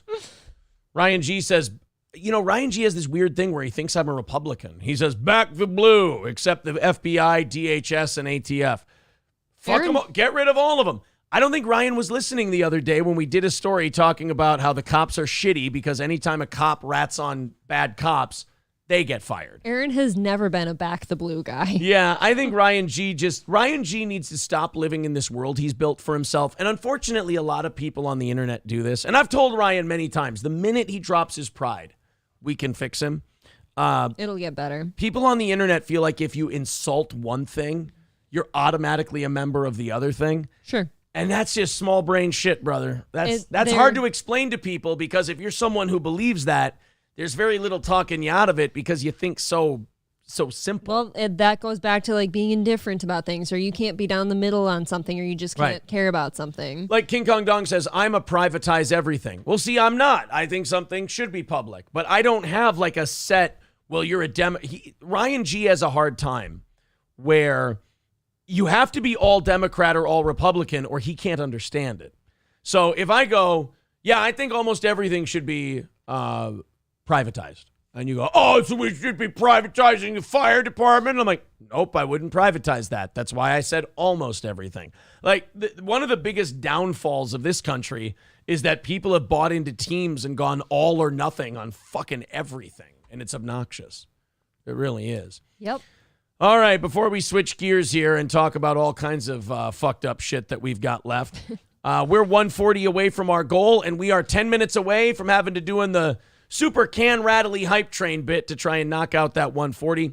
If we come up short at the end of the week, there is no next show to make that up, so it just basically means that's how much money we lost this month. The goal is purely intended for us to break even. That's the goal aspect of things. All the, what do you call it? Ad revenue and all that. That's where any profit might be made. Absolutely. If we can get our ad revenue there. But right now we are 140 away from the goal. If you want to chip in, chip in. Otherwise, in 10 minutes, we're going to knock out the last 5 minutes of the show by doing a little bit of the can rattling. If we hit the goal, on the flip side, we give you an extra 30 minutes of program.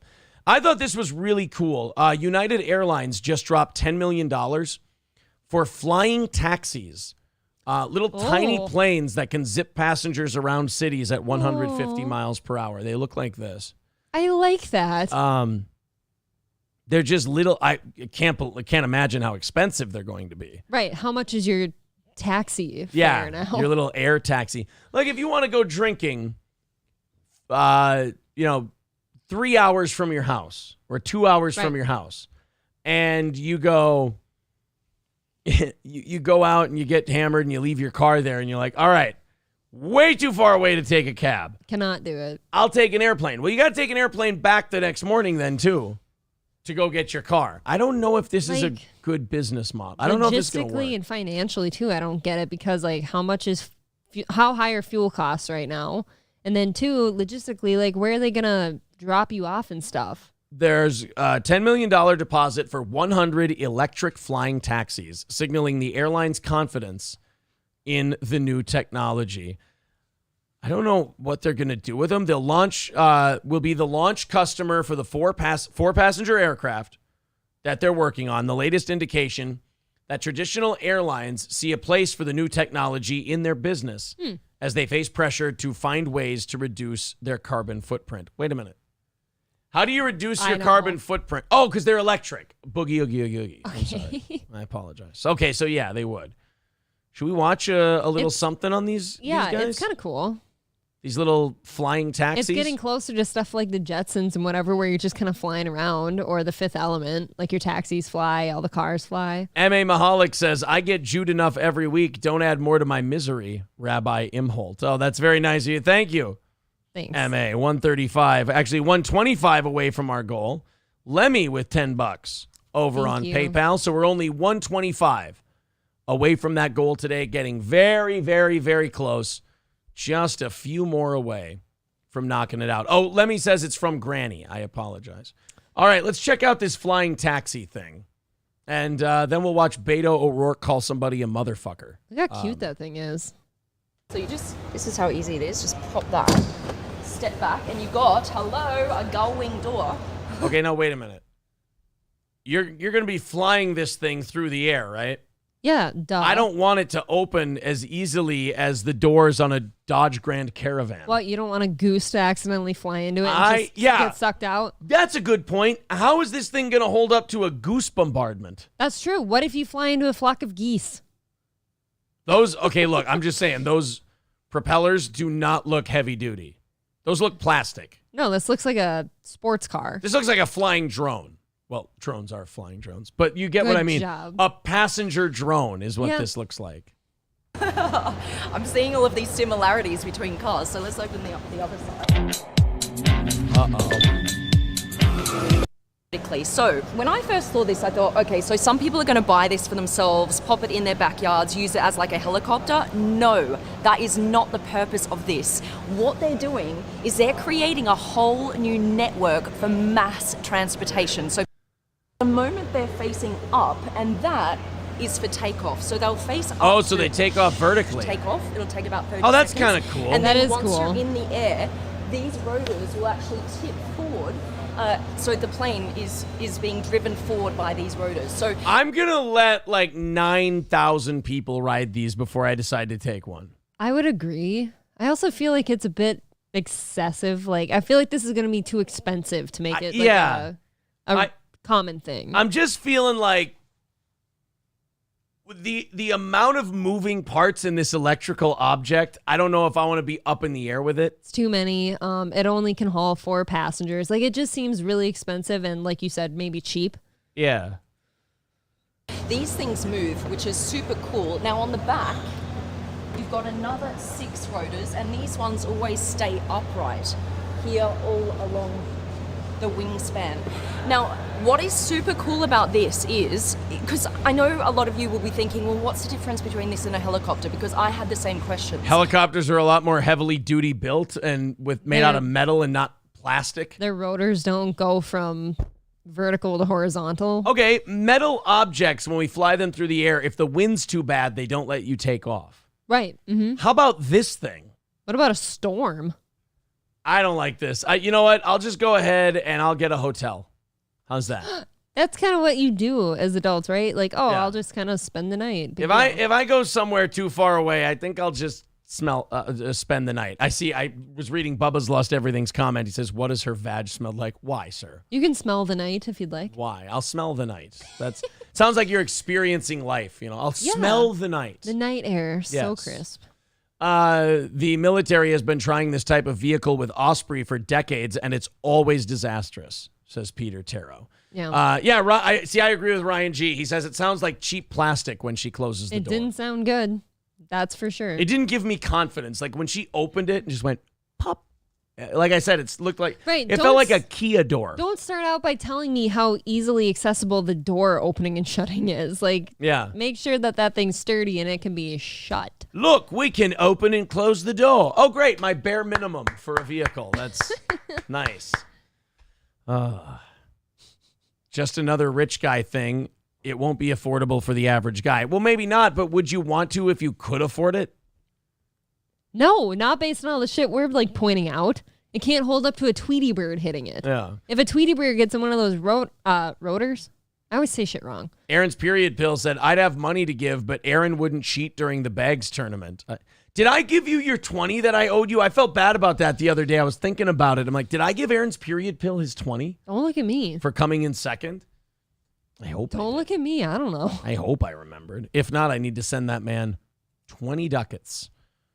Post haste. Thank you very much to Samuel for $10 over on PayPal. Appreciate that. 115 away from our goal today. We are close, you guys. 115 away from that goal. If we hit our goal, we do an extra half hour of show in 9 minutes. If we don't hit the goal, we just come up a little bit short for the week. So 115 away. Let's see if we can knock that down. Otherwise, in about 5 minutes, we start the... what do you call it? The tin rattling, the hype train. There you go. Would you like to see... we've got that lady who wants us to stop using the word pedophile because it's offensive to people who are attracted to children. And she's a licensed therapist who works in schools. See, that should be illegal. I don't like getting worked up on this show, but that should be fucking illegal. At the very least, you should be on some kind of a watch list, You right? should be on a watch list. You shouldn't get to instruct or direct or teach or help any type of human being.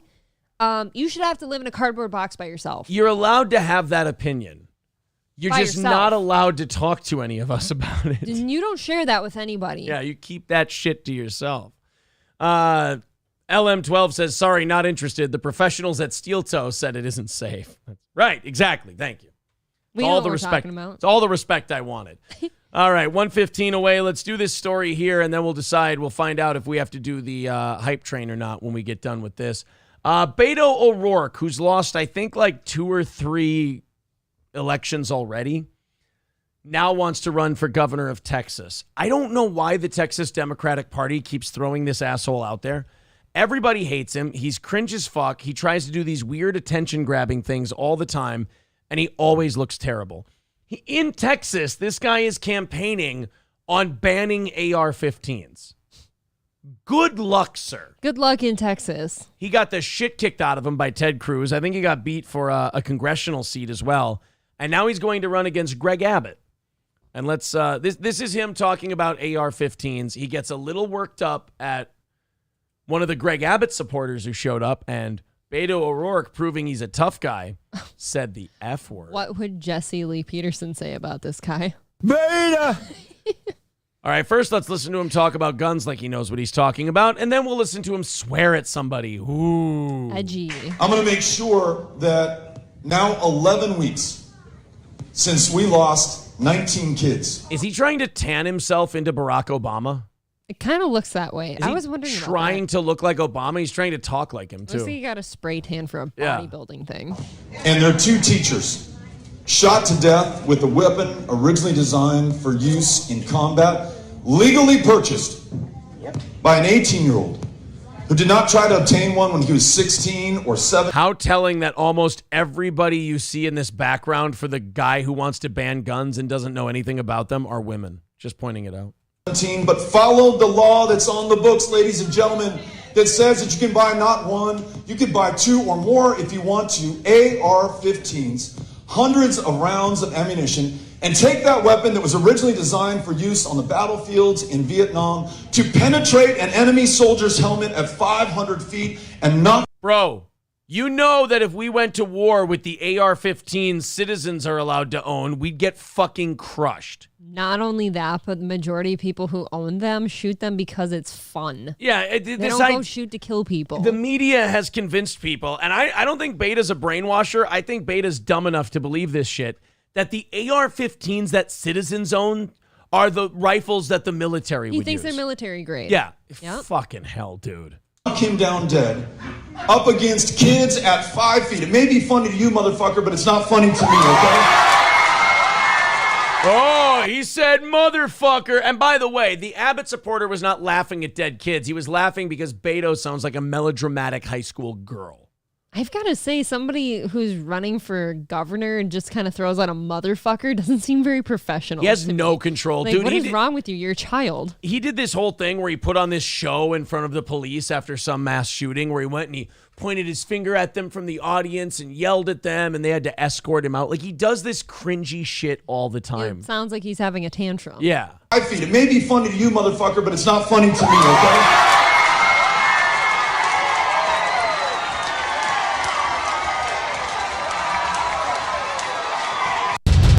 Ew.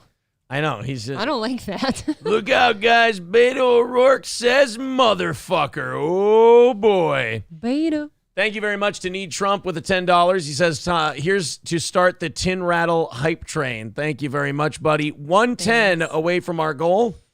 Let's check the PayPal, see if we start up that hype train here and see if we can knock out overtime before the end of the show. Megan with $30 over there on PayPal. Thank you very much, Megan. Thank you. We are $80 away from today's goal. You know, if we get under 50, we always do the overtime on credit, assuming we're going to hit that goal during the overtime. So here we go. $80 away from the goal. Let's fire up the hype train and knock this out and do 30 minutes extra for you. Off we go. Thank you guys very much. It's been a great week so far. Every goal has been hit. We end the week just $80 down from the goal, which is an awesome time. Yes, thank you. Thank you very much for that. We got about 3 minutes left in this one.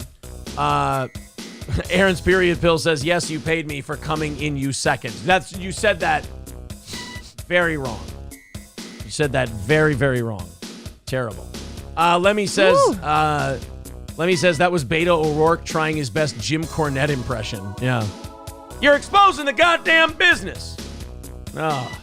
I don't like that guy. I don't see Beto O'Rourke or Jim Cornette? No, Jim Cornette's your dad. I would always love and respect your dad. Thank you very much, Bjorn, for $50 over there on PayPal. That's going to put us $30. Thank you. Away from our goal. There we go. Shut down the hype train. Shut it down. Shut it down. No need for the hype train anymore. We are inside of $50. Overtime is yours. We just got to knock out that last 30 before we're done. Awesome. Thank you guys very much. $30 away from the goal.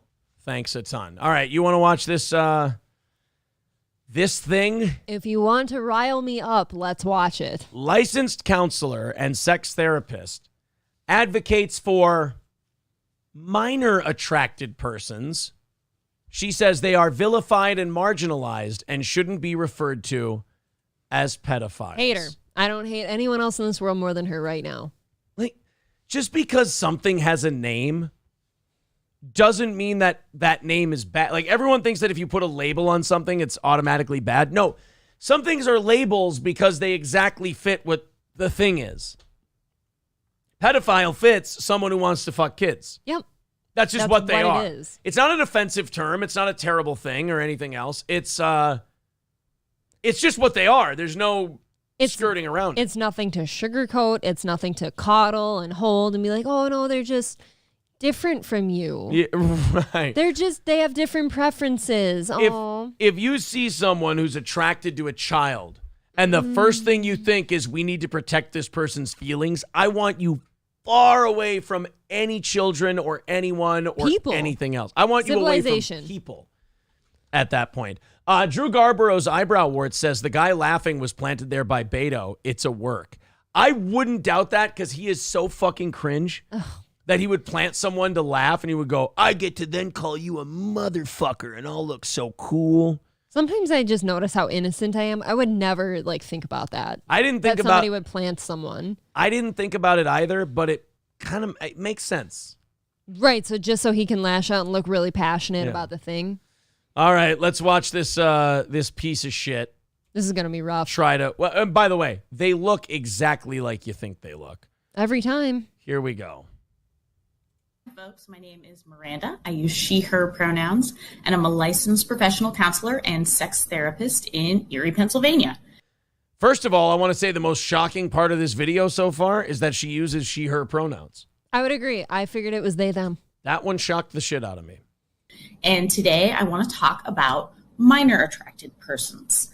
And I want to talk about minor attracted. I thought pedophile was the nice term we used for scumbags who want to fuck kids and should be killed. The step down from child molester. Yes. Okay. Is pedophile. Pedophile is us being as politically correct as we can. Persons, because they are probably the most vilified population of folks in our culture. Right, because they diddle children. They want to touch people's kids that they love and want to protect. Just because you're vilified doesn't mean the vilification is unwarranted and bullying. This is what happens when you...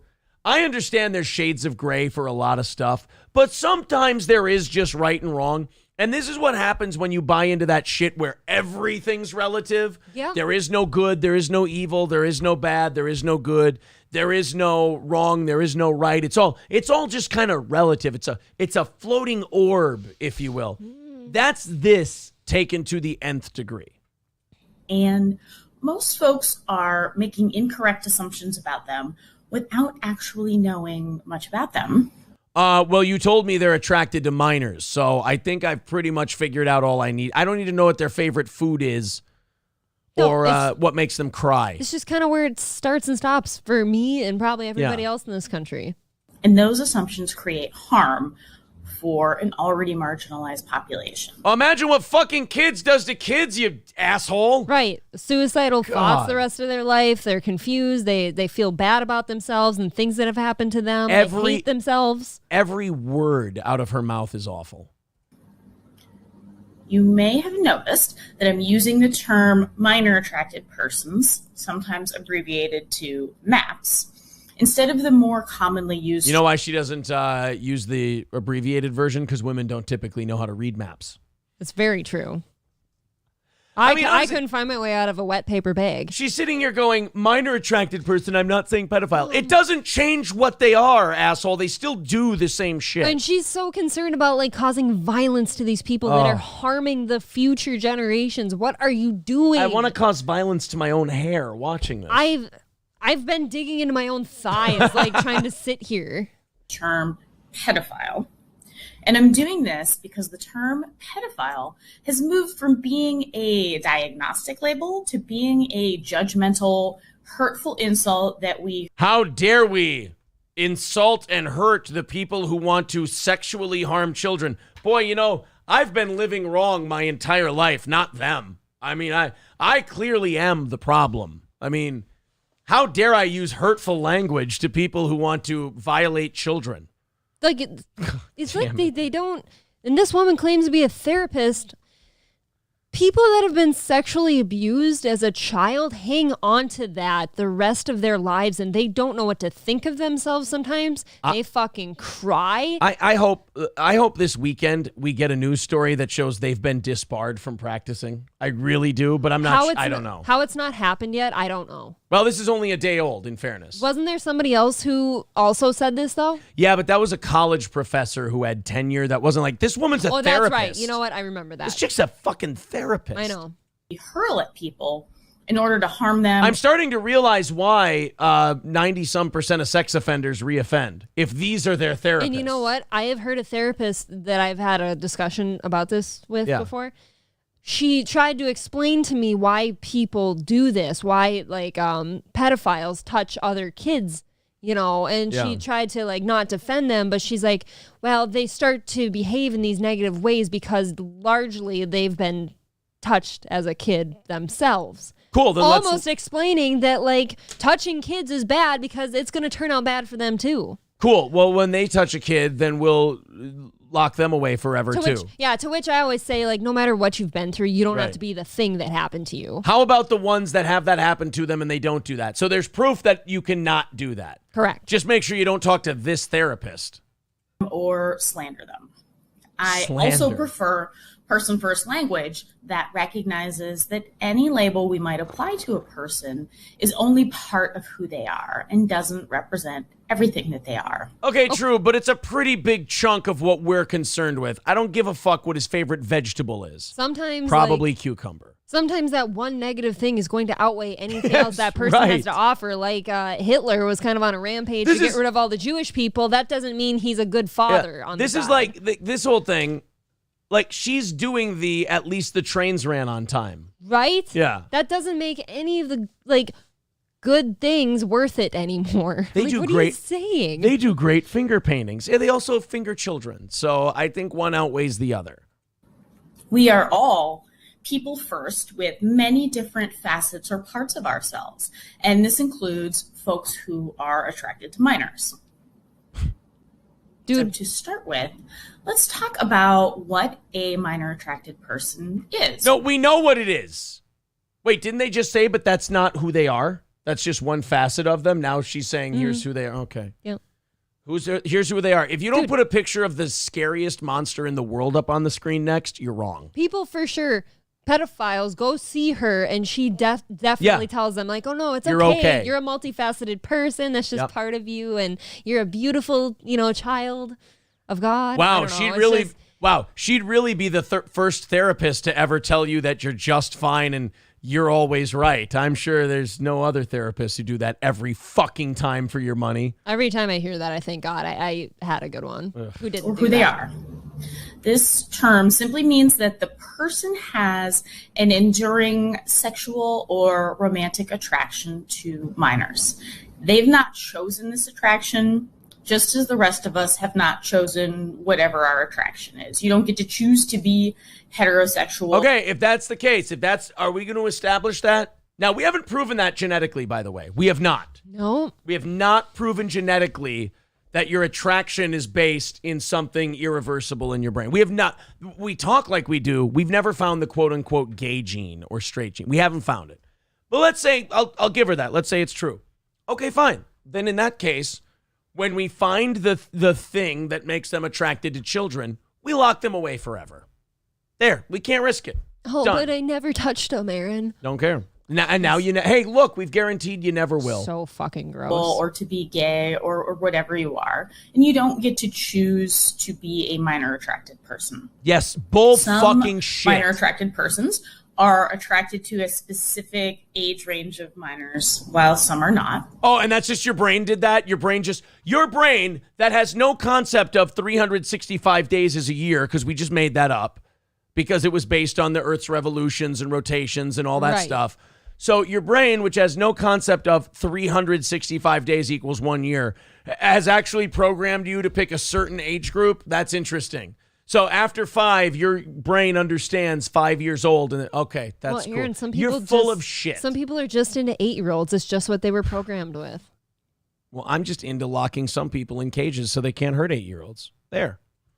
And some minor attracted persons are exclusively attracted to minors and are not attracted to adults at all. So it sounds like we're making this shit up as we go along, but you're saying it's hardwired into the brain, of course. If I were to run across somebody that I met and I became friends with them and they told me they were into a minor, I'm calling the police. Right. Like immediately. Some minor attracted persons are also attracted to adults. But that part doesn't matter. Yeah, don't care. I mean, God, she's at there. Like, okay, the college professor we talked about with this, like, whatever, he's a college professor, right? They're all fucked anyways. College professors are. Fuck it. This is a woman who actually, like, instructs people on sexuality. Like, she's a trusted expert who gives people advice. Yeah. That's what I'm saying. There's pedophiles that will come into her office and she will tell them, you know what, it's okay. You're not the only one and this is all right. And there's people, I bet, who come in there who have been touched by somebody who are really troubled over it. And she'll try to explain it away why that person did the thing. Tama Robbins says, I am attracted to the idea to send her to jail. Oh, well, that's valid. That's very valid. Yeah, maybe she should go sit with them in jail. Thank you, Joe Smash. Very nice of you, sir. $5 from him, $4.99 from Robert Rasmussen. Joe Smash says, this guy isn't ha-ha funny. That's a woman, but yes. Not funny, ha-ha, funny, queer. And Robert Rasmussen says, but Aaron, love is love. This was the slippery slope we were warning people about. Yeah, I think about that sometimes when I'm driving, like all the Christian conservatives I made fun of when I was younger. when they were like, gay marriage will lead to this, that. We're like, you guys are fucking stupid. And now you look at everything going on and you're like, okay, those Christian conservatives may have been full of shit most of the time, but I think they kind of nailed it on this one. Had a point. They did kind of have a point. $25 away from our ultimate goal today as we're in the middle of overtime here. $25 away if you feel like chipping in. There's the PayPal link in the chat. We are giving you overtime on credit today. If you feel like knocking out that goal for us, again, 25 away. Only, we got Megan, Bjorn, and David, as well as Rocky. Bjorn with $75 today. But other than that, only 2 people over $25 donations today. So thank you guys. We small balled the shit out of it. Appreciate that. I'm dealing with something right now. How do you... So we just watched that, and I don't like being riled up about anything, but obviously, like, that's concerning. That's concerning for people who don't have kids, okay? And we've got 3 of them in the house here. Yeah. How do you deal with just, like, knowing people like that exist somewhere, and they're, like, totally explaining it away as it's just fine to exist? I just imagine all the bad things happening to them. But they don't. They never do. They absolutely don't. Therapist... Let's see if she's been disbarred yet. Therapist, Pennsylvania, pedophile. These people just get to go through life saying this bullshit and living it, and it's just fine. Oh, God. Oh, no. Oh, we're finding out more. She works with jailed sex offenders. So I was right. The reason why part of the reason why we have so many of these people reoffending is because therapists like her tell them that they're just fine. Can I be honest? I was joking when I said that. Yeah, I wasn't joking when she tells them that it's just fine. I was kidding when I said, oh, she's probably lecturing these people and telling them it's fine. No, she is. So that's how you get through shit like that, though, is you just picture bad things happening to them? I just move on to the other thing. To me, I know that person exists now. I accept the things I cannot change. I just go, well, hopefully something bad happens to them. Stephanie says, be as involved in your children's lives as you can. Keep communication open. Pedos and groomers choose their victims carefully. And pull your kids out of public schools. I can't disagree with you there. I can't disagree with you on that one. Public schools are really some of the only places where where a child will encounter any kind of like violence visited on them in their life. Yeah. For a lot of people, public school is the only place where they'll have violence visited upon them. That's a crazy thing. No, I think makes sense. I heard Michael Malice say that once, and I was like, you know what? That's pretty legit. There's been a couple things that came up over the last 2 like COVID years where even my parents are like, have you and Aaron ever talked about taking the kids out of public schools? I'm like, maybe if we had full say in that, there'd be a discussion, but we just don't. Think about it. $10 away from our goal. Lemmy just threw in 15 more. Thank you very much, Lemmy. Thanks. And we are now just $10 away from that goal, which is basically hitting the goal. I mean, it's a fucking technicality at this point. But thank you guys very much. $10 away. And we appreciate everybody who contributes to the show. Halfway through overtime, I've got 3 stories left in this hour's worth of stories. This one's funny enough. Let's take a break from the real crazy shit for a minute. All right. On August 6th, police responded to a report of a large family fight at the Rolling Hills Memorial Park Cemetery in Richmond, California. The family drama nearly produced a second corpse.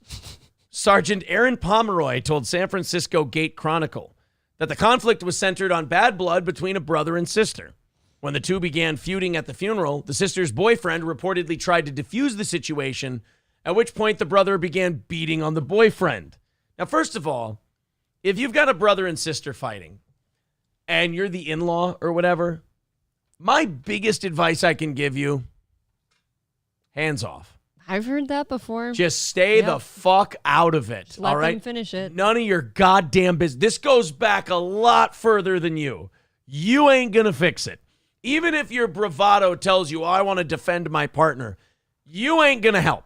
I've seen that before. I've seen a big family fight before where kind of like all the significant others just took a seat And because there's nothing you can do. They're like, you yep. just got to let them fight it out. This is between them, 100%. Yeah. So, and I got a couple thank yous, guys. Don't contribute any more money. We've hit the goal. Don't give us any more money, please. We appreciate your support. Like the video, share the show if you want to do that. But we have hit our goal, and that's the only reason we take donations is for that goal. Once it's been hit, no thank you. You guys have done more than enough. Thanks, guys. In the resulting fracas, which reportedly involved up to 20 family members, one individual allegedly struck the suspect, the deceased woman's son, with a cane. There was a caning at this funeral. A violent caning. By the way, I'm making an assumption about this funeral. Are you making the same assumption? Uh-oh. No, I wasn't. I didn't have an assumption yet. I'm just saying a fight broke out between two people and then 20 people started fighting. Oh, and then a guy got hit in the head with a fucking cane for some reason. Naturally white people, right?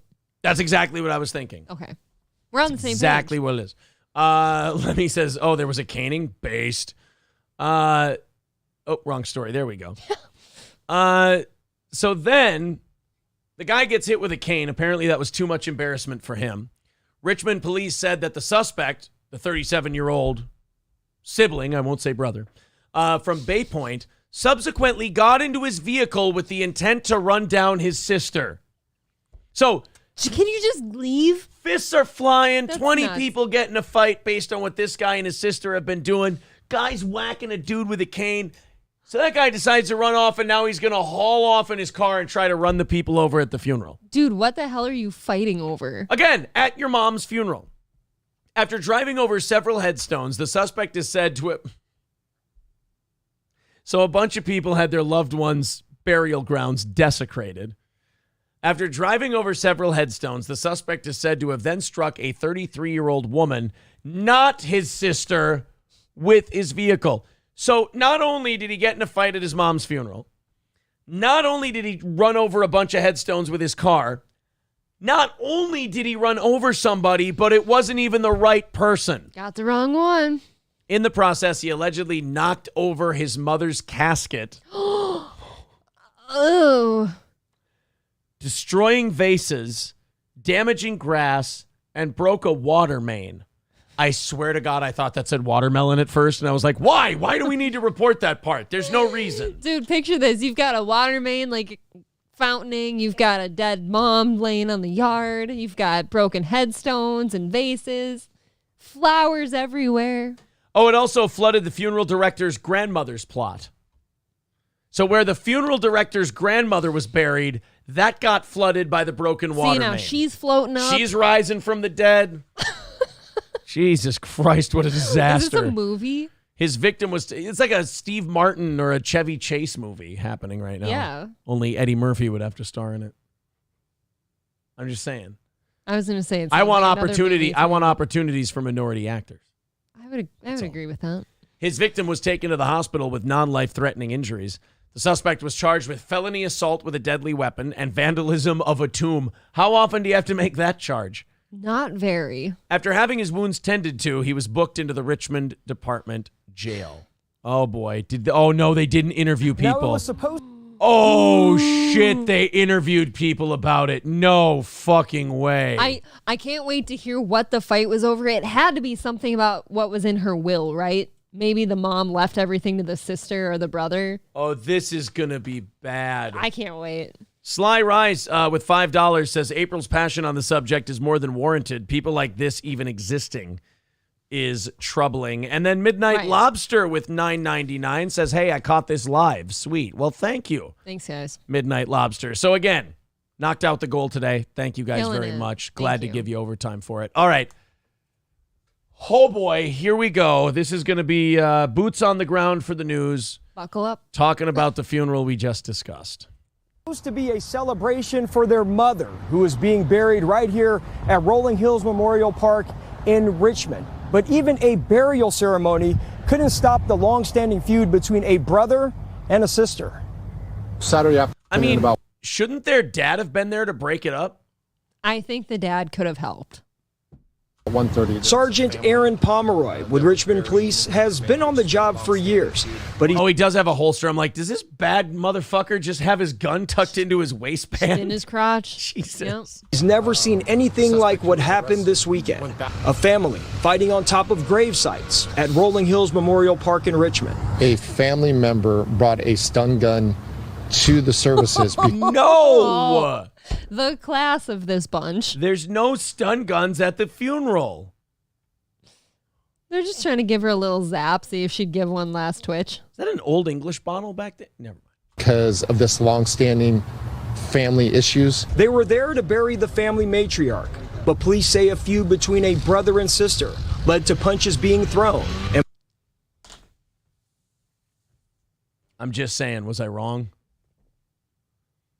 I don't like that we get to call it every time. The grass was green. It's just, look, the way it was described, I had an inkling. That's all.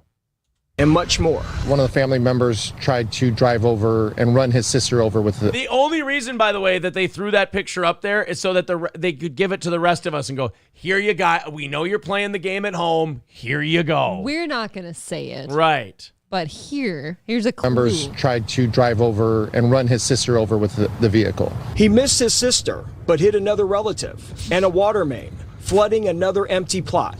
No one was seriously injured, but police say it left behind $20,000 in damages. Look at that mess. People never leave grave sites looking like this. No, never. People respect grave sites. They clean them. Yeah, they all had to skedaddle pretty good. Oh, here, Mac Lou. Lewis Montgomery II. Well, sorry to disturb your slumber, sir. He drove over some headstones, damaged some headstones. He severed a water main, I think probably from a sprinkler or something like that caused flooding in the area before they could actually get up there and shut the water off.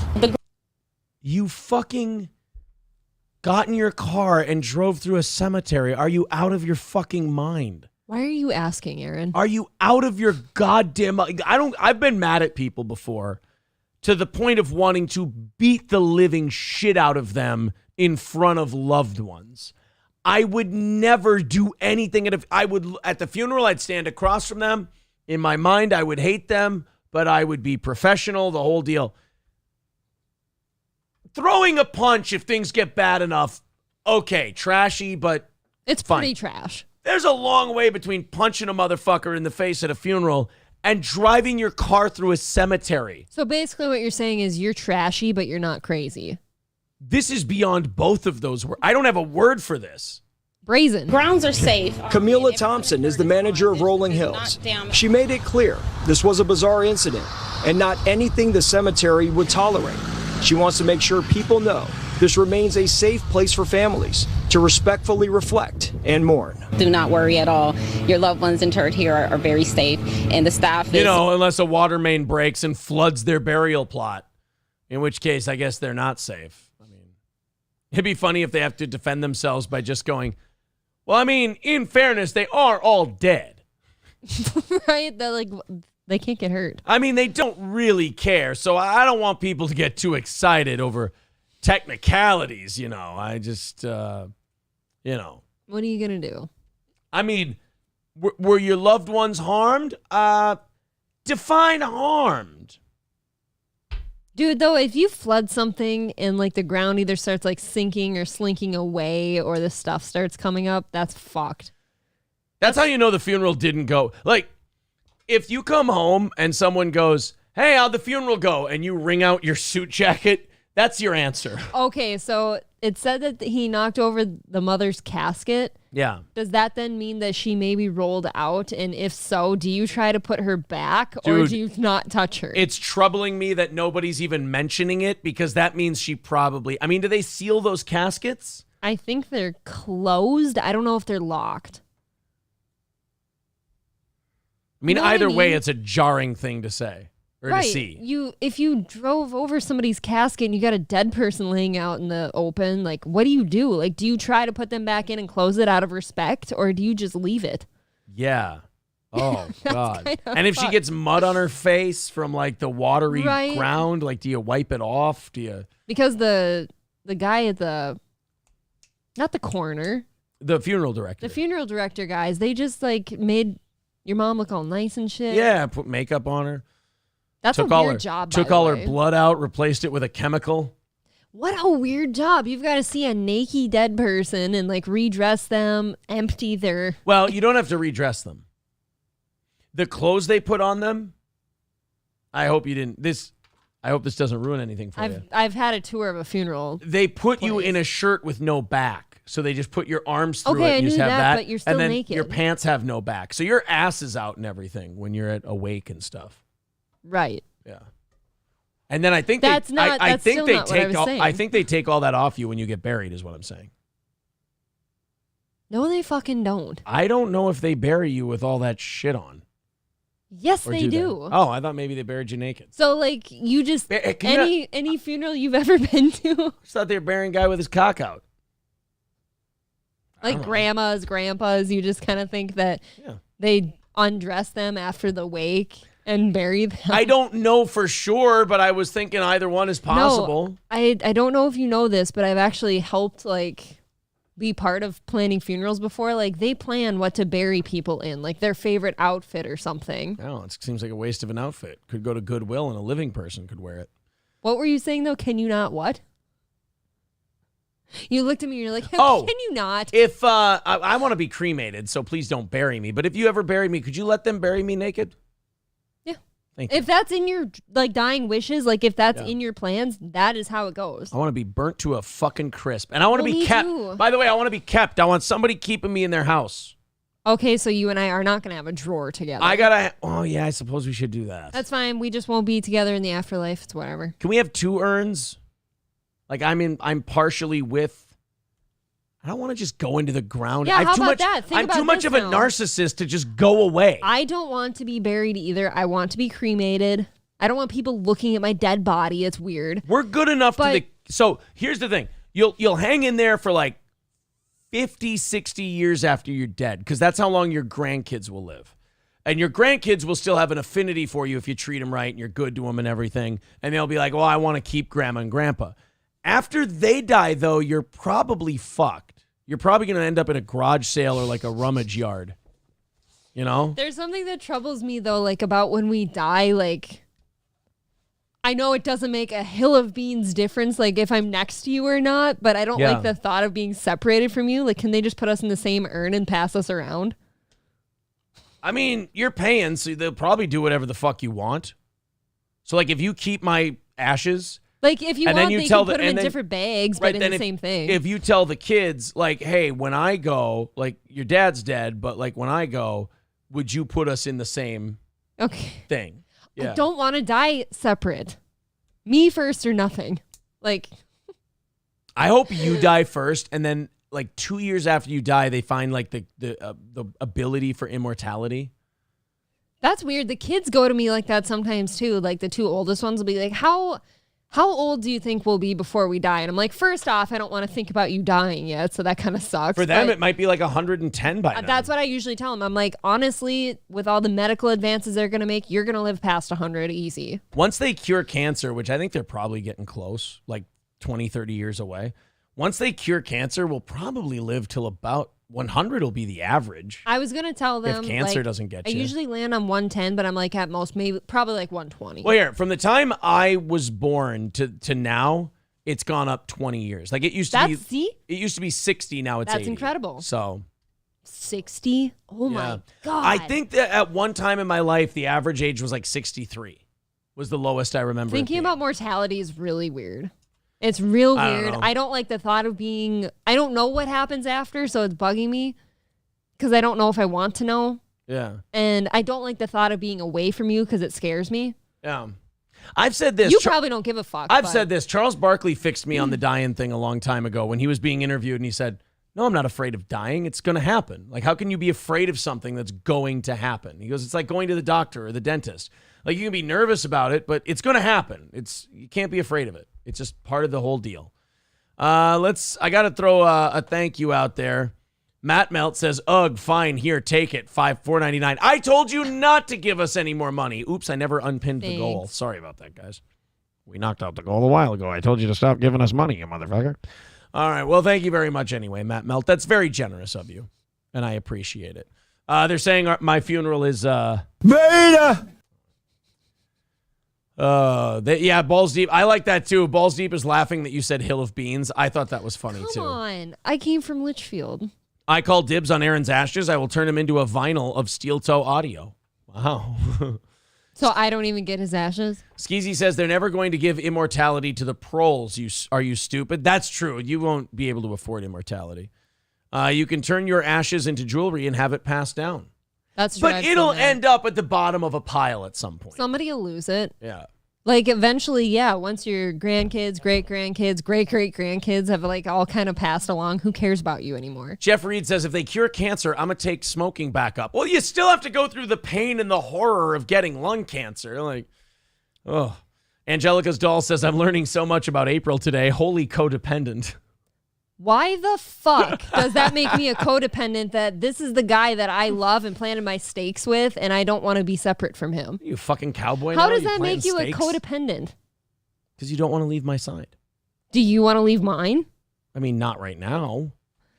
That shouldn't make you a codependent because you don't want to be without somebody.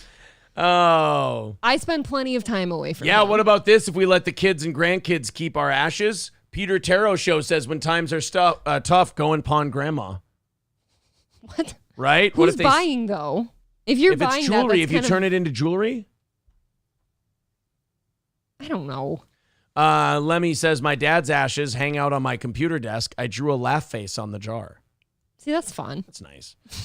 All right, guys, that's it for us this week. Thank you all so much. Another great week of Steel Toe. Awesome amount of support. Thank you guys so much. Fauci's Pangolin with $5. I'm going to leave before you guys keep giving us any more fucking money we don't deserve.